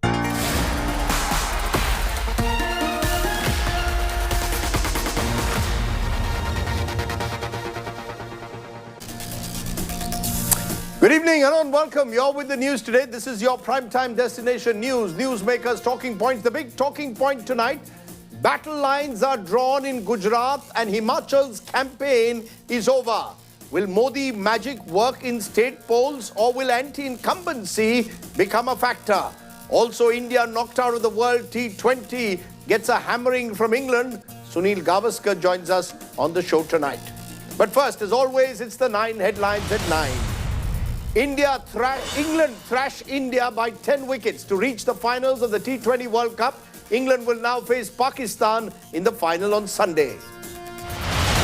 The BJP releases a first list of candidates for the Gujarat election. Chief Minister Bhupendra Patel, Patidar leader Hardik Patel, Rivaba Jadeja, wife of cricketer Ravindra Jadeja, get tickets. Enforcement Directorate arrests Aurobindo Pharma, Sarath Reddy and Binoy Babu of beverage firm Pernod Ricard in Delhi's liquor policy case. LG office claims key accused Deputy Chief Minister Sisodia sought files related to the scam. Congress rehabilitates 1984 Delhi riots. Accused Jagdish Titler made a member of the party's MCD poll panel. A day after Sanjay Raut walks out of jail after 5 months, the Sena MP heaps praise on Devendra Fadnavis for taking good decisions. Says he will meet the PM and Home Minister to detail his ordeal in jail. Supreme Court allows accused in Elgar Parishad case Gautam Navlakha to be moved from jail to house arrest. Navlakha barred though from using mobile phone and internet. NIA raids 40 locations in Coimbatore and Chennai in cylinder blast case. Houses of suspects searched by NIA. Enforcement Directorate claims actor Jacqueline Fernandez tried to flee India last year after allegations of link to conman Sukesh in the 200 crore extortion case. Delhi court defers ruling on her bail. And a big reversal in the Russia-Ukraine war as Putin orders his forces to retreat from Kherson. This after heavy shelling by advancing Ukrainian forces.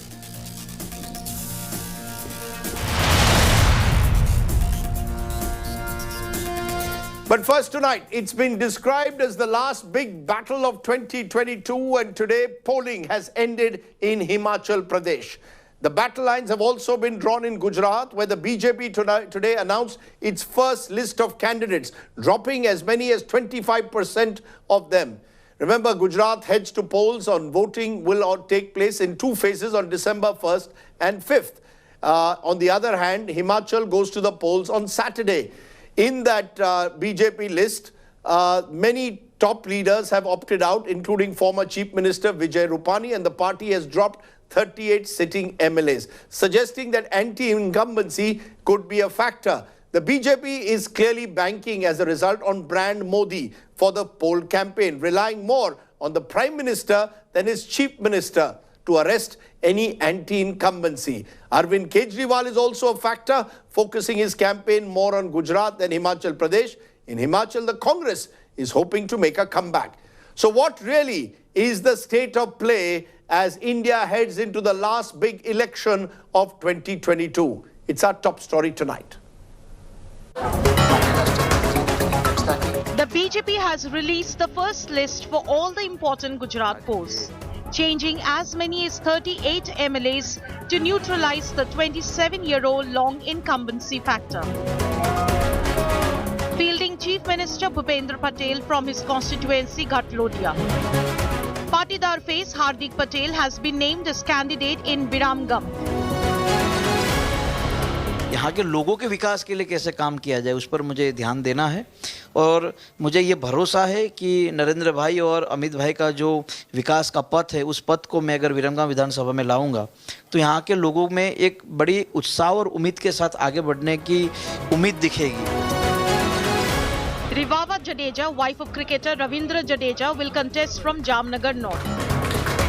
आज खुशी का अवसर है। मेरे साथ साथ जितने भी कार्यकर्ता भाइयों बहनों का आज चुनाव हुआ है उम्मीदवार के तौर पे, तो उनके लिए भी मैं बहुत हार्दिक शुभकामना उनको दे रही हूँ। पार्टी ने जिस प्रकार मेरे ऊपर भरोसा जता के मुझे ये जो अवसर प्राप्त मिला है, उनके लिए मैं तहे दिल से धन्यवाद करती हूँ। 5 Gujarat ministers, including the MLA from Morbi, are among those denied ticket. Former BJP MLA from Morbi, Kantilal Amrutia, who had jumped into the river after the bridge collapsed and saved lives, has been given the ticket. As expected, BJP poll mascot Modi will be the party's ace, holding over 25 rallies, road shows covering over 150 seats. मुझे उम्मीद है नए चेहरे के साथ जो हम आगे बढ़ रहे हैं, जो हर बार 20-25% चेंज आता है, तो वही चेंज है, नई ताकत उससे मिलती है, लोगों को भी नए चेहरे के ऊपर विश्वास होता है, अपेक्षा भी होती है। भूपेंद्र भाई पटेल को भाटोड़े विधानसभा में 2 लाख से वोट से हम जिताने वाले हैं, पूरा रेकॉर्ड ब्रेक करने वाले। गुजरात में विकास की जो राजनीति અને રાજનીતિમાં उत्तम सर्वोत्तम गुजरात ने लई जवानी जे विश्वास अमारामां मूक्यो छे एने विकासनी राजनीतिथी अमे आगळ वधारीशुं। A number of senior leaders from the state, including former Chief Minister Vijay Rupani and former Deputy Chief Minister Nitin Patel, has opted out of the poll race to give a free hand to party brass. With Saurabh Bhaktania and Gopi Maniyar, Bureau Report, India Today. So what lies ahead in the battle for Gujarat and the battle for Himachal Pradesh? Joining us now, Sanjay Kumar, leading cephalogist, joins us. Reena Gupta of the Aam Aadmi Party, its spokesperson. Rohan Gupta, Congress's spokesperson. And Gaurav Bhatia, the BJP spokesperson, joining us. Appreciate all of you joining us. I'll be putting up one by one the X factors. You'll see them, which could make a difference in this election. But Gaurav Bhatia, the polls so far have suggested BJP comfortably ahead in Gujarat, but facing a tighter contest in Himachal. Today, you've announced your first list of Gujarat candidates. You've dropped as many as 24% of sitting MLAs. 1 in every 4 MLAs has been dropped. Is that a sign that there is anti-incumbency that worries you? Even in Himachal Pradesh, a number of sitting MLAs have been dropped. Are you worried that anti-incumbency has set in both Himachal and Gujarat?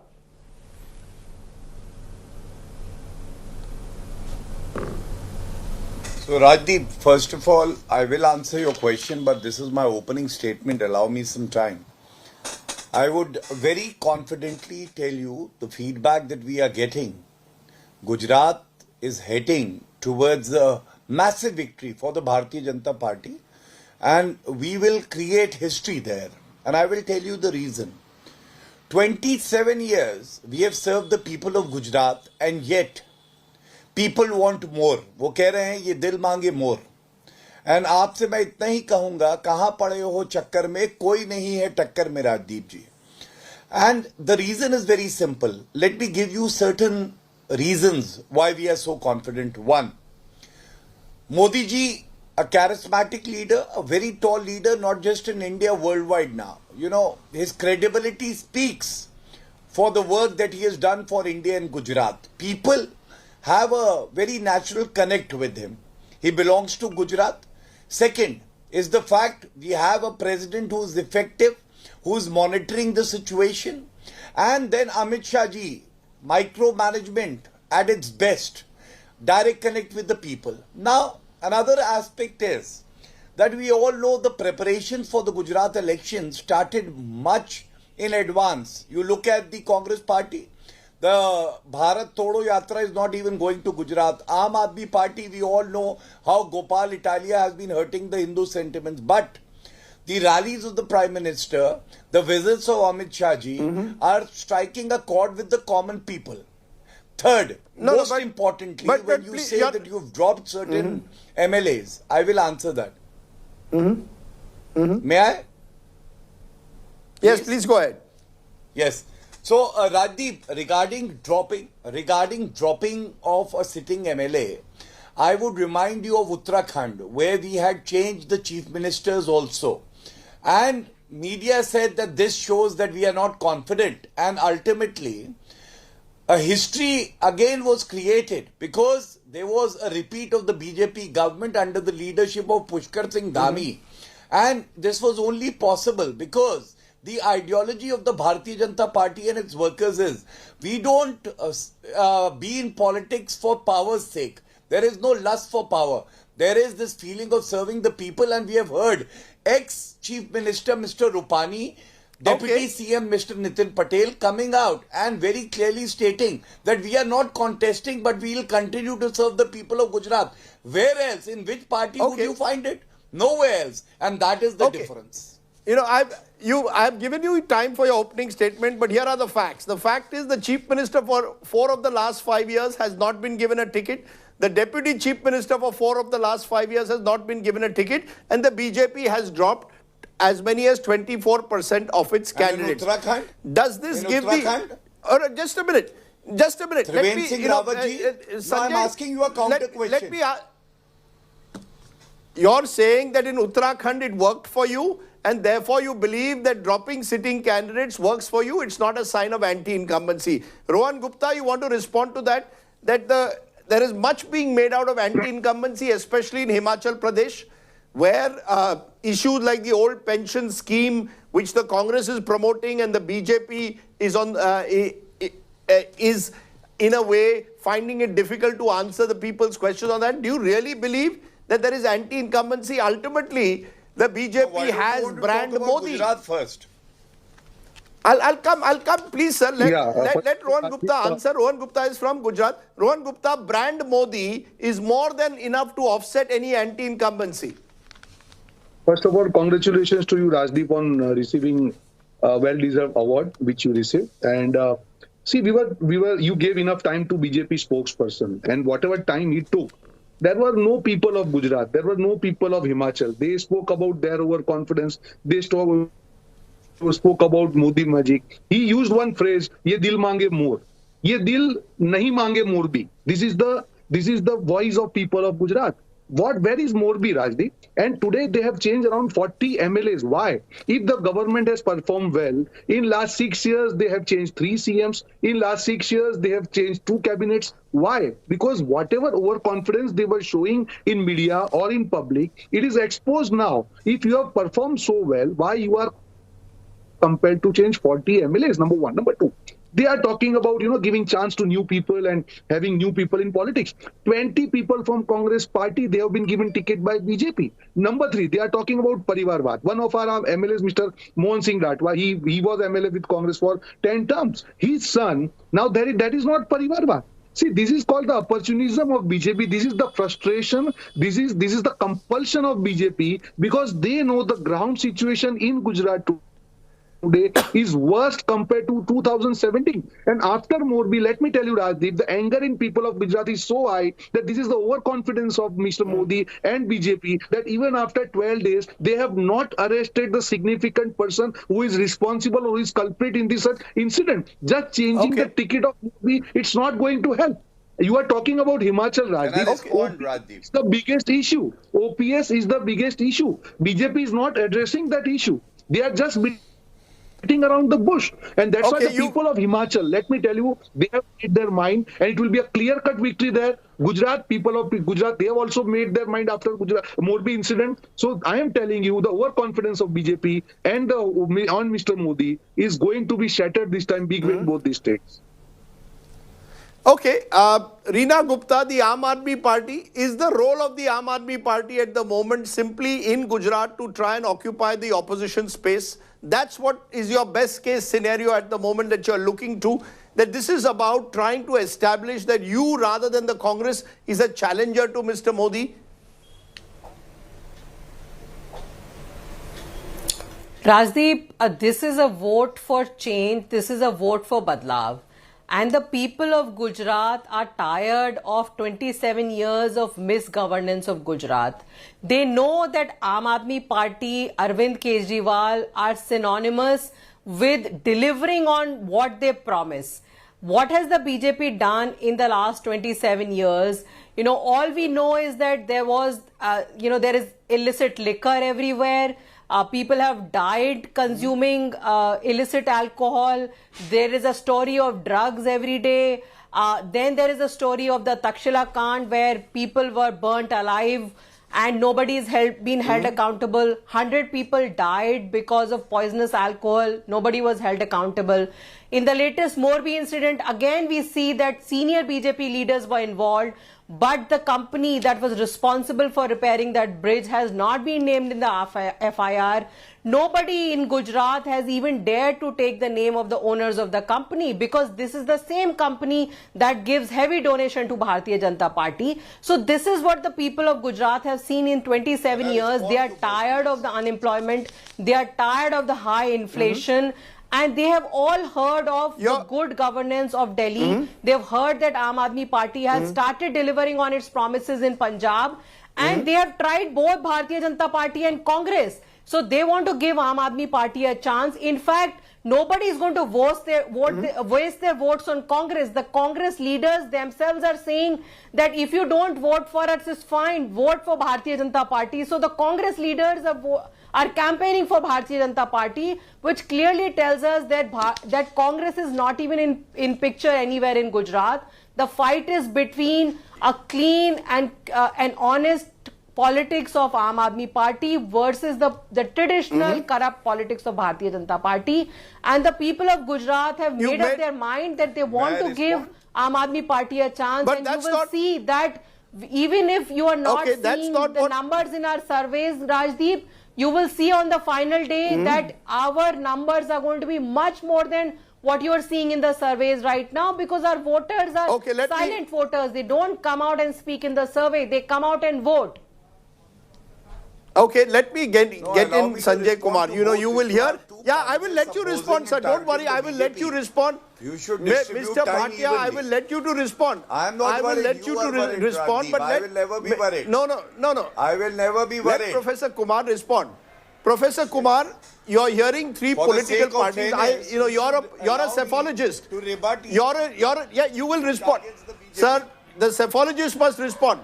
Professor Kumar, the surveys are showing the BJP ahead by a wide margin in Gujarat and a narrow election in Himachal. What's your sense?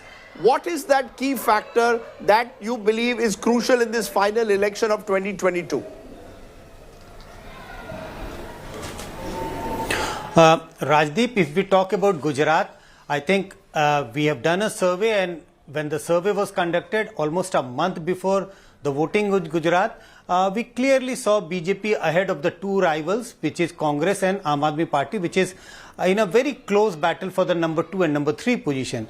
In my opinion, it's not about a very excellent governance in Gujarat. People have raised questions about governance when it comes to corruption, when we are asking questions about, say, unemployment, price rise. But I think what is weighing in favor of BJP is the image of Prime Minister Modi, the question of identity, the question of Gujarati identity, because many times it was referred that Prime Minister Modi, Narendra Modi is our Bada Pradhan, and we need to strengthen his hands. So I think it is the question of identity, Gujarati identity, because Prime Minister Modi belongs to Gujarat, and this is the time we must strengthen his hands. So I think the key factor which you keep asking is Narendra Modi, the Prime Minister of the country, who is also one of the star campaigners of BJP.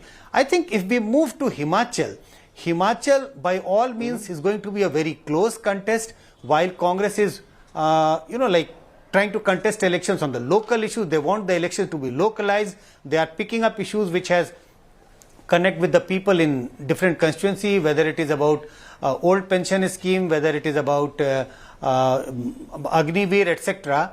All these issues. But if you look at the BJP knows that if they try to play on the wicket of on the Congress wicket, Congress pitch, they would find it difficult. That is why BJP is trying to contest on national issues. If you look at the manifesto, women empowerment is the key factor, because they know that women are 48% of the total voters, and elections after election during last 3-4 years, we have seen women turning out to vote in much bigger numbers, and there is a slight advantage BJP has among women voters in most of the states. If that happens, BJP will have an edge. But as I said, it is a close contest. Also look at the BJP's manifesto, trying to send out a message to the majority community that this is the party which cares for the majority community and it doesn't care for the minorities. If you read the manifesto, there is a reference to spending 12,000 crores in the next 10 years to uplift the, provide facilities for the at the religious places.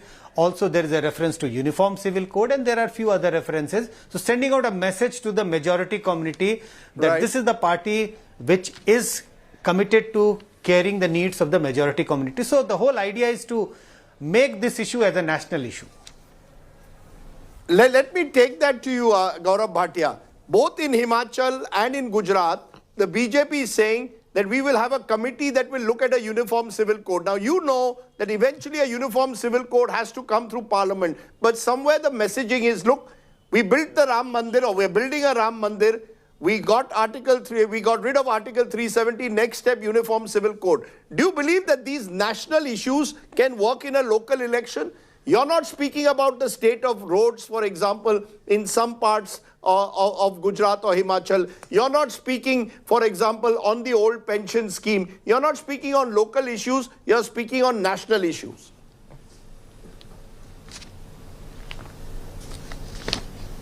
Please allow me to first respond to the two speakers before me from political parties.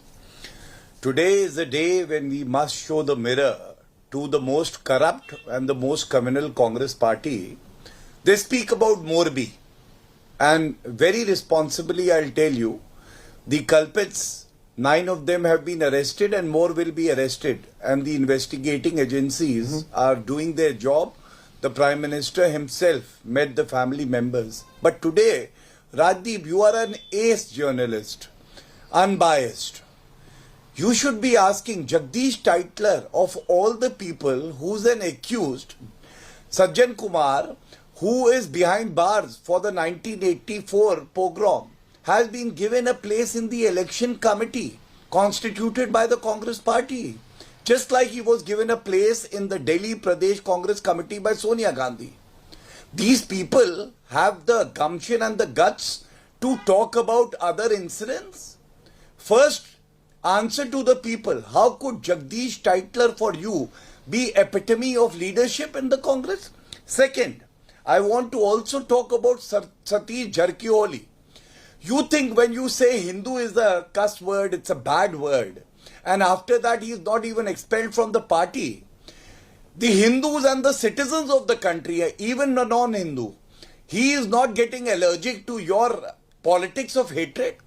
Third, you want to speak about Himachal.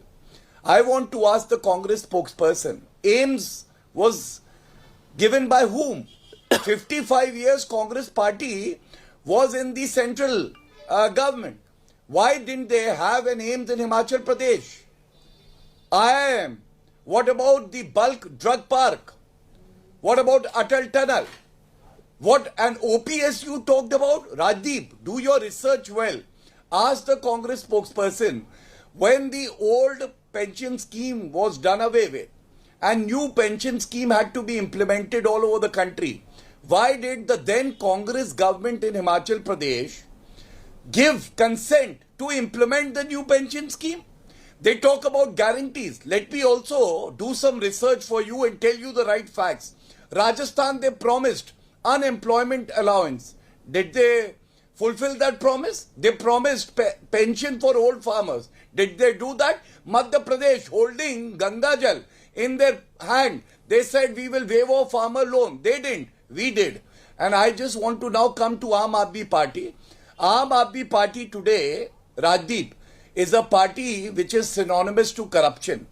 And with some responsibility, I will tell you, there is no other party whose sitting minister is behind bars for 5 months, not granted bail by the court. The deputy CM is accused number 1 in the excise scam. They made promises to the farmers of Punjab. What happened? The pollution in Delhi is because Arvind Kejriwal doesn't care about the citizens of Delhi. He is busy in Gujarat during his election campaign. The questions that I want to ask is, Aam Aadmi Party is synonymous to corruption and you can't take action against your leaders. What is your locus to even be in Gujarat when you have failed the people of Delhi and Punjab? And my second point would be, Rajdeep, if you just give me indulgence for 30 more seconds, I just want to say one more thing. Gopal Italia hurting the sentiments of the Hindu community yet again. Rajendra Gautam, have they been expelled from the party? Gopal Italia, rather Arvind Kejriwal was justifying, is a very popular leader. He was sitting with me in the car and people are not raising any questions on him. When he says temples are a place of exploitation. So there are a lot of similarities of corruption, communal politics please, or only and Gaurav leadership Bhatia will deficit speak, between the Congress and the No, Gaurav Bhatia, this is not, you've had enough time because you've been attacked from both AAP and Congress. I will give each AAP and Congress a minute each to respond. Yeah, I'm very happy. Thank you. So let them respond. Rohan Gupta, you want to... I'm a very fair person. No, please do not intervene. Rohan Gupta, go ahead. See, this is the irony, Rajdeep. Both the states, BJP is in power. And even after having power in both the states, they are in mode of raising questions. This is the time to give account of last 5 years' work. But they don't have anything to speak about their achievements of their work. So that's why they are asking questions. He was talking about Morbi. You tell me, Rajdeep, there are several debates which have happened on Morbi. The main culprit, the contractor, is still out. The main person of the corporation who gave permission or who didn't ask for the NOC, he's still out. And what kind of action they are talking? It's not a small incident, Rajdeep. He has the courage. Well, don't speak in He between. did not intervene with you, Mr. Bhatia. This is not done. More than 150 people died, and this is the 27 years of power of BJP in Gujarat. Mr. Modi is from Gujarat. Your cephalogist was talking about Modi magic. Is this the Modi magic? The heart of people are shattered, Rajdeep. This is really shameful. I am not talking politically, but even after 10 days, the party in power for last 27 years could not dare to arrest the real culprits who have killed 150 people, where more than 50 children were there. Okay. It's really shameful. I am not talking politics. This is one. Number one. Number two, I am talking about Himachal. He was talking about, OPS. Come on, we are talking about future, Rajdeep. Can he dare and announce that, okay, if their government comes, they will launch OPS? No. He can go into past, he can argue on several points, but can he dare to do that? No, his party will expel him. My point is very simple, Rajdeep. When you are in power, when after completion of 5 years, you are going to election, you have to talk about what are your accomplishments for last 5 years and what you are going to deliver in next 5 years. Both the counts, BJP spokesperson has failed. I am coming back to Aam Aadmi Party now. They have entered Gujarat as vote katua party. As the elections is going by, their graph is going down. The media hype cannot work, Rajdeep. This is different. People of Gujarat know that people who have not delivered any of their promises in Delhi, they are coming to Gujarat and showing the big dreams. They will not be tolerating that. And let me tell you, they now today, when we are talking, now Aam Aadmi Party has gone back to only Surat, where they have won few seats. The whole rest of the Gujarat. Can I please come in, Rajdeep? Now there'll be no time left. Even their so-called CM Don't worry, I will give you time. Any safe seat to fight. They could not announce a seat for their so-called CM candidate till now. Rajdeep, in a nutshell, what I'm saying is, people of Gujarat and Himachal, they have made up their mind for change. They know that, okay, only Congress party has always fought against BJP's misrule and wrong policies, and this is only Congress party who is going to come to power in both the states. I will ask, therefore, Reena Gupta, what is the AAP's priority at the moment? You have a MCD election, Municipal Corporation of Delhi election next month at the same time as Gujarat. You have Arvind Kejriwal as your star campaigner. How is he? What is his priority at the moment? Retaining Gujarat, regaining or winning MCD here in Delhi? Or is it making a dent in Gujarat? Because you seem to have given up on Himachal. So it seems at the moment all your eggs are being divided between the Gujarat and the MCD basket. Am I correct? Rajdeep, we have enough people in the party. We are going to win both Gujarat and the MCD. But as far as Gujarat is concerned, Rajdeep, Gaurav Bhatia did not respond. Who's accountable for the murders of all those people who died in Morbi? Who's accountable for the murders of all those people who died in the alcohol case? Who's accountable for the murder of all those people who died in the fire tragedy in Surat? In the last 2 years, there have been 20 SITs in Gujarat. Who has been held accountable? This is the corruption we are talking about. 27 years of misgovernance only because Congress could not put up an opposition. Congress acted as the team B of Bharatiya Janata Party in Gujarat. And now Rohan Gupta has the audacity to say we are a vote katua party. ठेका ले रखा है क्या आपने? अगर आप opposition का सही से रोल अदा नहीं कर सकते आप, when your supreme leader is not even going to Gujarat to campaign, why should the people of Gujarat waste their votes on you when they know very well that all your MLAs are going to be bought over and will join Bharatiya Janata Party either before the elections or after the elections? Just in Himachal Pradesh yesterday, some of their leaders again joined Bharatiya Janata Party. So why will the people vote their waste their votes on Congress. So Congress is nowhere to be seen, Rajdeep, in Gujarat. Gujarat is a direct fight between Aam Aadmi Party and Bharatiya Janata Party. The people of Gujarat are very interested in the guarantee cards of Aam Aadmi Party. They know कि जो कहते हैं वो करते हैं, जो दिल्ली में कहा वो किया, जो पंजाब में कहा वो किया. भारतीय जनता पार्टी ने क्या किया 27 साल में? 27 साल में ना स्कूल है, ना अस्पताल है, ना सड़कें हैं, किसान परेशान हैं. Every month there are papers that are being leaked in Gujarat.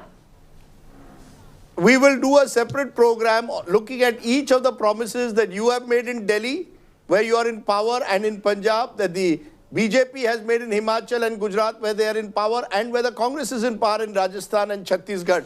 Clearly, this is a season of promises, but whether those promises will be fulfilled, whether anti-incumbency has set in, or whether Mr. Modi is able to rise above it and pull his party up, these are some of the questions that will blow in the wind. But for now, the Himachal campaign is over.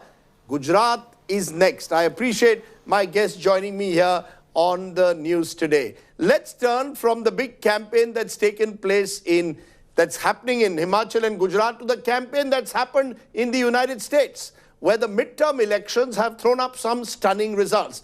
2 days on, this is where the US midterm poll race stands. While control of the United States Congress still hangs in the balance, with Arizona, Nevada, and Georgia to witness a runoff election on the 6th of December, the results are still being counted in several parts. The Republicans need still 2 more seats to gain control of the Senate. The Democrats have grabbed 48 seats for now, and the Republicans are at 49. Either party, therefore, could win the Senate.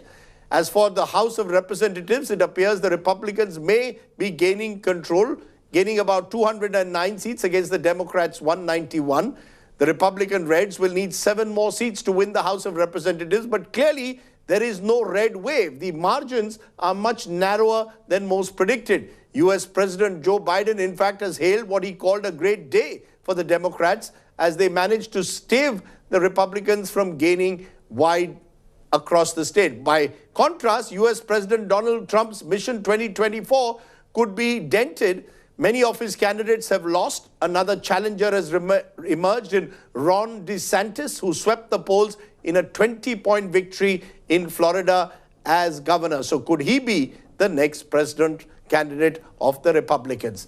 Lots of questions that are blowing in the wind. Listen in. Well, we had an election yesterday. And it was a good day, I think, for democracy. And I think it was a good day for America. Excuse me, I'm a little hoarse. Our democracy has been tested in recent years, but with their votes, the American people have spoken and proven once again that democracy is who we are. The states across the country saw a record voter turnout.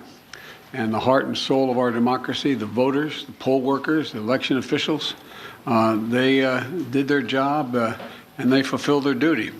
And apparently without much interference at all, without any interference, it looks like. And that's a testament, I think, to the American people. The silent majority is back and stronger than ever before.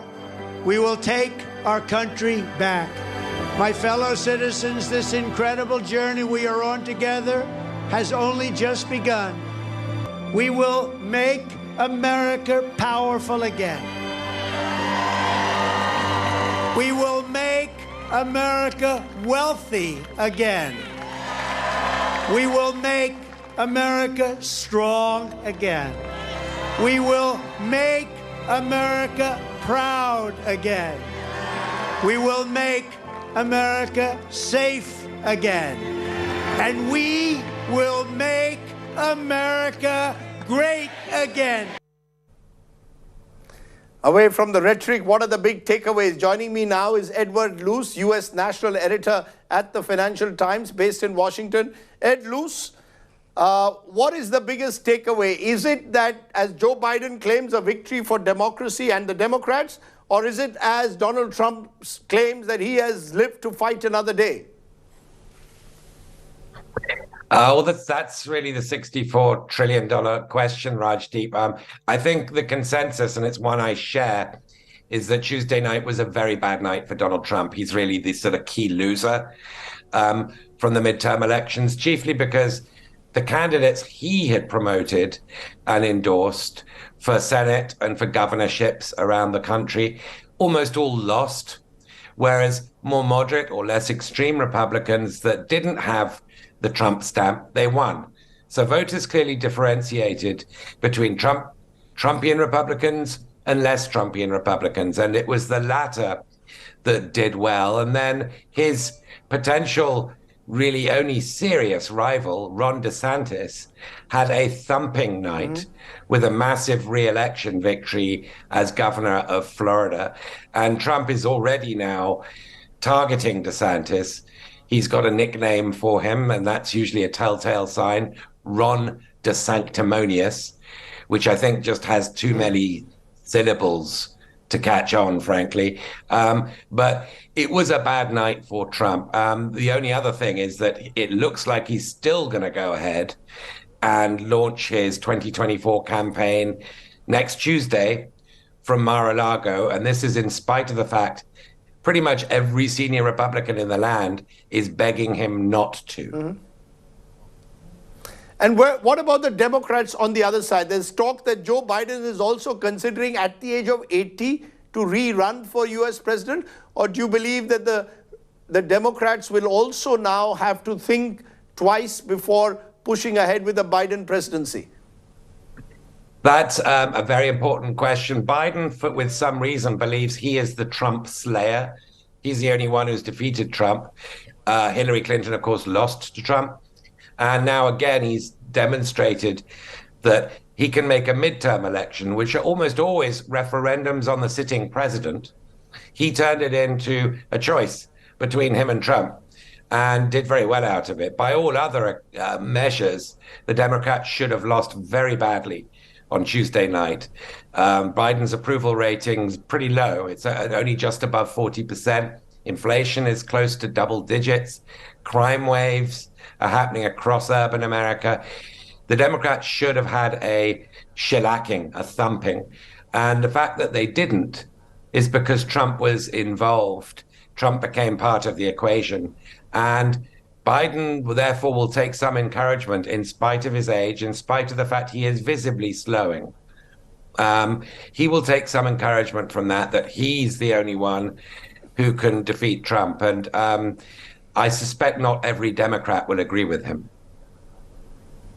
So in a sense, it appears net at the end of the day, America left with very few options.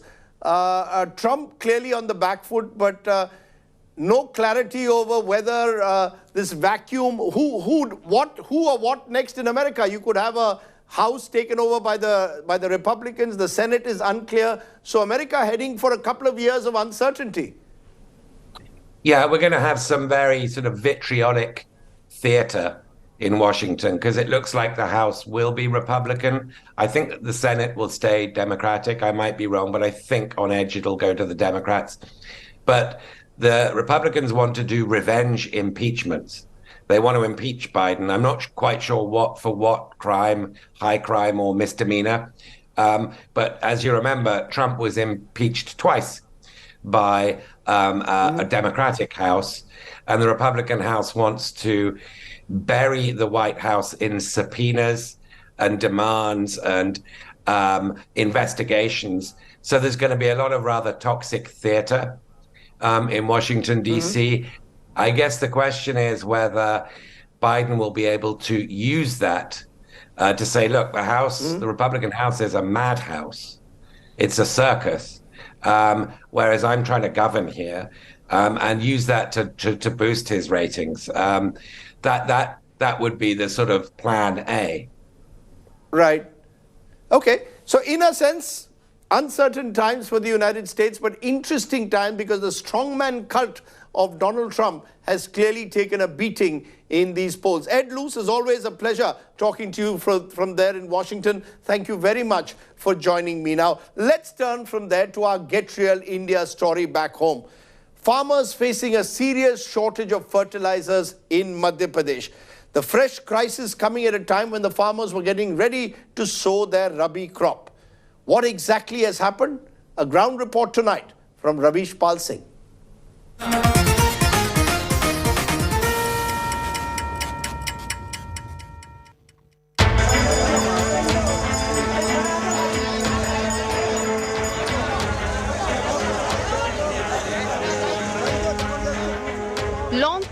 outside government's fertilizer supply centers. Urea shortage, an annually recurring crisis, is yet again looming over Madhya Pradesh farmers ahead of the Rabi season. Even Madhya Pradesh Chief Minister Shivraj Singh Chauhan's home district, Sihor, is facing issues. India Today found farmers queuing up at a mandi since night to purchase fertilizers. Their wait continued for hours. The government claims it has opened 262 extra counters across the state, but long queues, document verification and limited stocks of fertilizers have made procurement of fertilizers extremely difficult for the farmers.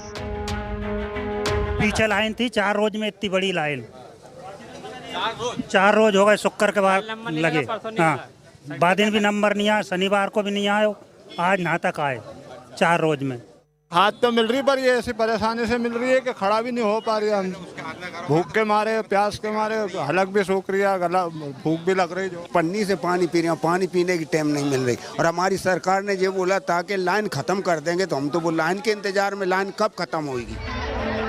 While the farmers are angry, the government claims there is sufficient supply of fertilizers. हमारे जिले में करीब 10,000 metric ton urea है 4,000 करीब लगभग जो है DAP है और 11,568 जो है एसएसपी है और 2,200 टन जो है एनपीके है. सफिशिएंट मात्रा है खाद की. कहीं भी जो है लाइन दिखाई दे रही है. जो हमने निजी दुकानदारों को भी डबल लॉक के यहाँ काउंटर खुलवा दिए वहाँ से पर्ची दी जा रही है और दुकान से खाद उठाया जा रहा है. The opposition Congress has slammed the Chauhan government for mismanagement in distribution of fertilizers. खाद की लाइन सीहोर सतना राजगढ़ बड़ी बड़ी लाइनें लग रही हैं. रबी की फसल बुआई हुई है इस समय खाद की आवश्यकता है. अगर ये खाद नहीं मिली तो ये फसलें नष्ट हो जाएंगी और इसकी फिर जिम्मेदारी इस सरकार की है. Even as Chief Minister Chauhan has directed officials to take immediate remedial measures, this time too farmers are spending long hours in queues for fertilizers when they could have been in their fields. With Rahul Singh, Bureau Report, India Today. Let's take a break at this point. When we return, we'll turn to the story that's unfortunately left all of us depressed. India thrashed by England in the World T20 semi-finals. What's the post-mortem? Sunil Gavaskar joins us on the other side. You're watching the news today. News without the noise.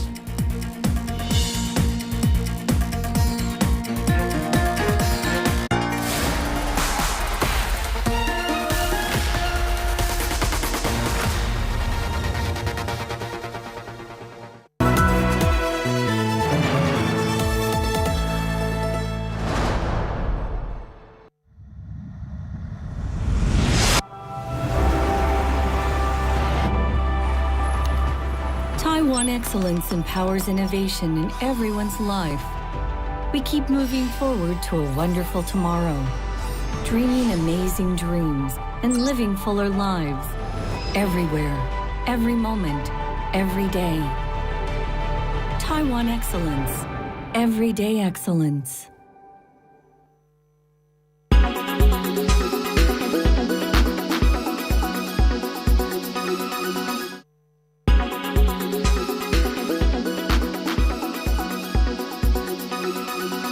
Make your media plan smarter with India Today Live TV on your connected devices.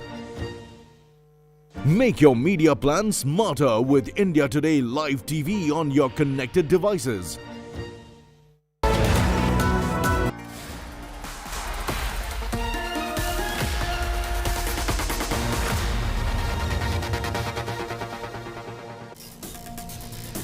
Welcome back. India knocked out of the World T20 as England thrashed the men in blue by 10 wickets, chasing down 169 with 4 overs to spare and without losing a wicket. India probably lost the match in the first 10 overs itself because of a slow and failed start. Take a look. A big pressure game and KL Rahul walked back without much under his belt. Just 5 to be exact. And England have drawn first blood. Virat Kohli resumed his love affair at Adelaide with an expansive drive over the extra cover fence. Fractionally pitched up and he hit it on the up. Rohit Sharma also tried his luck, got a few boundaries, missed a few before finally his 28-ball struggle came to an end when the Indian skipper was caught at wide long on by Sam Curran for 27. With India 62 for 2 at the halfway mark. Made it up quite comfortably. It was now once again left to Virat and the informed Suryakumar Yadav, and the latter began well with some of his trademark strokes. Through the cover, sir. But thousands of hearts gathered at the Adelaide Oval sank when Adil Rashid forced Suryakumar Yadav to miscue one and England had got the big one. Picks up the wicket of Suryakumar Yadav and you can see why England are celebrating here. Hardik Pandya sensed the urgency and upped the tempo with a few sixes that got India to push the run rate. From Pandya. At the other end, Virat got to his fourth half-century of this tournament, but the very next ball, he was gone. And Kohli.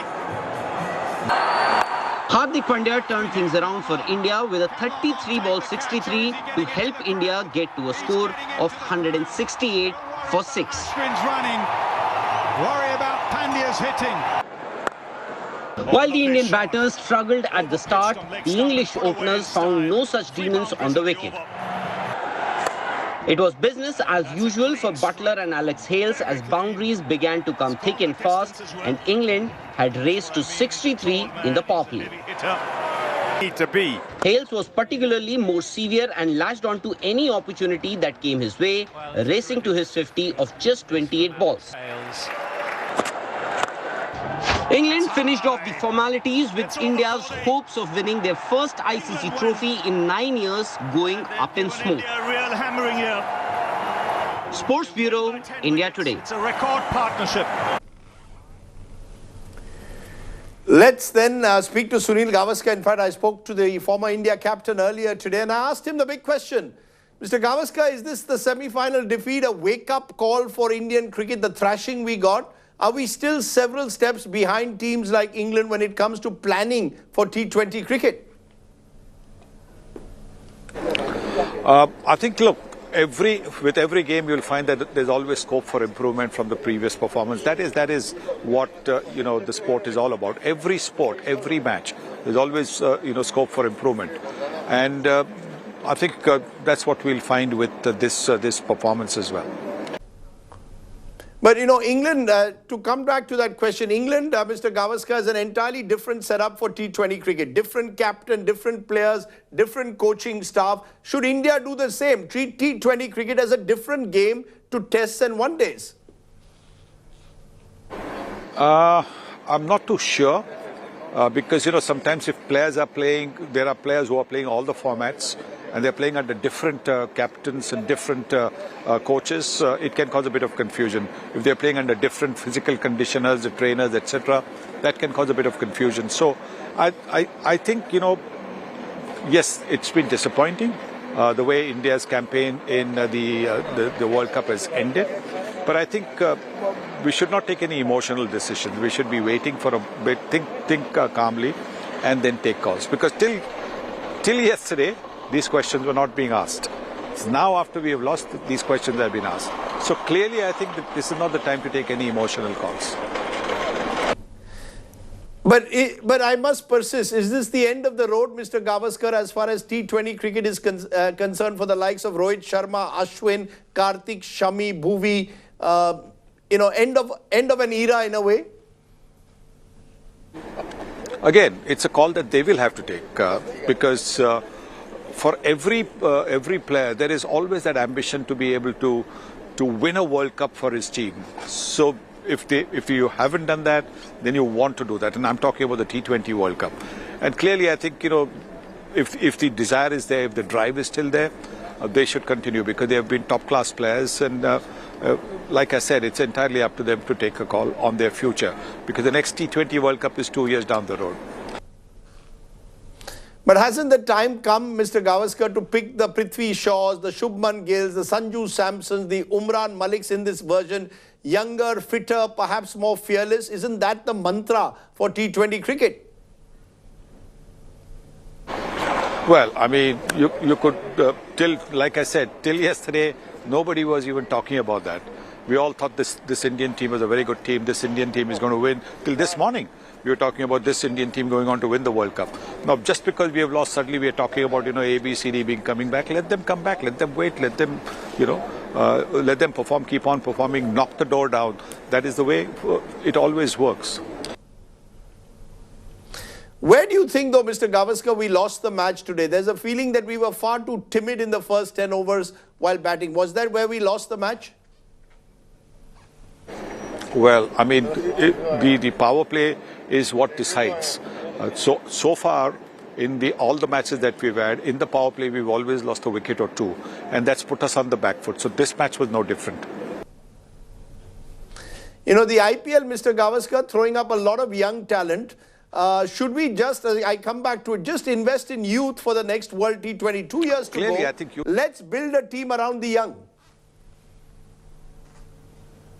Clearly, I think youth has always got its huge plus points, but I think a team should always be a blend of youth and experience.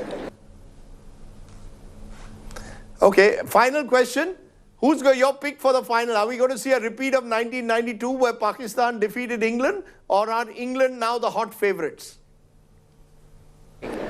The team that wins it, the power plays, and the team that feels better. Okay, the team that feels better. We'll wait and see how that goes, but it's going to be an exciting match because I believe that the two best teams have reached the final. England genuinely have changed the way T20 is played, and the Pakistanis, when they're good, they're very, very good. They got lucky in this tournament with the loss of South Africa by Netherlands defeating South Africa, but either way, that Pakistani pace attack does give them hope. We'll wait and see what happens, England versus Pakistan. I leave you tonight, though, with my image of the day. Hollywood actor Sean Penn recently met the Ukrainian President Zelensky in Kiev. The actor loaned one of his Oscars to Zelensky. Penn is making a documentary about Russia's invasion of Ukraine and told Zelensky when he gave him the Oscar, when you win, bring it back to Malibu. Thanks for watching. Stay well, stay safe.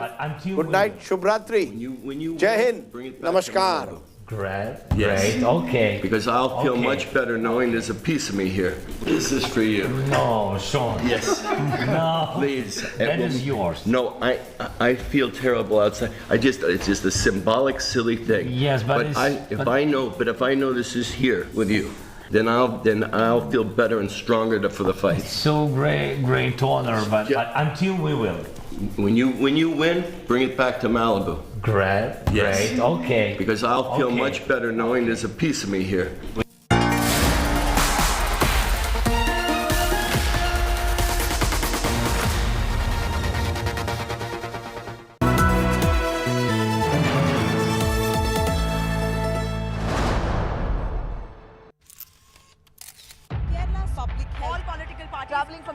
Armed with facts, she takes the news by its horns. Do you think the future of these students are not hampered? Fierce, bold and direct, setting the tone for the biggest stories. From every corner and every angle. Expect nothing but the unfiltered truth. News first, niceties later. Watch me, Nabila Jamal, on India Today.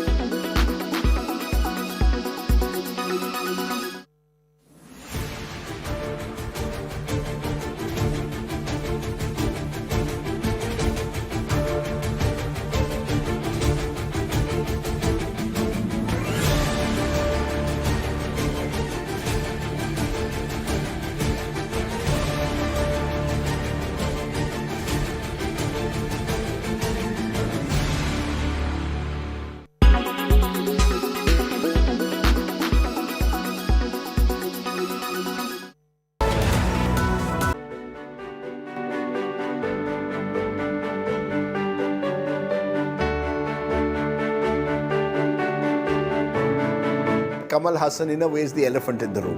When you got married to him or when you first started a relationship with him, I remember the film magazine would always brand you as the other woman. And it couldn't have been easy. You left Mumbai, moved to Chennai, gave up your successful film career. On hindsight, any regrets? Of course not. Of course not. I'm not asking you. I'm posing and saying, of course not. No, not at all. You know, basically, I always say this. If given a chance once, twice, thrice, 4 times also, I would live my life exactly the way I have lived it. Everything is good at a point, Rajdeep. Things go bad later. Otherwise, I would not have got up, left everything and gone. So, no regrets.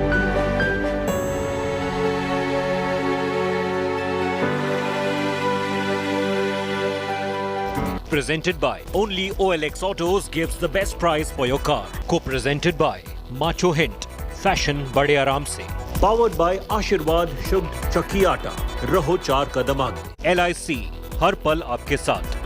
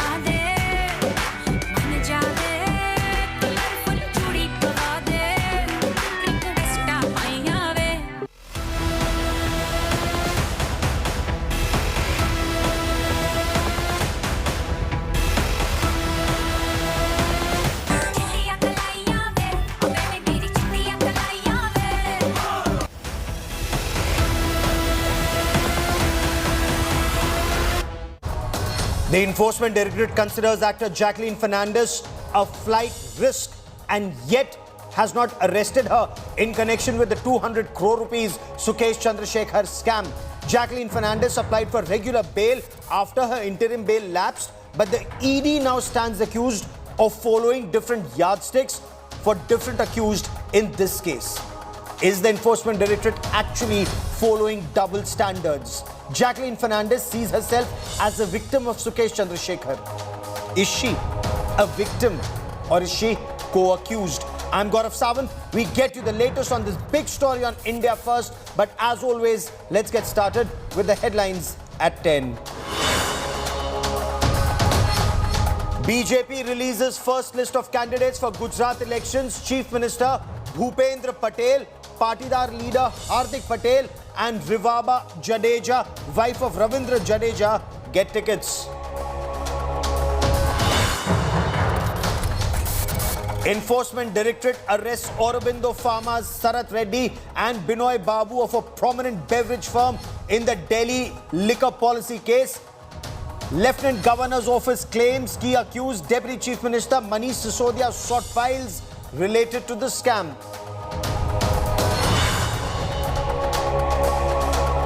Congress Party rehabilitates 1984 Delhi riots accused Jagdish Taitla, made a member of the Congress Party's MCD poll panel. England trash India by 10 wickets to enter the finals of the World Cup T20. England will now face Pakistan on Sunday. A big reversal in the Russia-Ukraine war. President Putin orders his forces to retreat from Kherson. This after heavy shelling by advancing Ukrainian forces on Russian positions west of River Dnipro. The Enforcement Directorate has made a sensational claim in a Delhi court claiming actor Jacqueline Fernandez is a flight risk, seeking denial of bail to her. The Enforcement Directorate, however, came in the line of court fire for its pick and choose policy on arrest and denial of bail. The court asked ED if Jacqueline Fernandez was a flight risk. If there were apprehensions, she would run away from the country. Why had she not been arrested yet? And this question remains. Will Jacqueline Fernandez be arrested, or is there merit in her claim that she too is a victim of Sukesh Chandrasekhar? Arvind Ojha and Munish Pandey with our top story.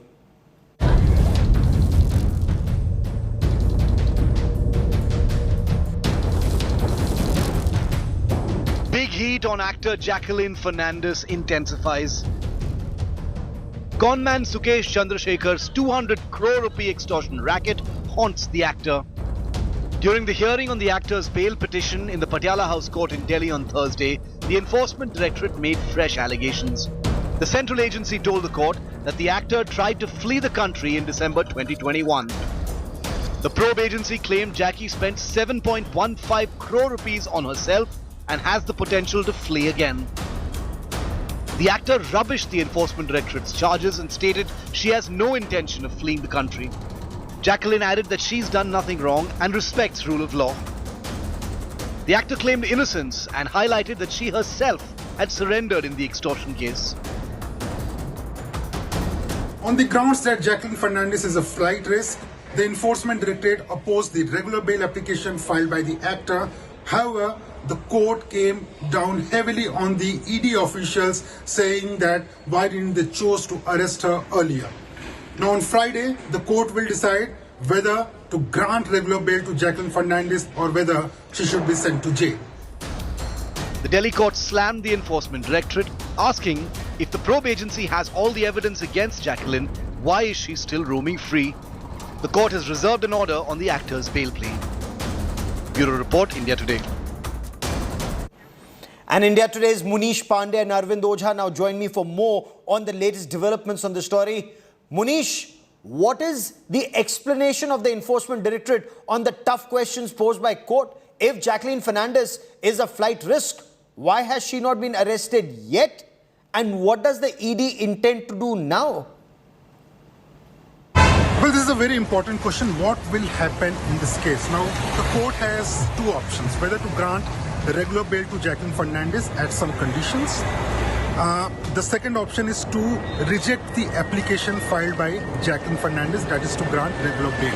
If the bail application of Jacqueline Fernandez is rejected, it means that she will be sent to judicial custody, which means she will have to spend at least few days in jail.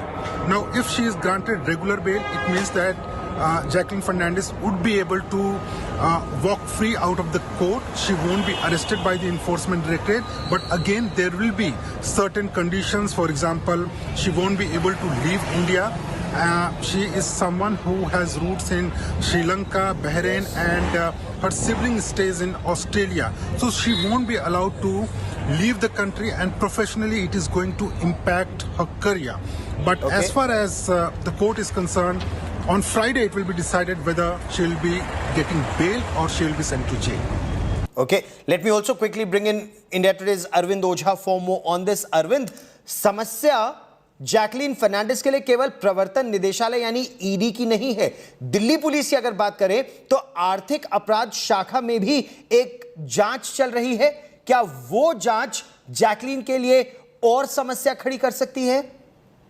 देखिए, कल Jacqueline और उनकी legal team की जो निगाहें हैं वो Patiala house court पर ही टिकी रहेंगी. अगर अदालत उन्हें जमानत दे देती है तो जैकलीन फर्नांडिस को एक बड़ी राहत होगी, लेकिन अगर जमानत की अर्जी खारिज हो जाती है तो फिर जैकलीन को जुडिशियल कस्टडी में जेल जाना पड़ेगा. लेकिन यहाँ पर एक पेच और है. अगर जैकलीन को अदालत से राहत मिल भी जाती है तो एक केस जिसकी जांच दिल्ली पुलिस की आर्थिक अपराध शाखा कर रही है, उस मामले में अभी तक क्लियर नहीं किया है ईओडब्ल्यू की टीम ने कि वो आरोपी है या नहीं है. ईओडब्ल्यू की टीम ने पिछले दिनों आपने देखा होगा कि जैकलीन से घंटों की पूछताछ की थी, उनके सहयोगियों से पूछताछ की थी, जैकलीन के मैनेजर से पूछताछ के बाद कई चीजें सीज की थी. तो अगर ईडी की कोर्ट से राहत मिल जाती है जैकलीन को तो ईओडब्ल्यू की जो जांच है वो उनके लिए परेशानी का सबब बनेगी. यानी अभी राहत मिल भी जाती है कल उनको तो राहत एक तरीके से वो जैकलीन के लिए है नहीं, क्योंकि अभी भी जो EOW है वो अपनी चार्जशीट दाखिल नहीं की है और उसमें खुलासा नहीं किया है कि जैकलीन उनके केस में आरोपी है या नहीं। ठीक है, ठीक।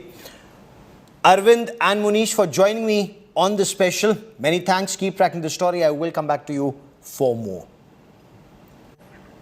From expensive bags to watches to cars and even cash and gifts for her family, Sukesh Chandrasekhar presented many gifts, including a race horse and club membership to actor Jacqueline Fernandez.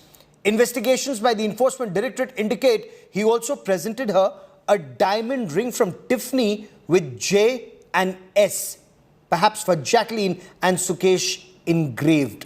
5 Birkin, Gucci and YSL bags, Rolex watches, homes and BMW cars are all currently under ED investigations. Munish Pandey gets us more on the gifts.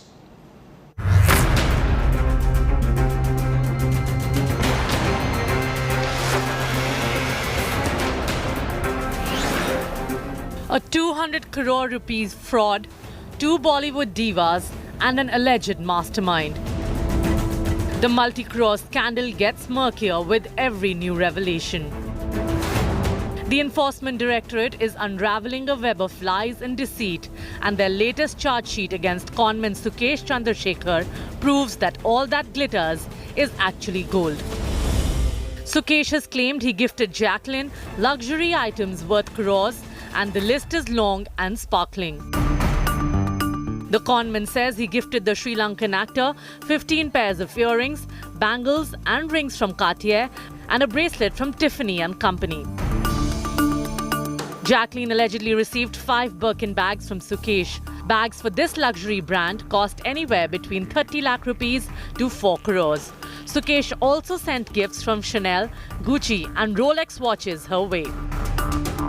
The charge sheet says Sukesh gave the Fernandez family a fleet of luxury cars. A Mini Cooper to Jacqueline, a car she claims she returned, a BMW X5 for the diva's sister in the US, a Maserati and a Porsche to Jacqueline's parents. That's not all. The conman doled out loans worth 1.13 crore and 37.8 lakh rupees to Jacqueline's siblings living abroad. In a statement to the ED, Jacqueline confessed to visiting showrooms of luxury brands to identify products and sending a list of them to Sukesh, who paid and got them delivered to her either directly or through one of his aides. The actor has been stopped from leaving the country and has been questioned 4 times by the ED. However, she maintains that she is only testifying as a witness. With Arvind Ojha and Munish Pandey, Bureau Report, India Today. Actor Jacqueline Fernandez was really taken in by the lavish gifts that conman Sukesh Chandrasekhar bought for her. In fact, she's believed to have told a friend she had found her dream man. But then her dreams were shattered when she learnt his name was not actually Shekhar, but Sukesh Chandrasekhar. He had apparently told her he owned a television channel in Chennai and that he was a member of a top political family south of Vindhyas. We get you more on her journey in Bollywood and her association with the conman. Despite not having any big connections within Bollywood and the obvious language barrier, Jacqueline Fernandez has managed to make her mark in the Indian film industry. The Bahraini Sri Lankan actress was born on August 11, 1985 in Bahrain and comes from a multi-ethnic family. After studying mass communication in Australia, Jacqueline started to work as a presenter in Sri Lanka while modelling on the side. Ladies and gentlemen, the Trillium High Miss Sri Lanka Universe for 2006. Please put your hands together for Miss Jacqueline Fernandez. Jacqueline made heads turn in 2006 when she won the Miss Sri Lanka pageant. Congrats, Jacqueline!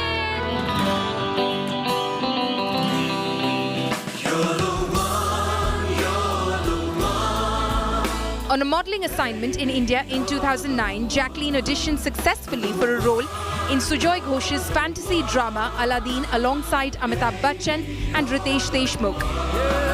Her Her Bollywood debut might have been a box office failure, but the actor left a mark with her performance.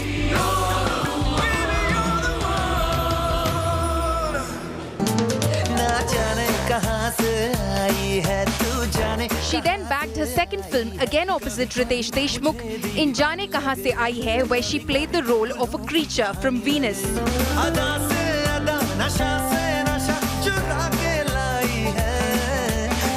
Her first two films might have tanked at the box office, but Jackie's third film, Murder 2, was a commercial success.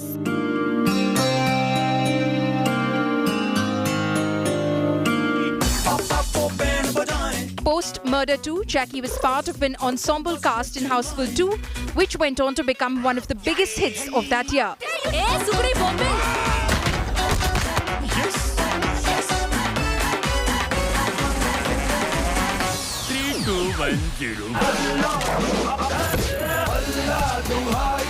She then signed another multi-starrer, Race 2, which was an action thriller, and also starred Saif Ali Khan, John Abraham and Deepika Padukone. आज तक किसी ने मुझे इस तरह छूने की कोशिश नहीं की। बुरा लगा तो बता देती। मैंने ये कब कहा कि मुझे बुरा लगा? आप डेविल के पीछे, डेविल आपके पीछे। Too much fun. However, the biggest turning point in her career came in 2014, when she starred in Sajid Nadiadwala's directorial debut Kick, alongside superstar Salman Khan and Randeep Hooda. The track Jumme Ki Raat Hai, a peppy dance track featuring Jackie and Salman, was one of the biggest hits of the year.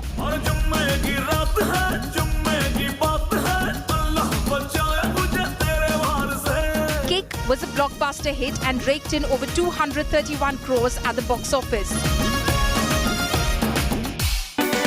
However, her next two projects, Vikramjit Singh's Roy and Karan Malhotra's action drama Brothers, failed to light up the box office. She then went on to star in Houseful 3 and A Gentleman. ये मेरा प्रेम है। ये मेरा राजा है। राजा, please help me. Hello, ladies. इसे कहते हैं जुड़वा. Jacqueline also starred in David Dhawan's comedy film Judwa 2 opposite Varun Dhawan and Taapsee Pannu.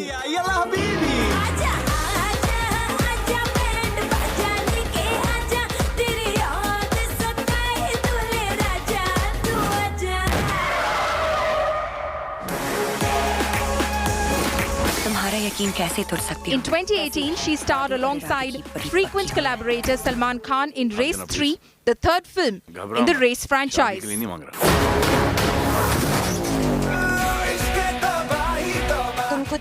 Sri Lankan Beauty was in another multi-starrer, a horror comedy titled Bhoot Police, which had a digital release on a streaming platform. तुम्हारी जिंदगी ना केवल दो चीजों से चलती है, पैसा और हवस। काली ऊर्जा है। अबे कोई ऊर्जा नहीं है, ये जवानी की फ्रस्ट्रेशन है। मेरे खाता खोल लो। Besides films, Jacqueline has other interests too. She opened a restaurant in Colombo and is also the co-founder of an active wear clothing lineup. She was named Woman of the Year by PETA India in 2014 for advocating the welfare of animals. Entertainment Bureau, India Today.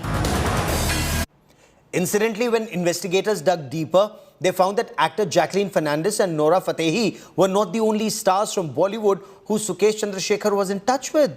In fact, closer scrutiny reveals that several actors and models from the film industry travelled to Delhi and some even to Tihar prison to meet Sukesh Chandrasekhar.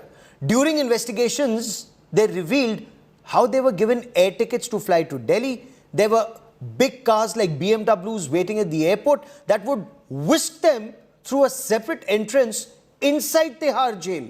We get you more in this report.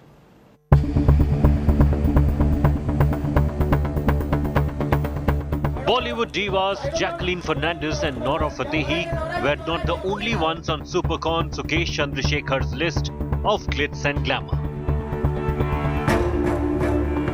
As more skeletons tumble out in the 200 crore rupees extortion scam, India Today has learnt small-time actors and models Nikki Tamboli, Chahat Khanna, Sophia Singh and Arusha Patil allegedly met the con man while he was lodged in Delhi's high-security Tihar jail.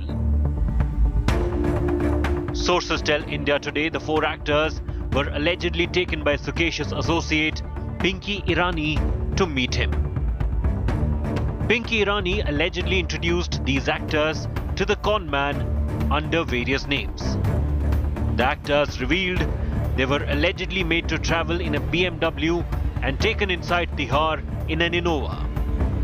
Once inside the jail, they were allegedly made to evade CCTV. Sources say Nikki Tamboli has allegedly revealed Pinky booked their flight tickets from Mumbai to Delhi. According to sources, Tamboli said no security check was done at the Tihar jail, nor were their IDs asked for. The con man had allegedly sent money and gifts such as Gucci and Louis Vuitton bags and Versace watches to these actors. Out of these 4, Arusha Patil allegedly admitted she was introduced to Sukesh by Pinky Irani but denied meeting him in Tihar jail. Investigations so far have exposed the multi-millionaire con man's alleged life of luxury inside Tihar jail. CCTV footage has revealed Sukesh was put in a separate barrack and had access to mobile phone. The area around his bed was covered with curtains to hide special treatment given to him. Many Tihar officials are already under investigation for facilitating Sukesh's free run in the jail. With Munish Pandey, Bureau Report, India Today. But how did Sukesh Chandrasekhar come into big money? How did he get crores to splurge on Bollywood divas and others? India Today tracked officials in the know of this case and found out how he used a network of mobile phones and impersonated officials in the government to extract money from top business houses and industrialists in our country. He took crores promising to help them sort their problems, some including with the government. India Today's Munish Pandey has accessed one such audio conversation. Let's get you more in this report.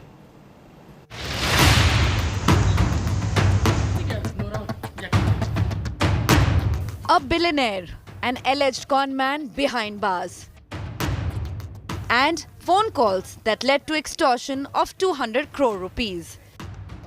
India Today gets a blow-by-blow account of how a jailed con man extorted 200 crores from a business tycoon's wife.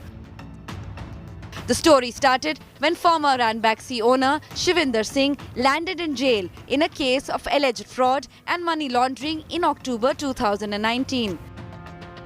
Shivinder Singh's wife, Aditi Singh, was working on getting bail for her husband when she was allegedly approached by con man Sukesh Chandrasekhar on the phone. Chandrasekhar posed as a government official when he established contact with Aditi Singh. He allegedly used voice modulation to change the tone of his voice. The shocking detail, he was allegedly doing all this from prison. India Today has exclusively accessed the audio recordings of Chandrasekhar's conversation with Aditi Singh. You tell him not to be worried. Tell him to let us do our job. We know what we are doing. Tell him to be relaxed. Tell him to now look forward to come out. Sir is saying that it is inappropriate to have a meeting in the current scenario with everything that's going all around. And he's saying that don't worry about all of these things. Now we just have to look forward to you coming out and working together. All the while, Aditi Singh had no idea she was being scammed by Chandrasekhar. Aditi Singh became aware of the con months later after the Enforcement Directorate alerted her. The ED had begun taping Chandrasekhar's phone last year, which led to his arrest in the new case of alleged fraud. Hello? Yes, sir. Yes. Tell him that his bails are now going to be disposed at once in Supreme Court. He needs money about anything. He cannot be any more going up appealing anywhere. Tell him that. And also tell him that even in the Suresh Kumar case court, he was about to get bail. But because Mr. ACC said that you managed Mr. Case, that is the reason we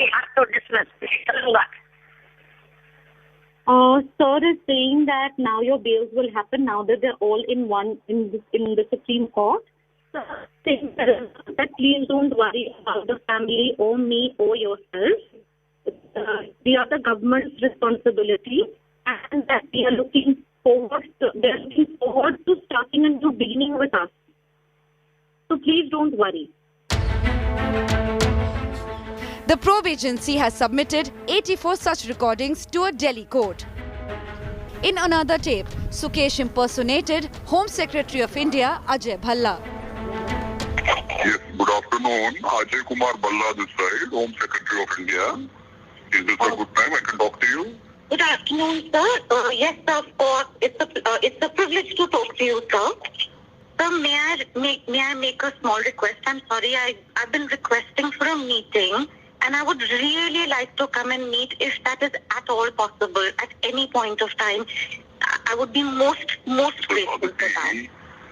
I would like to mention to you that I'm sure you have been told even before that there is certain right time for things to be done.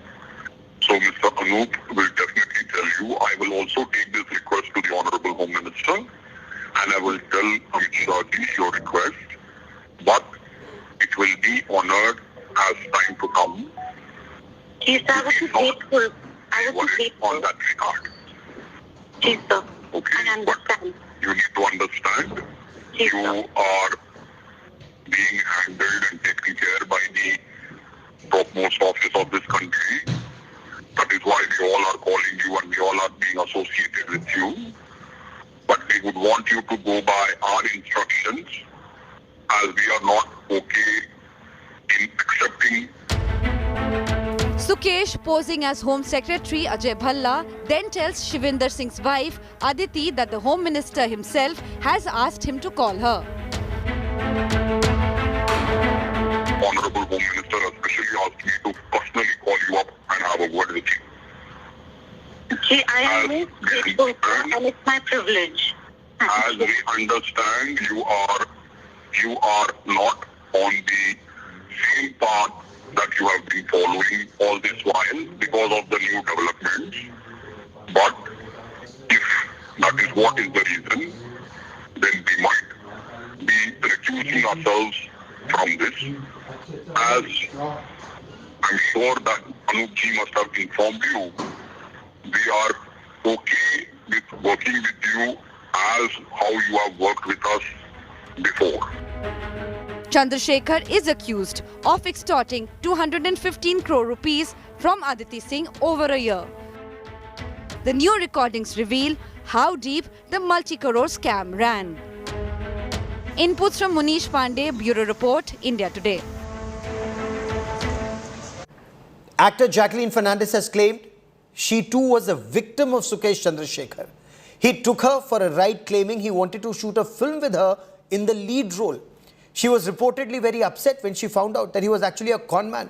But by then, apparently, she had accepted many gifts and didn't know how to get out of this situation. She has repeatedly requested that she be treated as a victim and not a co-conspirator or co-accused in the case. India Today has accessed Jacqueline Fernandez's full statement to the Enforcement Directorate, where she reveals how Sukesh conned her. Jacqueline told the Enforcement Directorate that Sukesh tried to get in touch with her in December 2020 and January 2021, but she did not respond to his calls. She then went on to say that Sukesh got in touch with her makeup artist, impersonating a call from Union Home Minister Amit Shah's office. Sukesh told Jacqueline's makeup artist that the actor must get in touch with him as he is an important person. When Jacqueline did contact Sukesh, he introduced himself as the owner of Sun TV. He also said he's from the political family of former Tamil Nadu Chief Minister J. Jayalalitha. Sukesh declared he was a big fan of hers and that she should do films in the South. He also told her that Sun TV had many projects lined up for her. After that, Jacqueline says she continued to stay in touch with Sukesh. In fact, when the alleged conman was out on parole, the two stayed at a hotel in Chennai. Sukesh had, in fact, chartered a private jet for Jacqueline Fernandez to fly and meet him at Chennai. Questioned by the Enforcement Directorate at least 4 times, Jacqueline Fernandez admitted that Sukesh gave a loan of $150,000 to Jacqueline Fernandez's sister in the United States of America. She also said Sukesh had transferred 15 lakhs into her brother Warren Fernandez's account in Australia, and that another 15 lakh rupees were delivered to Jacqueline Fernandez herself in person. She also said that Sukesh Chandrasekhar had bought a horse for her.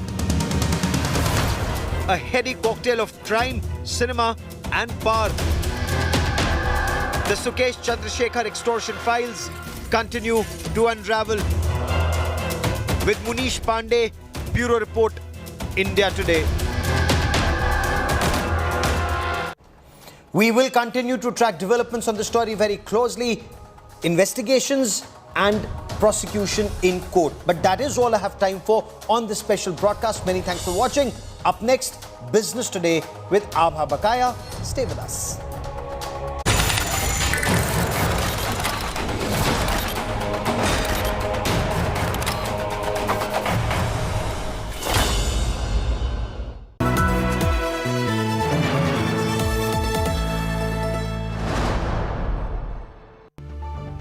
The men and women who built Indian industry, and the young guns who are shaping tomorrow's India.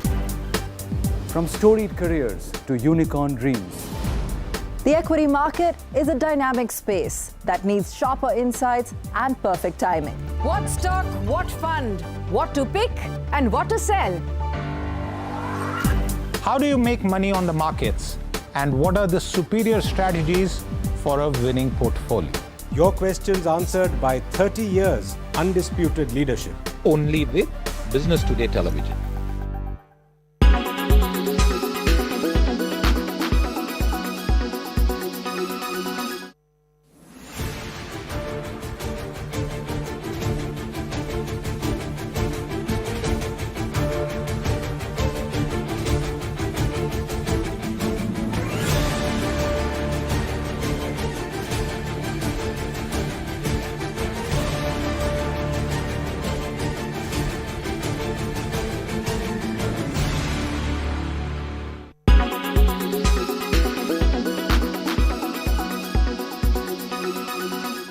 Everyone's busy finding what's trending. You're busy finding out why. India Today, for those who research before reacting. Download the India Today app now.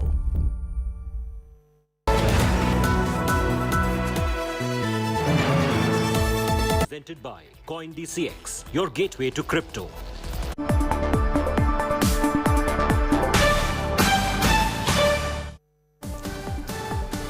Hello and welcome. You're with us here on Business Today. I'm Abha Bakaya. Here are the day's top business stories.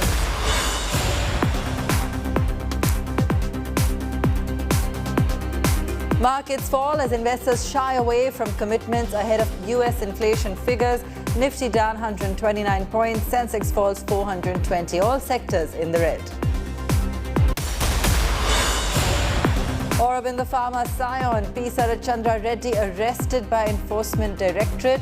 Made a suspect in the politically explosive Delhi liquor scam. Stock plunges nearly 12% on the news. Nykaa's parent company, FSN E-commerce, zooms more than 5% even as the lock-in period of its anchor investors ends. Announcement of a 1:5 bonus does the trick. Maruti prepares for the big market fight, veers towards SUVs to capture share. Confirms to Business Today TV that it will launch a new SUV by March.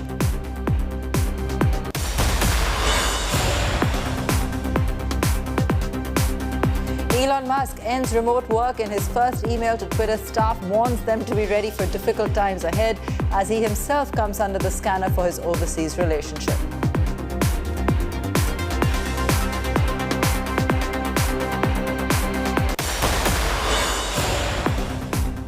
Earlier, a blue verification tick meant that the social media giant verified a user's identity. It stood for authentication and reliability.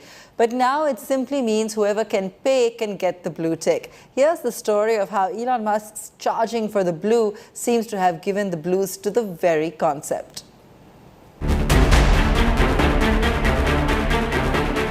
On Wednesday, Elon Musk Twitter launched its most criticized feature yet, the new and revamped Twitter Blue Tick subscription that now costs $8 and provides Blue Tick verification to users. Shortly after the feature was rolled out, Twitterati started testing it out. Fake accounts of former US President Donald Trump, who is banned from the social media platform for life, emerged with a blue tick next to it. The account seemed believable as it was verified, but it wasn't the real Donald Trump. That account was taken down after a couple of hours. Other verified accounts that emerged included gaming character Super Mario, Lakers player LeBron James, and even Jesus Christ. All of these accounts had similarities. Firstly, they all had verified blue tick, they were all fake, and lastly, they were all suspended in a couple of hours except for Jesus Christ's account. But the emergence of these accounts indicated the flaws of Twitter's new feature.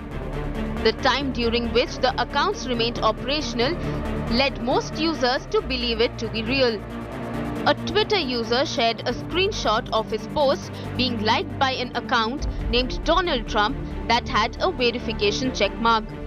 Another user shared a screenshot of a tweet by the account named LeBron James. It had a checkmark too, but a minute difference between the real account of James and this impersonator was the spelling of his username that ended the last name with a Z. These accounts were brought in notice of Musk on Twitter. A user wrote, "The beauty of this is each account that gets verified paid $8.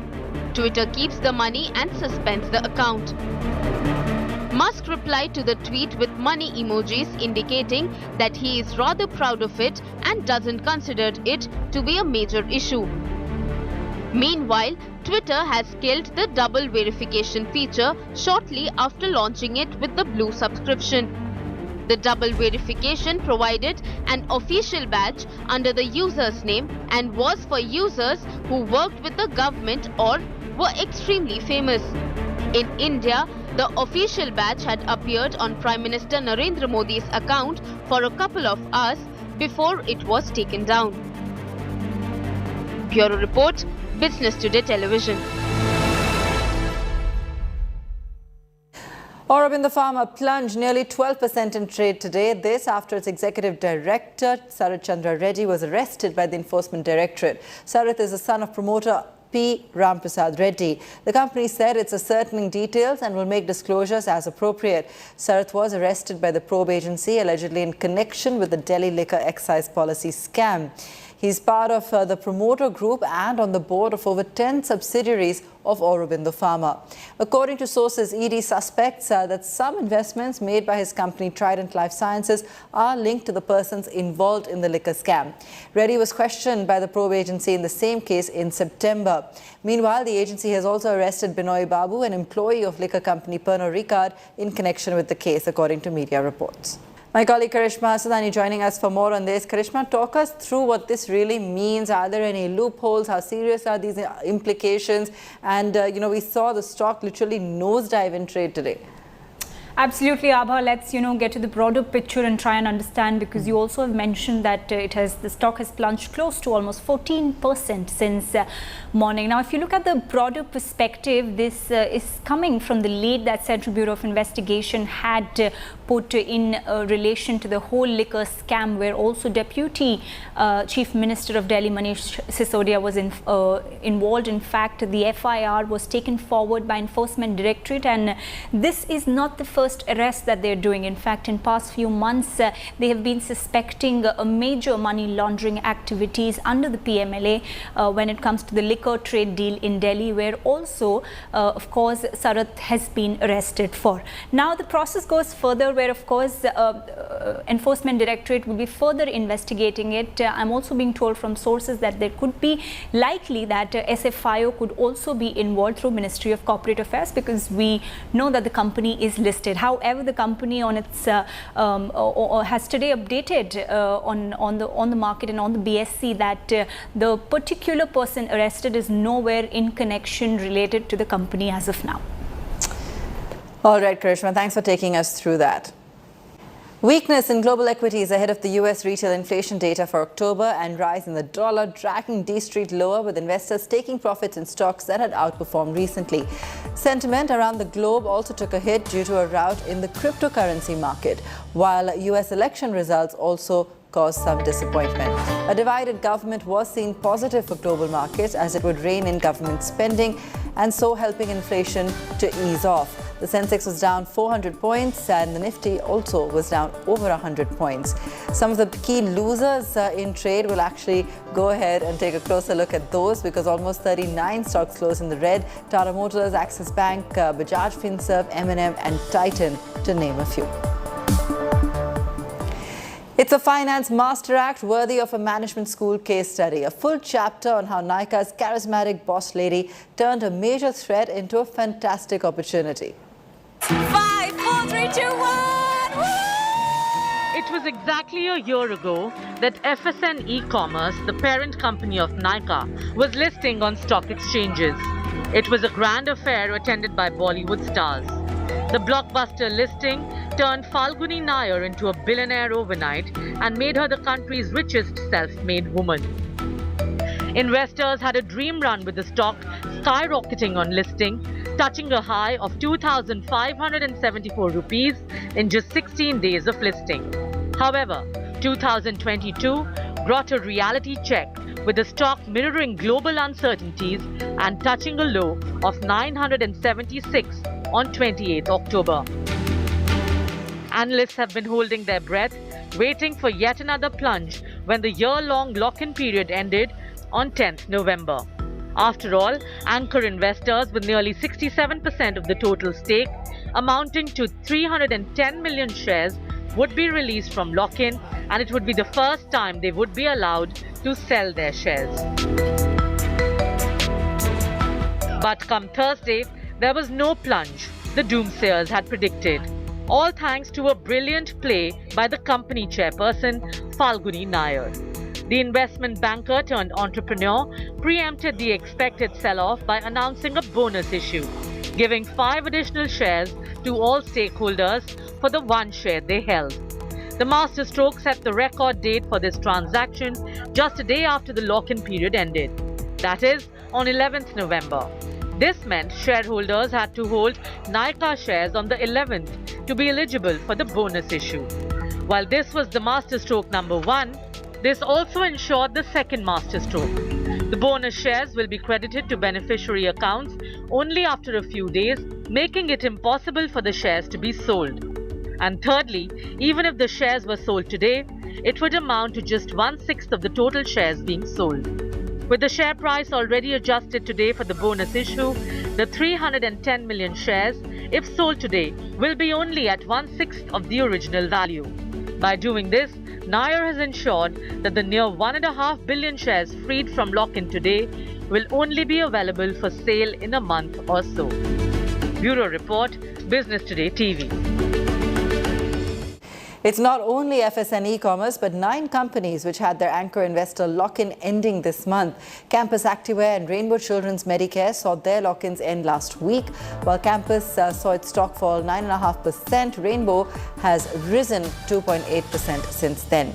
3 companies had their lock-ins end today. While the shares of PB Fintech and SJS Enterprises fell, FSN E-Commerce saw a rise of 6.5% thanks to its bonus issue announcement. Next week, we'll see the lock-in periods of Paytm, Sapphire Foods and Delivery also end. Meanwhile, my colleague Sakshi Patra spoke with Yashish Dahiya and Alok Bansal, the founders of PB Fintech, about its financials and growth plans going ahead. Listen in. Mr. Dahiya, if you could expound upon that itself, when you're talking about the offline business, what is the percentage of sales that is coming through that? Are you looking at expanding that going forward from here too? See, if you think about it, 2019 to 2023 is roughly 4 years. In this 4 years, our revenue has increased 5.3 times, right? And 85% of 90% of the revenue is coming from the online business alone. We do have new initiatives which are getting some revenue. They are there. If I look at the next 4 years, perhaps our revenue will go up about 2.5 times, which is half of what it has done in the last 4 years. So we will still be at about 6,000 crores revenue. Now, the big growth that we have longer term is going to come from health and life insurance alone, which is part of the core business. And that comes directly. I think in the new initiatives, we will have some growth. But at the end of it, our objective in the year 26-27 is to do roughly 35,000 crores of premium. Okay. That is a big chunk. Please appreciate today the entire life insurance industry, all of it put together outside of LIC, does about 35,000 crores of premium in fresh business. So it's a very large number. Sure. So you cannot be in only one channel and have that business. You will have to be an omni-channel player like everybody else and have that business. Okay. And, Shakshi, just to add to that, sure. If you look at the hybrid approach that we started last year, then that is a very, very big initiative in that sense, because see, a lot of customers who come to us, we need that hand-holding to select the right product and make the right decision by understanding the nuances of the product. Sometimes they would also want to understand if we are physically available in their city and if we can talk to them in their local language. Yes. Now, having a physical presence, see, they have to come to us first. They are coming to the website. They are talking to the call center guys. But after that, if they want to have a physical face-to-face meeting, we have enabled that in few cities now, where the employee of Policybazaar actually goes to the house or the office of that customer and sits with them and take them through the journey. And, sort of provides more trust to the customer. It also helps them make a better decision, maybe because they are talking to the customer in the local language. And we are already seeing a delta of about 38-40% coming because of this hybrid approach. Now, this is part of the core business itself, and the cost is being taken care within the core business. And the contribution number that we mentioned, the 45% contribution number, incidentally, which has moved from 35% last year, is already taking care of this cost. Similarly, we are doing a lot of effort on the claim side, which is again part of the core business. We have got more than 300 people today in office who actually help customers navigate the claim process. To be honest, at the time of claim, customer is in distress and they don't really understand how to go to that. It's almost like a black box to them. And that is another cost, a big cost of 300 people team, which is getting absorbed within the core business. So, just wanted to clarify, a lot of the effort that we want to do on the core business, the cost will always be taken within the core business, and that will definitely aid the efficiency. It will help us go fast in terms of growth. Initiative is totally separate. When we talk of corporate or POSP, that has nothing to do with core business. Let's take a very quick break on that note. Back with more on the other side.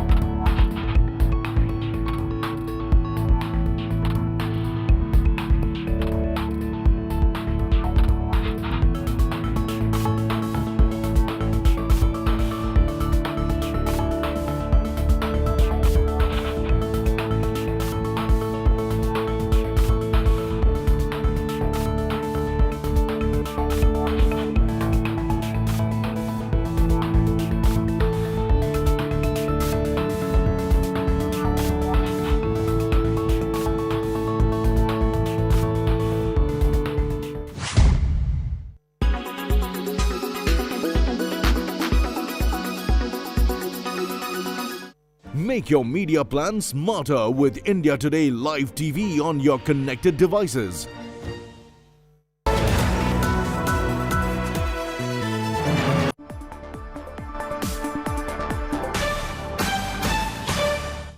Welcome back.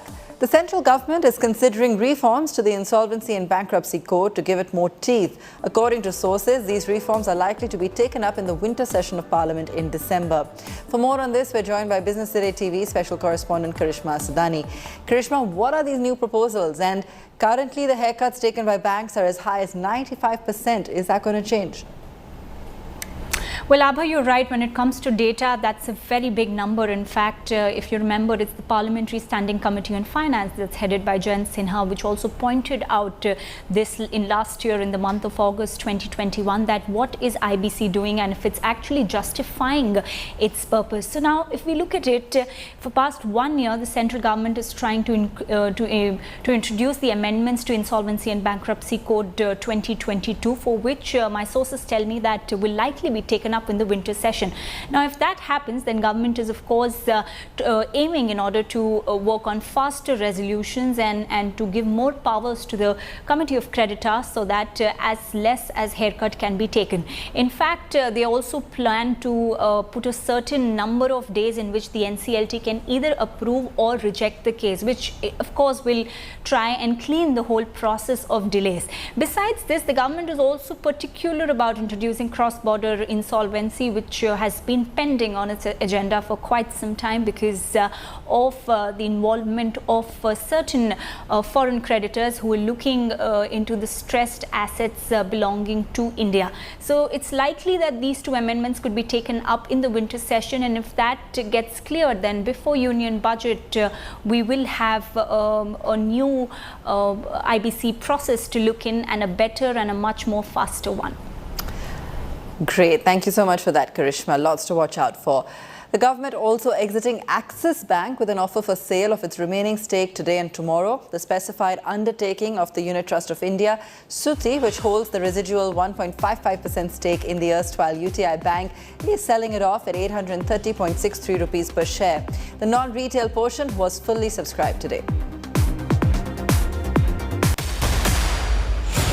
The government has approved an order of nearly 27,000 crore rupees from BSNL to TCS for rolling out the telco's 4G network. The government-owned BSNL is likely to soon issue a purchase order for 1 lakh sites. Vistara has increased its flight operation from Delhi to Frankfurt and Paris. It will be operating 6 weekly flights starting today. The frequencies were increased after the airline successfully inducted a third Boeing 787 Dreamliner in its fleet.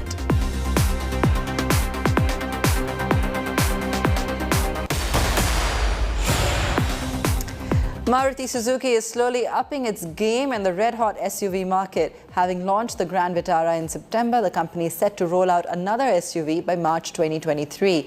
In an exclusive conversation with Business Today TV, Maruti Suzuki's Shashank Srivastava started out by revealing why the company is still bullish on the CNG segment despite spiraling fuel costs. Is Maruti betting big on CNG, and the company is trying to get more hold of the CNG market, considering also that even though the CNG prices are high. So what is your outlook on CNG and why this move being done for the next half? Yeah, so CNG is a very, very environment-friendly fuel. So it's obviously helps us contribute to the for usage of of environment-friendly fuel. At the same time, not just the environment friendliness of the fuel, but also the fact that the running cost of CNG still low compared, even after the increased CNG prices, still low compared with the diesel or the petrol. For a Wagoner, for example, the CNG running cost would be around 2 rupee 50 paise per kilometer, as against almost 4 rupees 75 rupees for petrol and diesel. So I think it's from an economic point of view, running cost also it makes sense to have CNG, and that's why we have seen such a lot of interest in the CNG market. And in fact, this year, Maruti Suzuki will probably be selling 360 to 400,000 CNG vehicles. This compares very favorably with about 230,000 odd vehicles that we sold in 234,000 last year. So CNG is a good option, and we can see going forward. In fact, diesel vehicles have been coming down as a percentage of the total sales. And in fact, Chetan, you'll be surprised that for Maruti, for the vehicles where we have CNG, almost 35% sale is CNG. And on an overall portfolio, 20% of the Maruti Suzuki sales are CNG. And is more SUV coming up in this financial year. Can we expect that in the January to March quarter? Exact timing is difficult for me to reveal, but yes, you have only 5 months remaining, and therefore we would like to introduce these some of the SUVs quickly. And remember, Chetan, we had this long discussion last time that is also central to our regaining the market share, because in the non-SUV market, while our market share is upwards of 65%, it is because we have a smaller market share in SUV that brings down the overall market share to below 50%. So we would like to achieve that 50% number. That has been a stated objective, and SUVs form an important part of that strategy. Shashank, last two questions. How is the sales for Grand Vitara going, and are you considering to ask the government on any tax breaks for strong hybrids? Because ultimately, the government is offering some relief for EV, strong hybrids also are a cleaner source of energy. So, any comment on that? So the Grand Vitara has been doing quite well. We have so far got more than 76,000 bookings, and we have delivered almost 13,000 cars. So that's a pretty good beginning, I would say, even though there have been some constraints in terms of availability. But yes, hybrids are a very, very good option. A Grand Vitara strong hybrid gives the intelligent electric vehicle, gives it almost 28 kilometers to the liter, and therefore very, very environment friendly. It runs on the EV mode and the urban cycle most of the time. So and it doesn't have that range anxiety or the charging infrastructure requirement. So I'm sure it's very, very good for the environment. And in that sense, I think it's logical that some support be given to the strong hybrids as far as taxation is concerned. All right, that's where we leave it on the show tonight. Thanks so much for watching.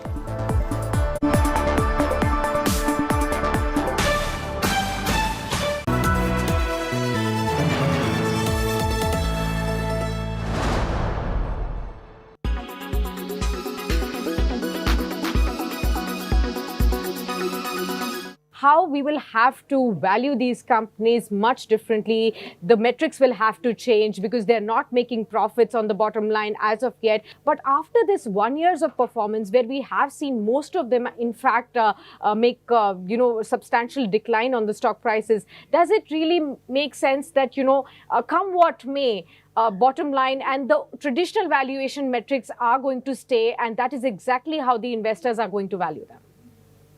So I think, Sakshi, you have made a very valid point that, even if these companies are not purely manufacturing companies, I think what is important is that most investors, especially the retail investors and the institutional investors, have realized that unless, the business makes a decent amount of cash flow and there is hardly any cash burn, the markets would obviously reward these companies with better valuations. And it's vice versa, exactly the opposite.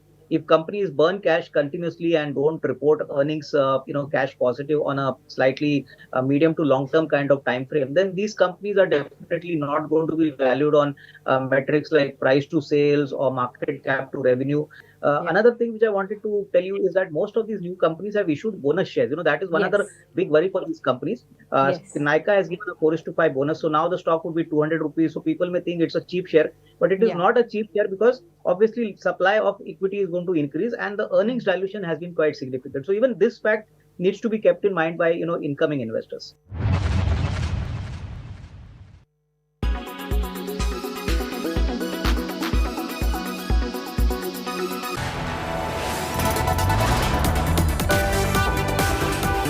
You are watching India Today.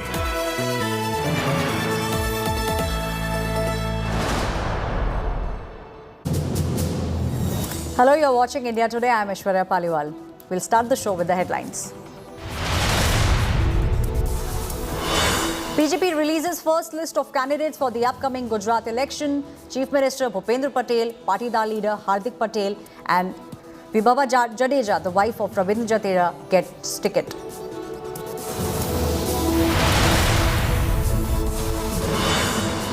ED arrest Aurobindo Pharma's Sarath Reddy and Binoy Babu for a prominent beverage firm in Delhi liquor policy. Meanwhile, LG office claims key accused in the scam Deputy CM Manish Sisodia sought files related to the scam.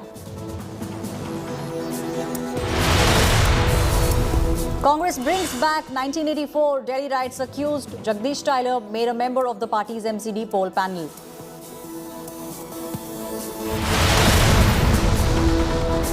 England thrash India by 10 wickets to reach the finals of the T20 World Cup. England will now face Pakistan on the final on Sunday. A big reversal in the Russia-Ukraine war as Putin orders his forces to retreat from Kherson. This after heavy shelling by advancing Ukrainian forces took place.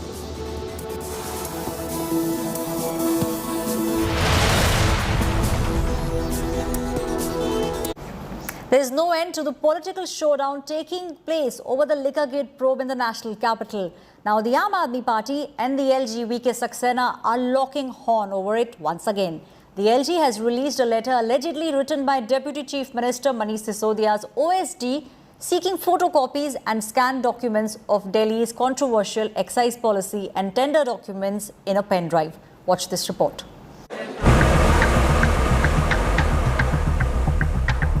Delhi Liquorgate dangle explodes ahead of MCD polls. Delhi LG VK Saxena has fired another salvo at Delhi CM Kejriwal's deputy Manish Sisodia. The office of LG released a damning letter allegedly sent by Sisodia's personal aide. The letter dated September 30 has Liquorgate Prime accused Sisodia seeking photocopies and scanned documents of Delhi's controversial excise policy and tender documents in a pen drive. Slamming Manish Sisodia, LG office said he misused his powers as a minister as he sought liquor scam-related documents and papers which are under scrutiny.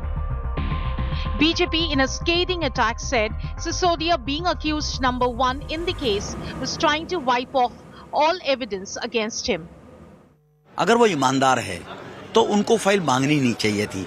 जब कोई किसी चीज में आरोपित होता है और उससे रिलेटेड टेंडिंग वाली फाइल होती है, वो फाइल अगर देखी जाएगी तो जो अधिकारी होते हैं वो उससे रिलेटेड तो सवाल पूछेंगे और वो उनमें देख लेगा कि कितने का टेंडर हुआ तो उसके वो सब वो इकट्ठे करेगा, मैनिपुलेट करने की कोशिश करेगा. Clearly it is not just a conflict of interest, a violation of principles of natural justice, but also a clear abuse of official position and an attempt to interfere with the process of the law when the minister who is accused number one in the entire Ghotala is seeking access to his own liquor Ghotala files so that perhaps he can save and protect the Ghotala buzz and the mafias or to protect his own self.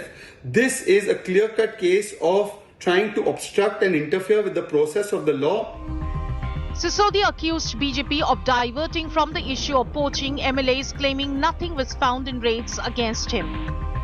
In more trouble for Sisodia, the Enforcement Directorate on Thursday arrested two more accused, including boss of Hyderabad pharma firm for laundering Liquorgate money. Earlier, arrested accused include AAP leader and Kejriwal aide Vijay Nair, liquor traders Sameer Mahendru and Abhishek Boinpali.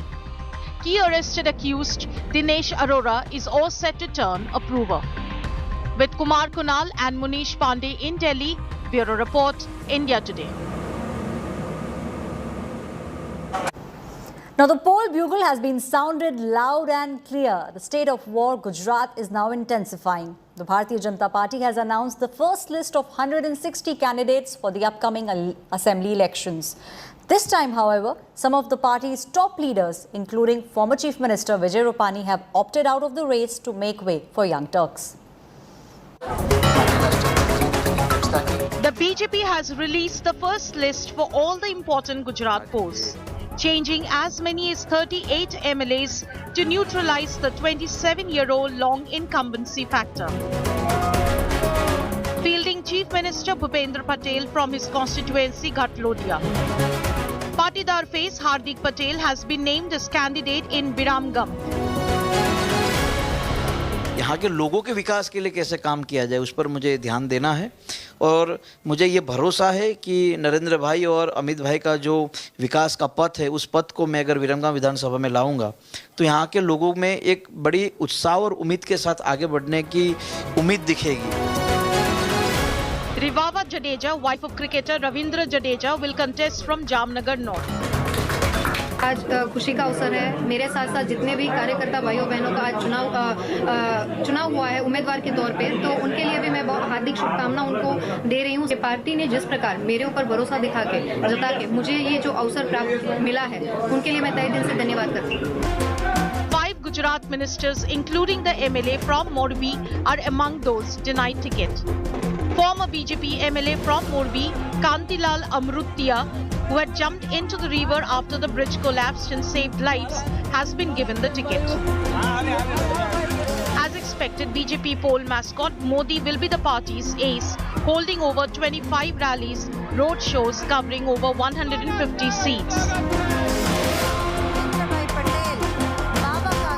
मुझे उम्मीद है नए चेहरे के साथ जो हम आगे बढ़ रहे हैं, जो हर बार 20-25% चेंज आता है तो वही चेंज है, नई ताकत उससे मिलती है, लोगों को भी नए चेहरे के ऊपर विश्वास होता है, अपेक्षा भी होती है। भूपेंद्र भाई पटेल को घाटलोडिया विधानसभा में 2 लाख से वोट से हम जिताने वाले हैं, पूरा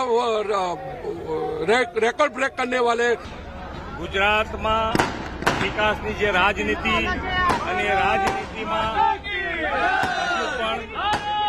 उत्तम सर्वोत्तम गुजरात ने लई जवानी जे विश्वास अमारा में मूक्यो छे एने विकास की राजनीति अमे आगळ वधारीशुं।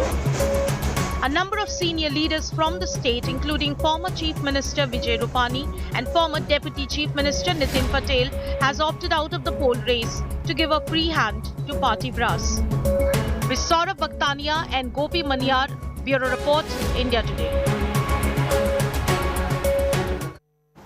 A day after his release from the prison, Shiv Sena MP Sanjay Raut met Uddhav Thackeray. Though Raut vowed his loyalty to the former Chief Minister, it was his praise for the Deputy Chief Minister Devendra Fadnavis that has raised many eyebrows. Watch this report.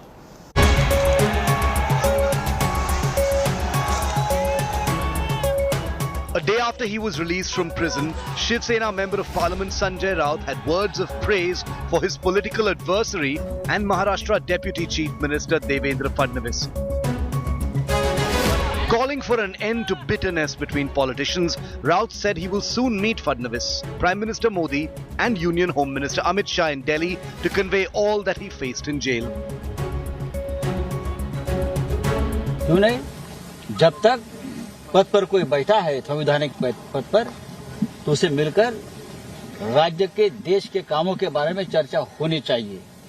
और मैंने पढ़ा है जब मैं jail में था, फडणवीस जी ने कहा था कि जो कटुता है हमारे महाराष्ट्र में बढ़ गई है वो कम होनी चाहिए और मैंने उनका स्वागत भी किया।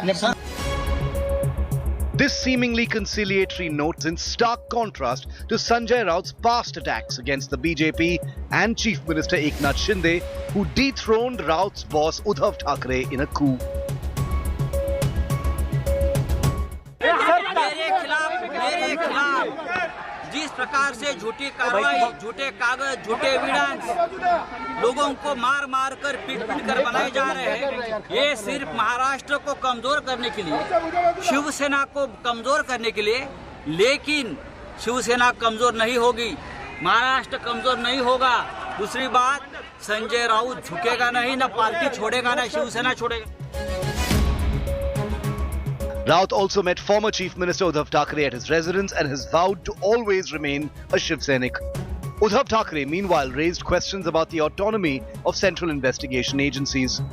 Arrested by the Enforcement Directorate on August the 1st, Sanjay Raut was lodged at Mumbai's Arthur Road jail for 101 days.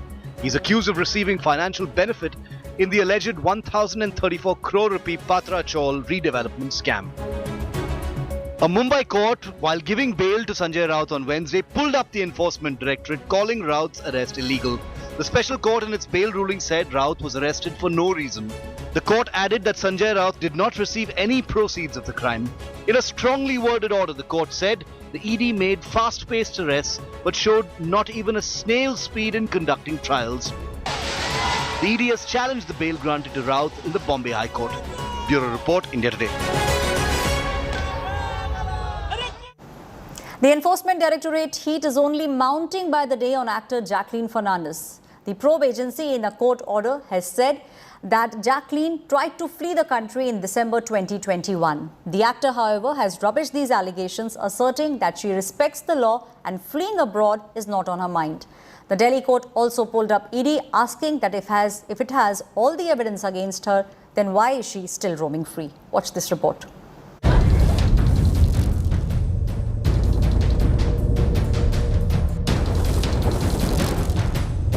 Big heat on actor Jacqueline Fernandez intensifies.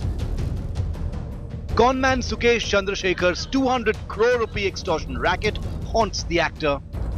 During the hearing on the actor's bail petition in the Patiala House Court in Delhi on Thursday, the Enforcement Directorate made fresh allegations. The central agency told the court that the actor tried to flee the country in December 2021. The probe agency claimed Jackie spent 7.15 crore rupees on herself and has the potential to flee again. The actor rubbished the Enforcement Directorate's charges and stated she has no intention of fleeing the country. Jacqueline added that she's done nothing wrong and respects rule of law. The actor claimed innocence and highlighted that she herself had surrendered in the extortion case. On the grounds that Jacqueline Fernandez is a flight risk, the Enforcement Directorate opposed the regular bail application filed by the actor. However, the court came down heavily on the ED officials, saying that why didn't they choose to arrest her earlier. Now on Friday, the court will decide whether to grant regular bail to Jacqueline Fernandez or whether she should be sent to jail.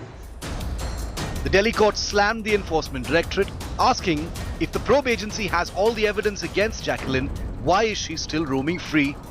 The court has reserved an order on the actor's bail plea. Bureau Report, India Today. The Karnataka's Eidgah ground is not new to controversy. Members of AIMIM celebrated the birth anniversary of Mysuru ruler Tipu Sultan at the Eidgah Maidan in Hubli today. And there was massive opposition by members of the Sri Ram Sena, led by its chief Pramod Mutalik. Now, Pramod Mutalik was detained by the police as a precautionary measure just minutes prior to the celebration. What happened on the Eidgah? Watch this report.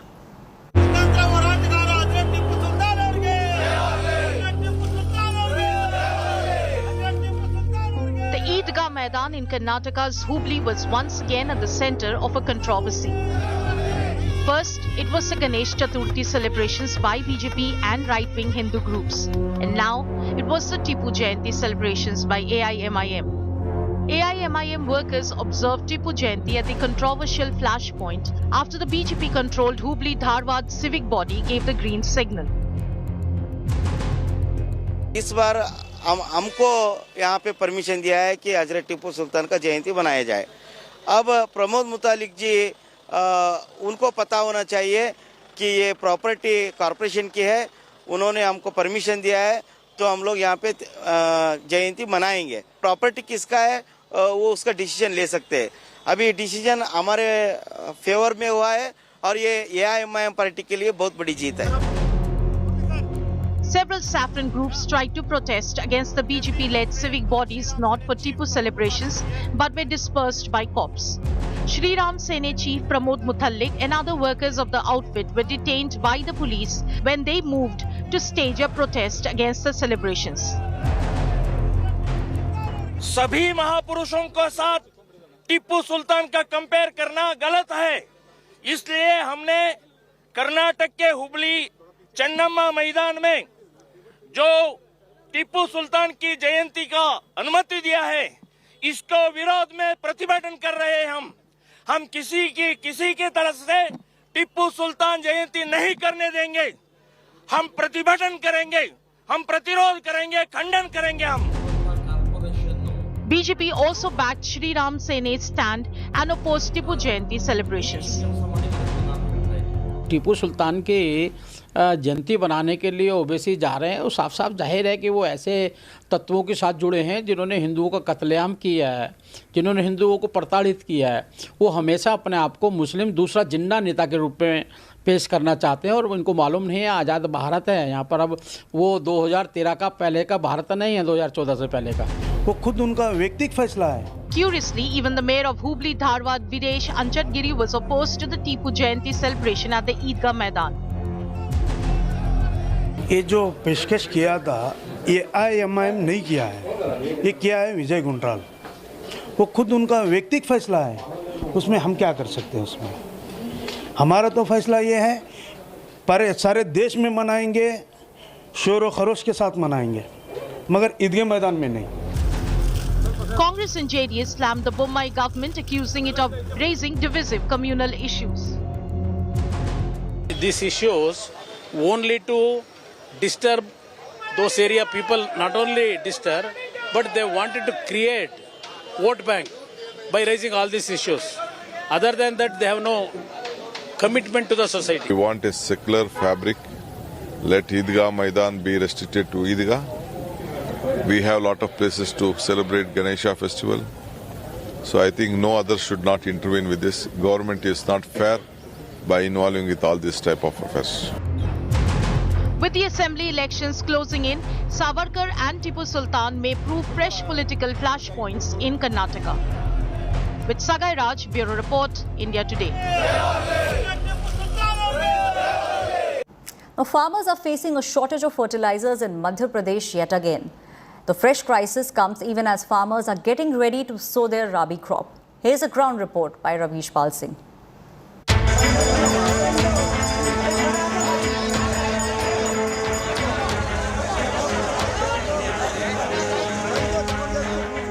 Long queues outside government's fertilizer supply centers.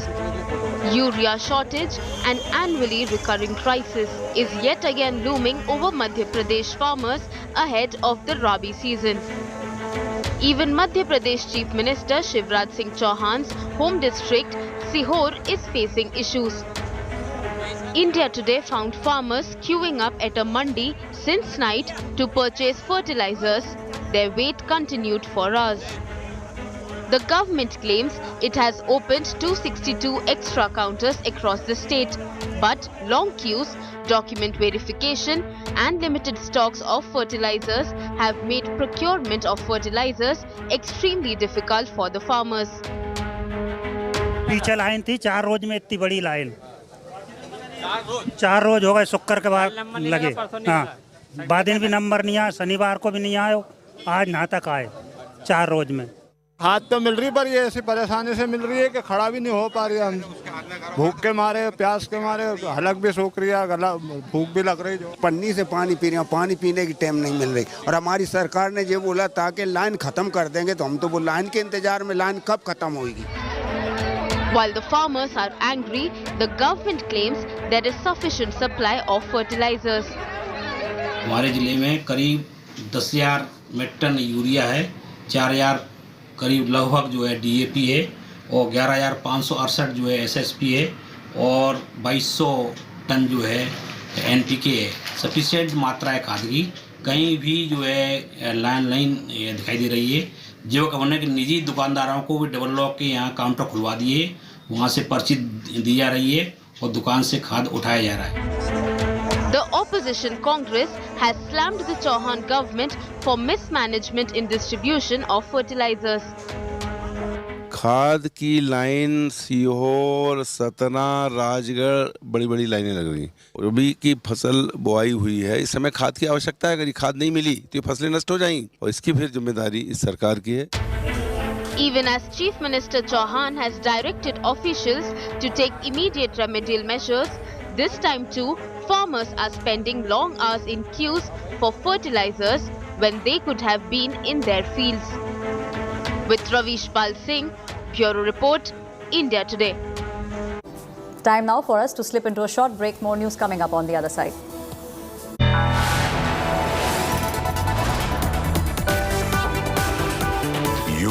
watching India Today.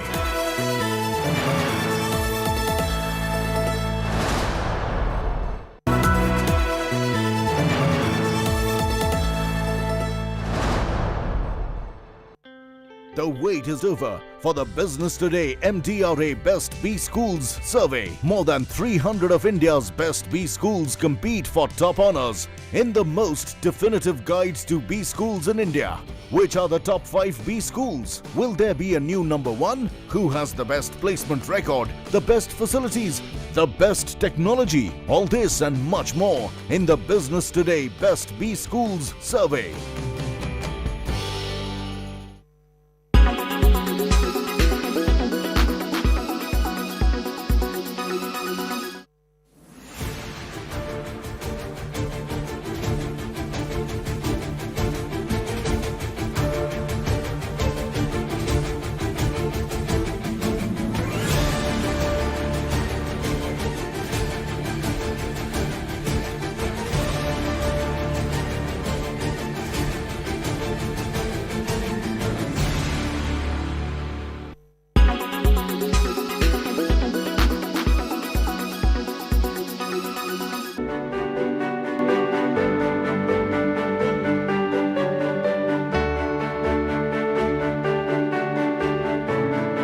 Kamal Hassan in a way is the elephant in the room.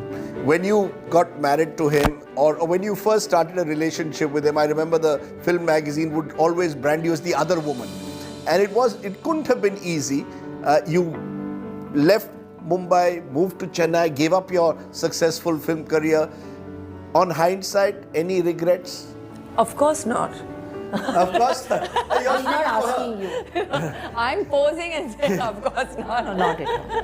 You know, basically, I always say this. If given a chance once, twice, thrice, 4 times also, I would live my life exactly the way I have lived it. Everything is good at a point, Rajdeep. Things go bad later. Otherwise, I would not have got up, left everything and gone. So, no regrets.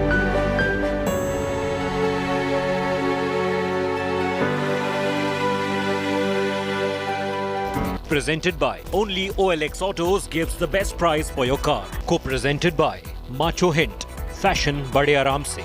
Powered by Ashirwad Shubh Chakki Aata, Raho 4 Kadam Aage.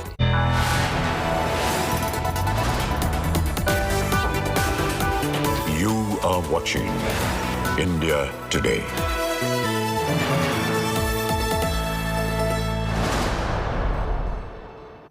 It was a bloodbath in the cricketing world as India was knocked out of the World Cup T20. England thrashed the men in blue by 10 wickets as they chased down 169 with just 4 overs to spare. India probably lost the match in the first 10 overs as the openers failed to perform yet again.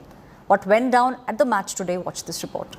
A big pressure game and KL Rahul walked back without much under his belt. Just 5 to be exact. And England have drawn first blood. Virat Kohli resumed his love affair at Adelaide with an expansive drive over the extra cover fence. Fractionally pitched up and he hit it on the up. Rohit Sharma also tried his luck, got a few boundaries, missed a few before finally his 28-ball struggle came to an end when the Indian skipper was caught at wide long on by Sam Curran for 27. With India 62 for 2 at the halfway mark. Made it up quite comfortably. It was now once again left to Virat and the informed Suryakumar Yadav, and the latter began well with some of his trademark strokes. Through the cover, sir. But thousands of hearts gathered at the Adelaide Oval sank when Adil Rashid forced Suryakumar Yadav to miscue one and England had got the big one. Picks up the wicket of Suryakumar Yadav and you can see why England are celebrating here. Hardik Pandya sensed the urgency and upped the tempo with a few sixes that got India to push the run rate. From Pandya. At the other end, Virat got to his 4th half-century of this tournament, but the very next ball, he was gone. And Kohli. Hardik Pandya turned things around for India with a 33-ball 63 to help India get to a score of 168 for 6. Spins running. Worry about Pandya's hitting. While the Indian batters struggled at the start, the English openers found no such demons on the wicket. It was business as usual for Buttler and Alex Hales as boundaries began to come thick and fast, and England had raced to 63 in the Powerplay. Hales was particularly more severe and latched onto any opportunity that came his way, racing to his 50 of just 28 balls. England finished off the formalities with India's hopes of winning their first ICC trophy in 9 years going up in smoke. Sports Bureau, India Today. It's a record partnership. India Today caught up with the fans after the match. Listen into what they had to say. This was England's night. I've got a few English fans. Come on, give me the song and dance that you were just doing. I can't remember the words. How's it go? We are the army, the army, and we are mental, and we are mad. We are the loyalist cricket supporters that the world has ever had. We are the army, the army. We were expecting a tougher game, but we have a song in England, and it goes, easy, easy, easy, easy, easy, easy, easy, easy, easy, easy. Okay, who is the star today? Who is the star today? Alex Hales. Hales knocked it out of the park. Hales every day. Hales, come back in the team, doing the business. Joss, yeah? Ran him close. Joss the boss. Huh? Joss the boss, yeah. He led from the front, but Hales supported him well, right? 80 apiece, 4 overs to spare. It doesn't get much better than that, right? Right. We're just hoping the rain holds off in Melbourne on Sunday, right?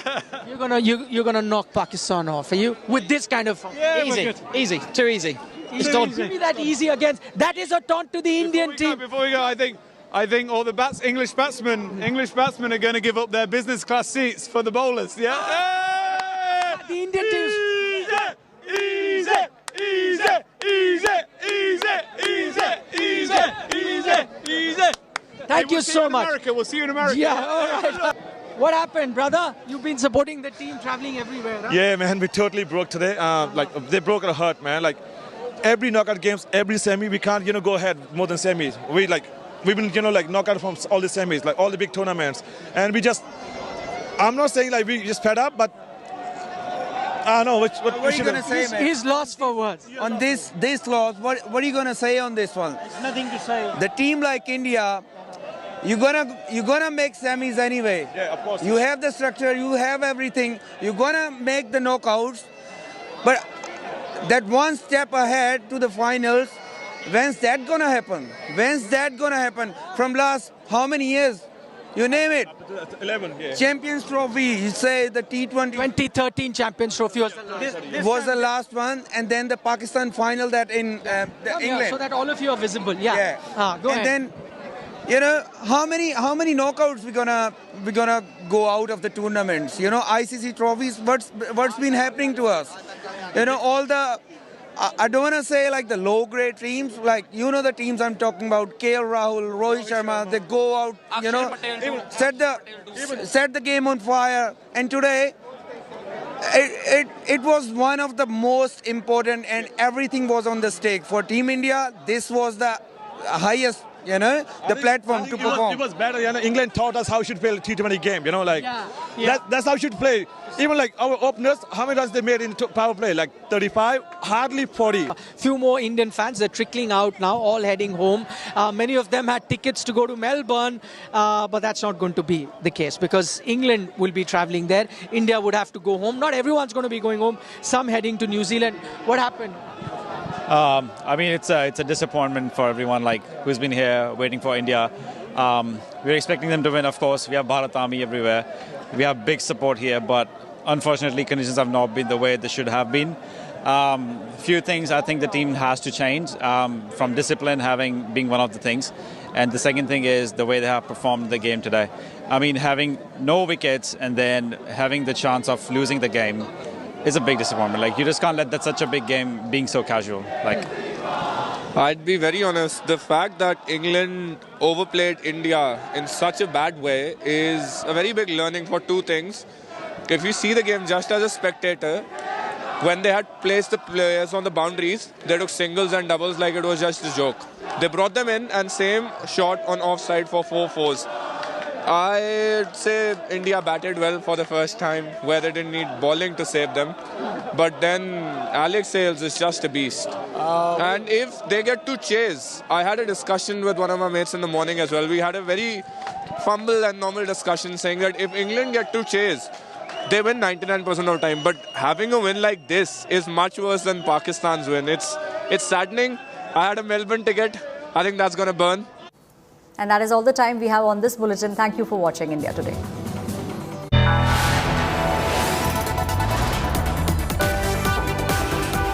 You are watching India Today.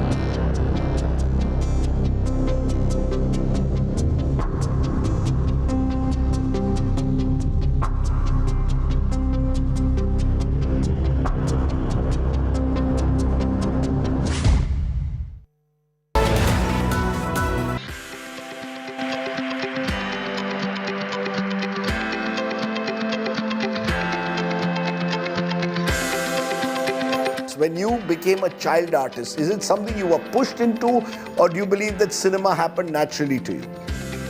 No, to begin with, it happened because my dad just, as a joke, sent my picture because he was actually taking pictures and filling out forms for people for Filmfare talent contest. As a joke, he made me sit and he took my picture. It was for 18 plus and theatre experience and all that. वो चिढ़ के उन्होंने ऐसे ही भेज दिया. That's how it started. That's how I was selected and presented in Filmfare. And suddenly you were baby Sarika. But also she was just the most adorable little kid, and I'm not saying it because she's my mum. I've seen pictures of her and she's just a true child superstar in her face. I think so.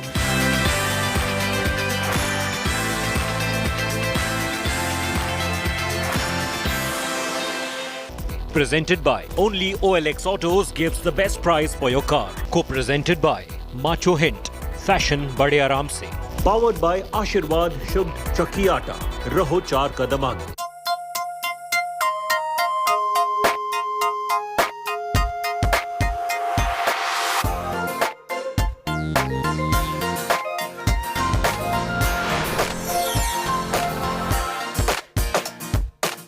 Hello, welcome. You're watching In the Club. I'm Dipali Patel. This is where we get you the best from the world of entertainment. Today, we will fly 7 seas across first to bring you all that's happening in the world of the West. To begin with, Black Panther Wakanda Forever is finally here, and from Letitia Wright to Angela Bassett, the star cast of this most anticipated film stepped out in style to grace the purple carpet at the world premiere. But what actually caught the attention was a special gesture made by all of them. Take a look.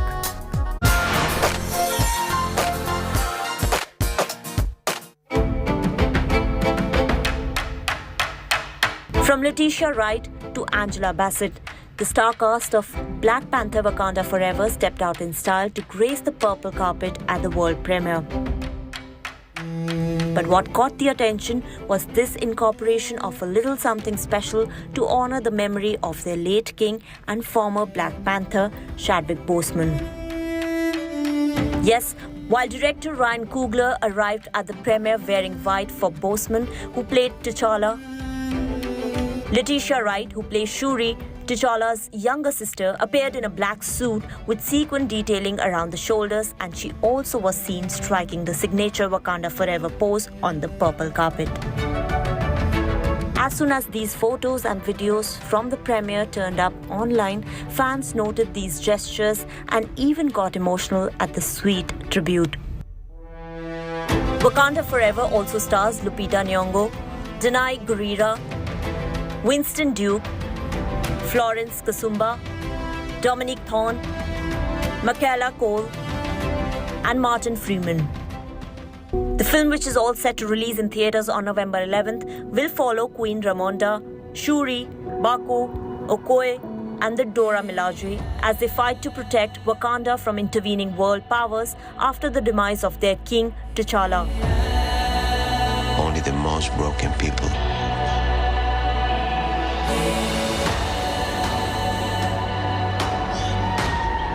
can be great leaders.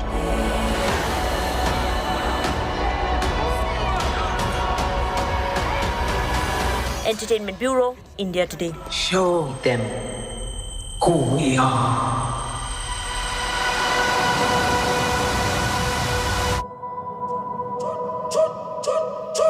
Now, ahead of the release of Black Panther Wakanda Forever, my colleague Tushar Joshi caught up with Letitia Wright, who plays the role of Shuri in the film, from costume to her role and even love for India. Here's a candid chat with the star.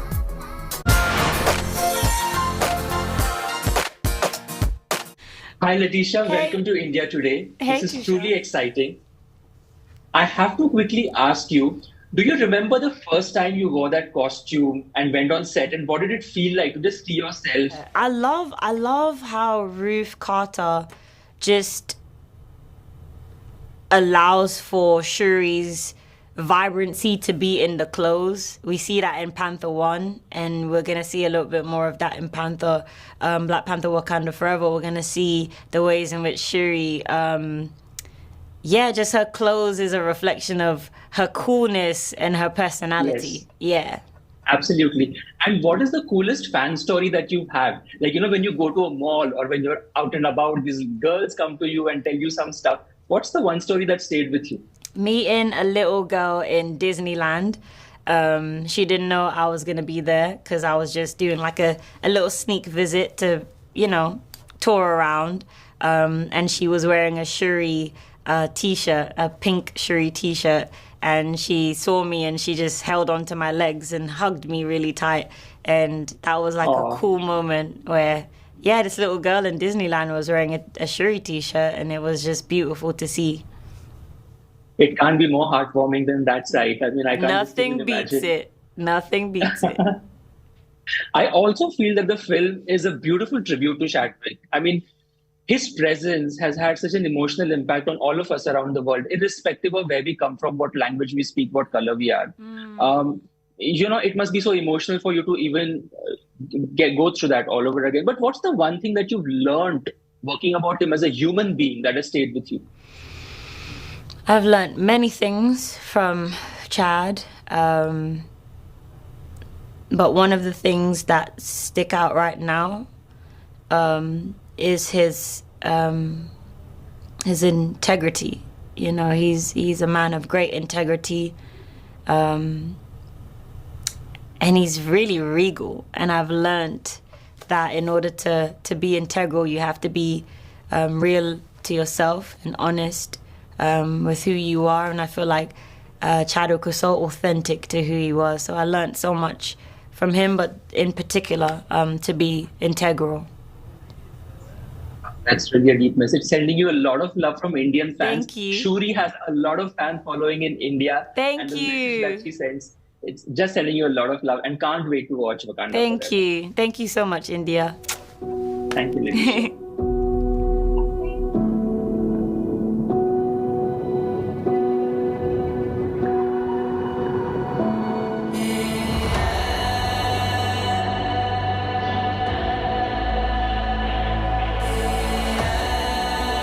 Only the most broken people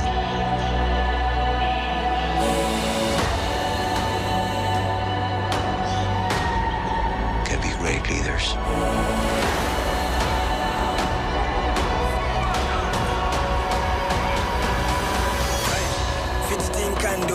His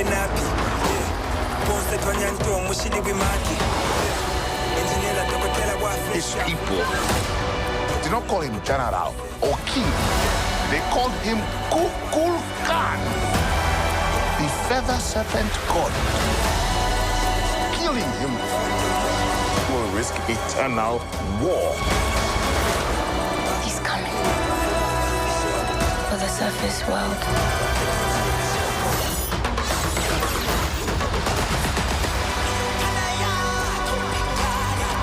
We know what you whisper. They have lost their protector. Now is our time to strike.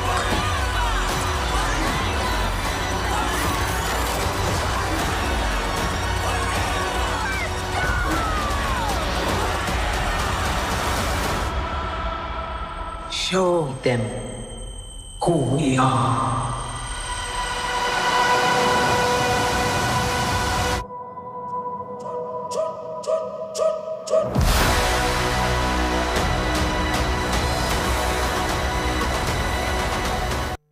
Lupita Nyong'o of Black Panther Wakanda Forever also spoke to my colleague and entertainment editor Tushar Joshi.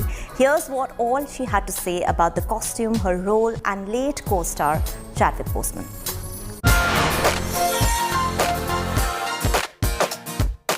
Lupita, welcome to India today. This is truly exciting to have a chance to speak to you. I want to quickly ask you, the first time you wore that costume, that uniform, do you remember seeing yourself in front of the mirror and what was that feeling like? Oh, when I first wore Nakia's costume in this movie, The Wakanda Forever, I mean, it was a work in progress when I first wore it, but I was really fascinated by it. I mean, Ruth Carter had like mock-up sketches and that she was working on, so it went through a few stages, but everything was so deliberate. The way the green had this iridescence and you know, there's brown in it that makes it look like it's like glued onto my skin, and all the lines are so flattering to the female form. I felt very beautiful in my costume. Absolutely stunning. And I have to speak to you about the fact that, you know, the first time I saw the trailer and how moved all of us were around the world, there was an emotional connect when we saw Chadwick in that particular scene. There is so much love that has come to him just because of the fact that the way he was. What is the one thing that he has told you off camera that has stayed with you? It wasn't something that he told me. It was actually something that his wife said at his at the memorial ceremony that I attended. She said that Chadwick was a man who took his time but didn't waste his time. And that is a sentiment that has stayed with me. And I often remind myself to take my time but not waste my time. Wow, that's truly deep and that's truly meaningful. Mm-hmm. I also have to ask you, if you were given the chance to jump and cross over into another multiverse from the Marvel Cinematic Universe, which storyline would it be? Oh, that's a really good question. If I had a chance to jump into another Marvel universe, oh man, I would probably say, oh God, what is that one called? The irreverent one, Deadpool. I'd really love to be in Deadpool. That is some visual I'm getting. I mean, just the thought of you in that film is insane. It's so funny, yeah. I also have to speak to you about the fact that the film has resonated with people around the world, irrespective of which country, what language, what creed and color you're from, right? I'm from India, and the film is one of the biggest box office hits in our country, and the excitement for Wakanda Forever is insane. What do you think has been the reason it's connected so well universally? You know, I think that Ryan's superpower, Ryan Coogler, the director, is that he has his finger on the pulse of like the human condition, and he tells stories he only tells the stories that he deeply and viscerally understands. And he often is asking a question that he doesn't know the answer to. And I think people can sense that there is just an honesty to his storytelling that is compelling. And he also is a really cool person. Like, he understands popular culture in a way that he participates in moving it forward. And so you have those two things, like honesty and cool, you get a blockbuster like Black Panther. Oh my God, absolutely. And Lupita, we would love to host you in India someday. You have a huge fan base here, sending you lots of love from all the Indian fans. And hopefully someday you're here in our country and having a conversation.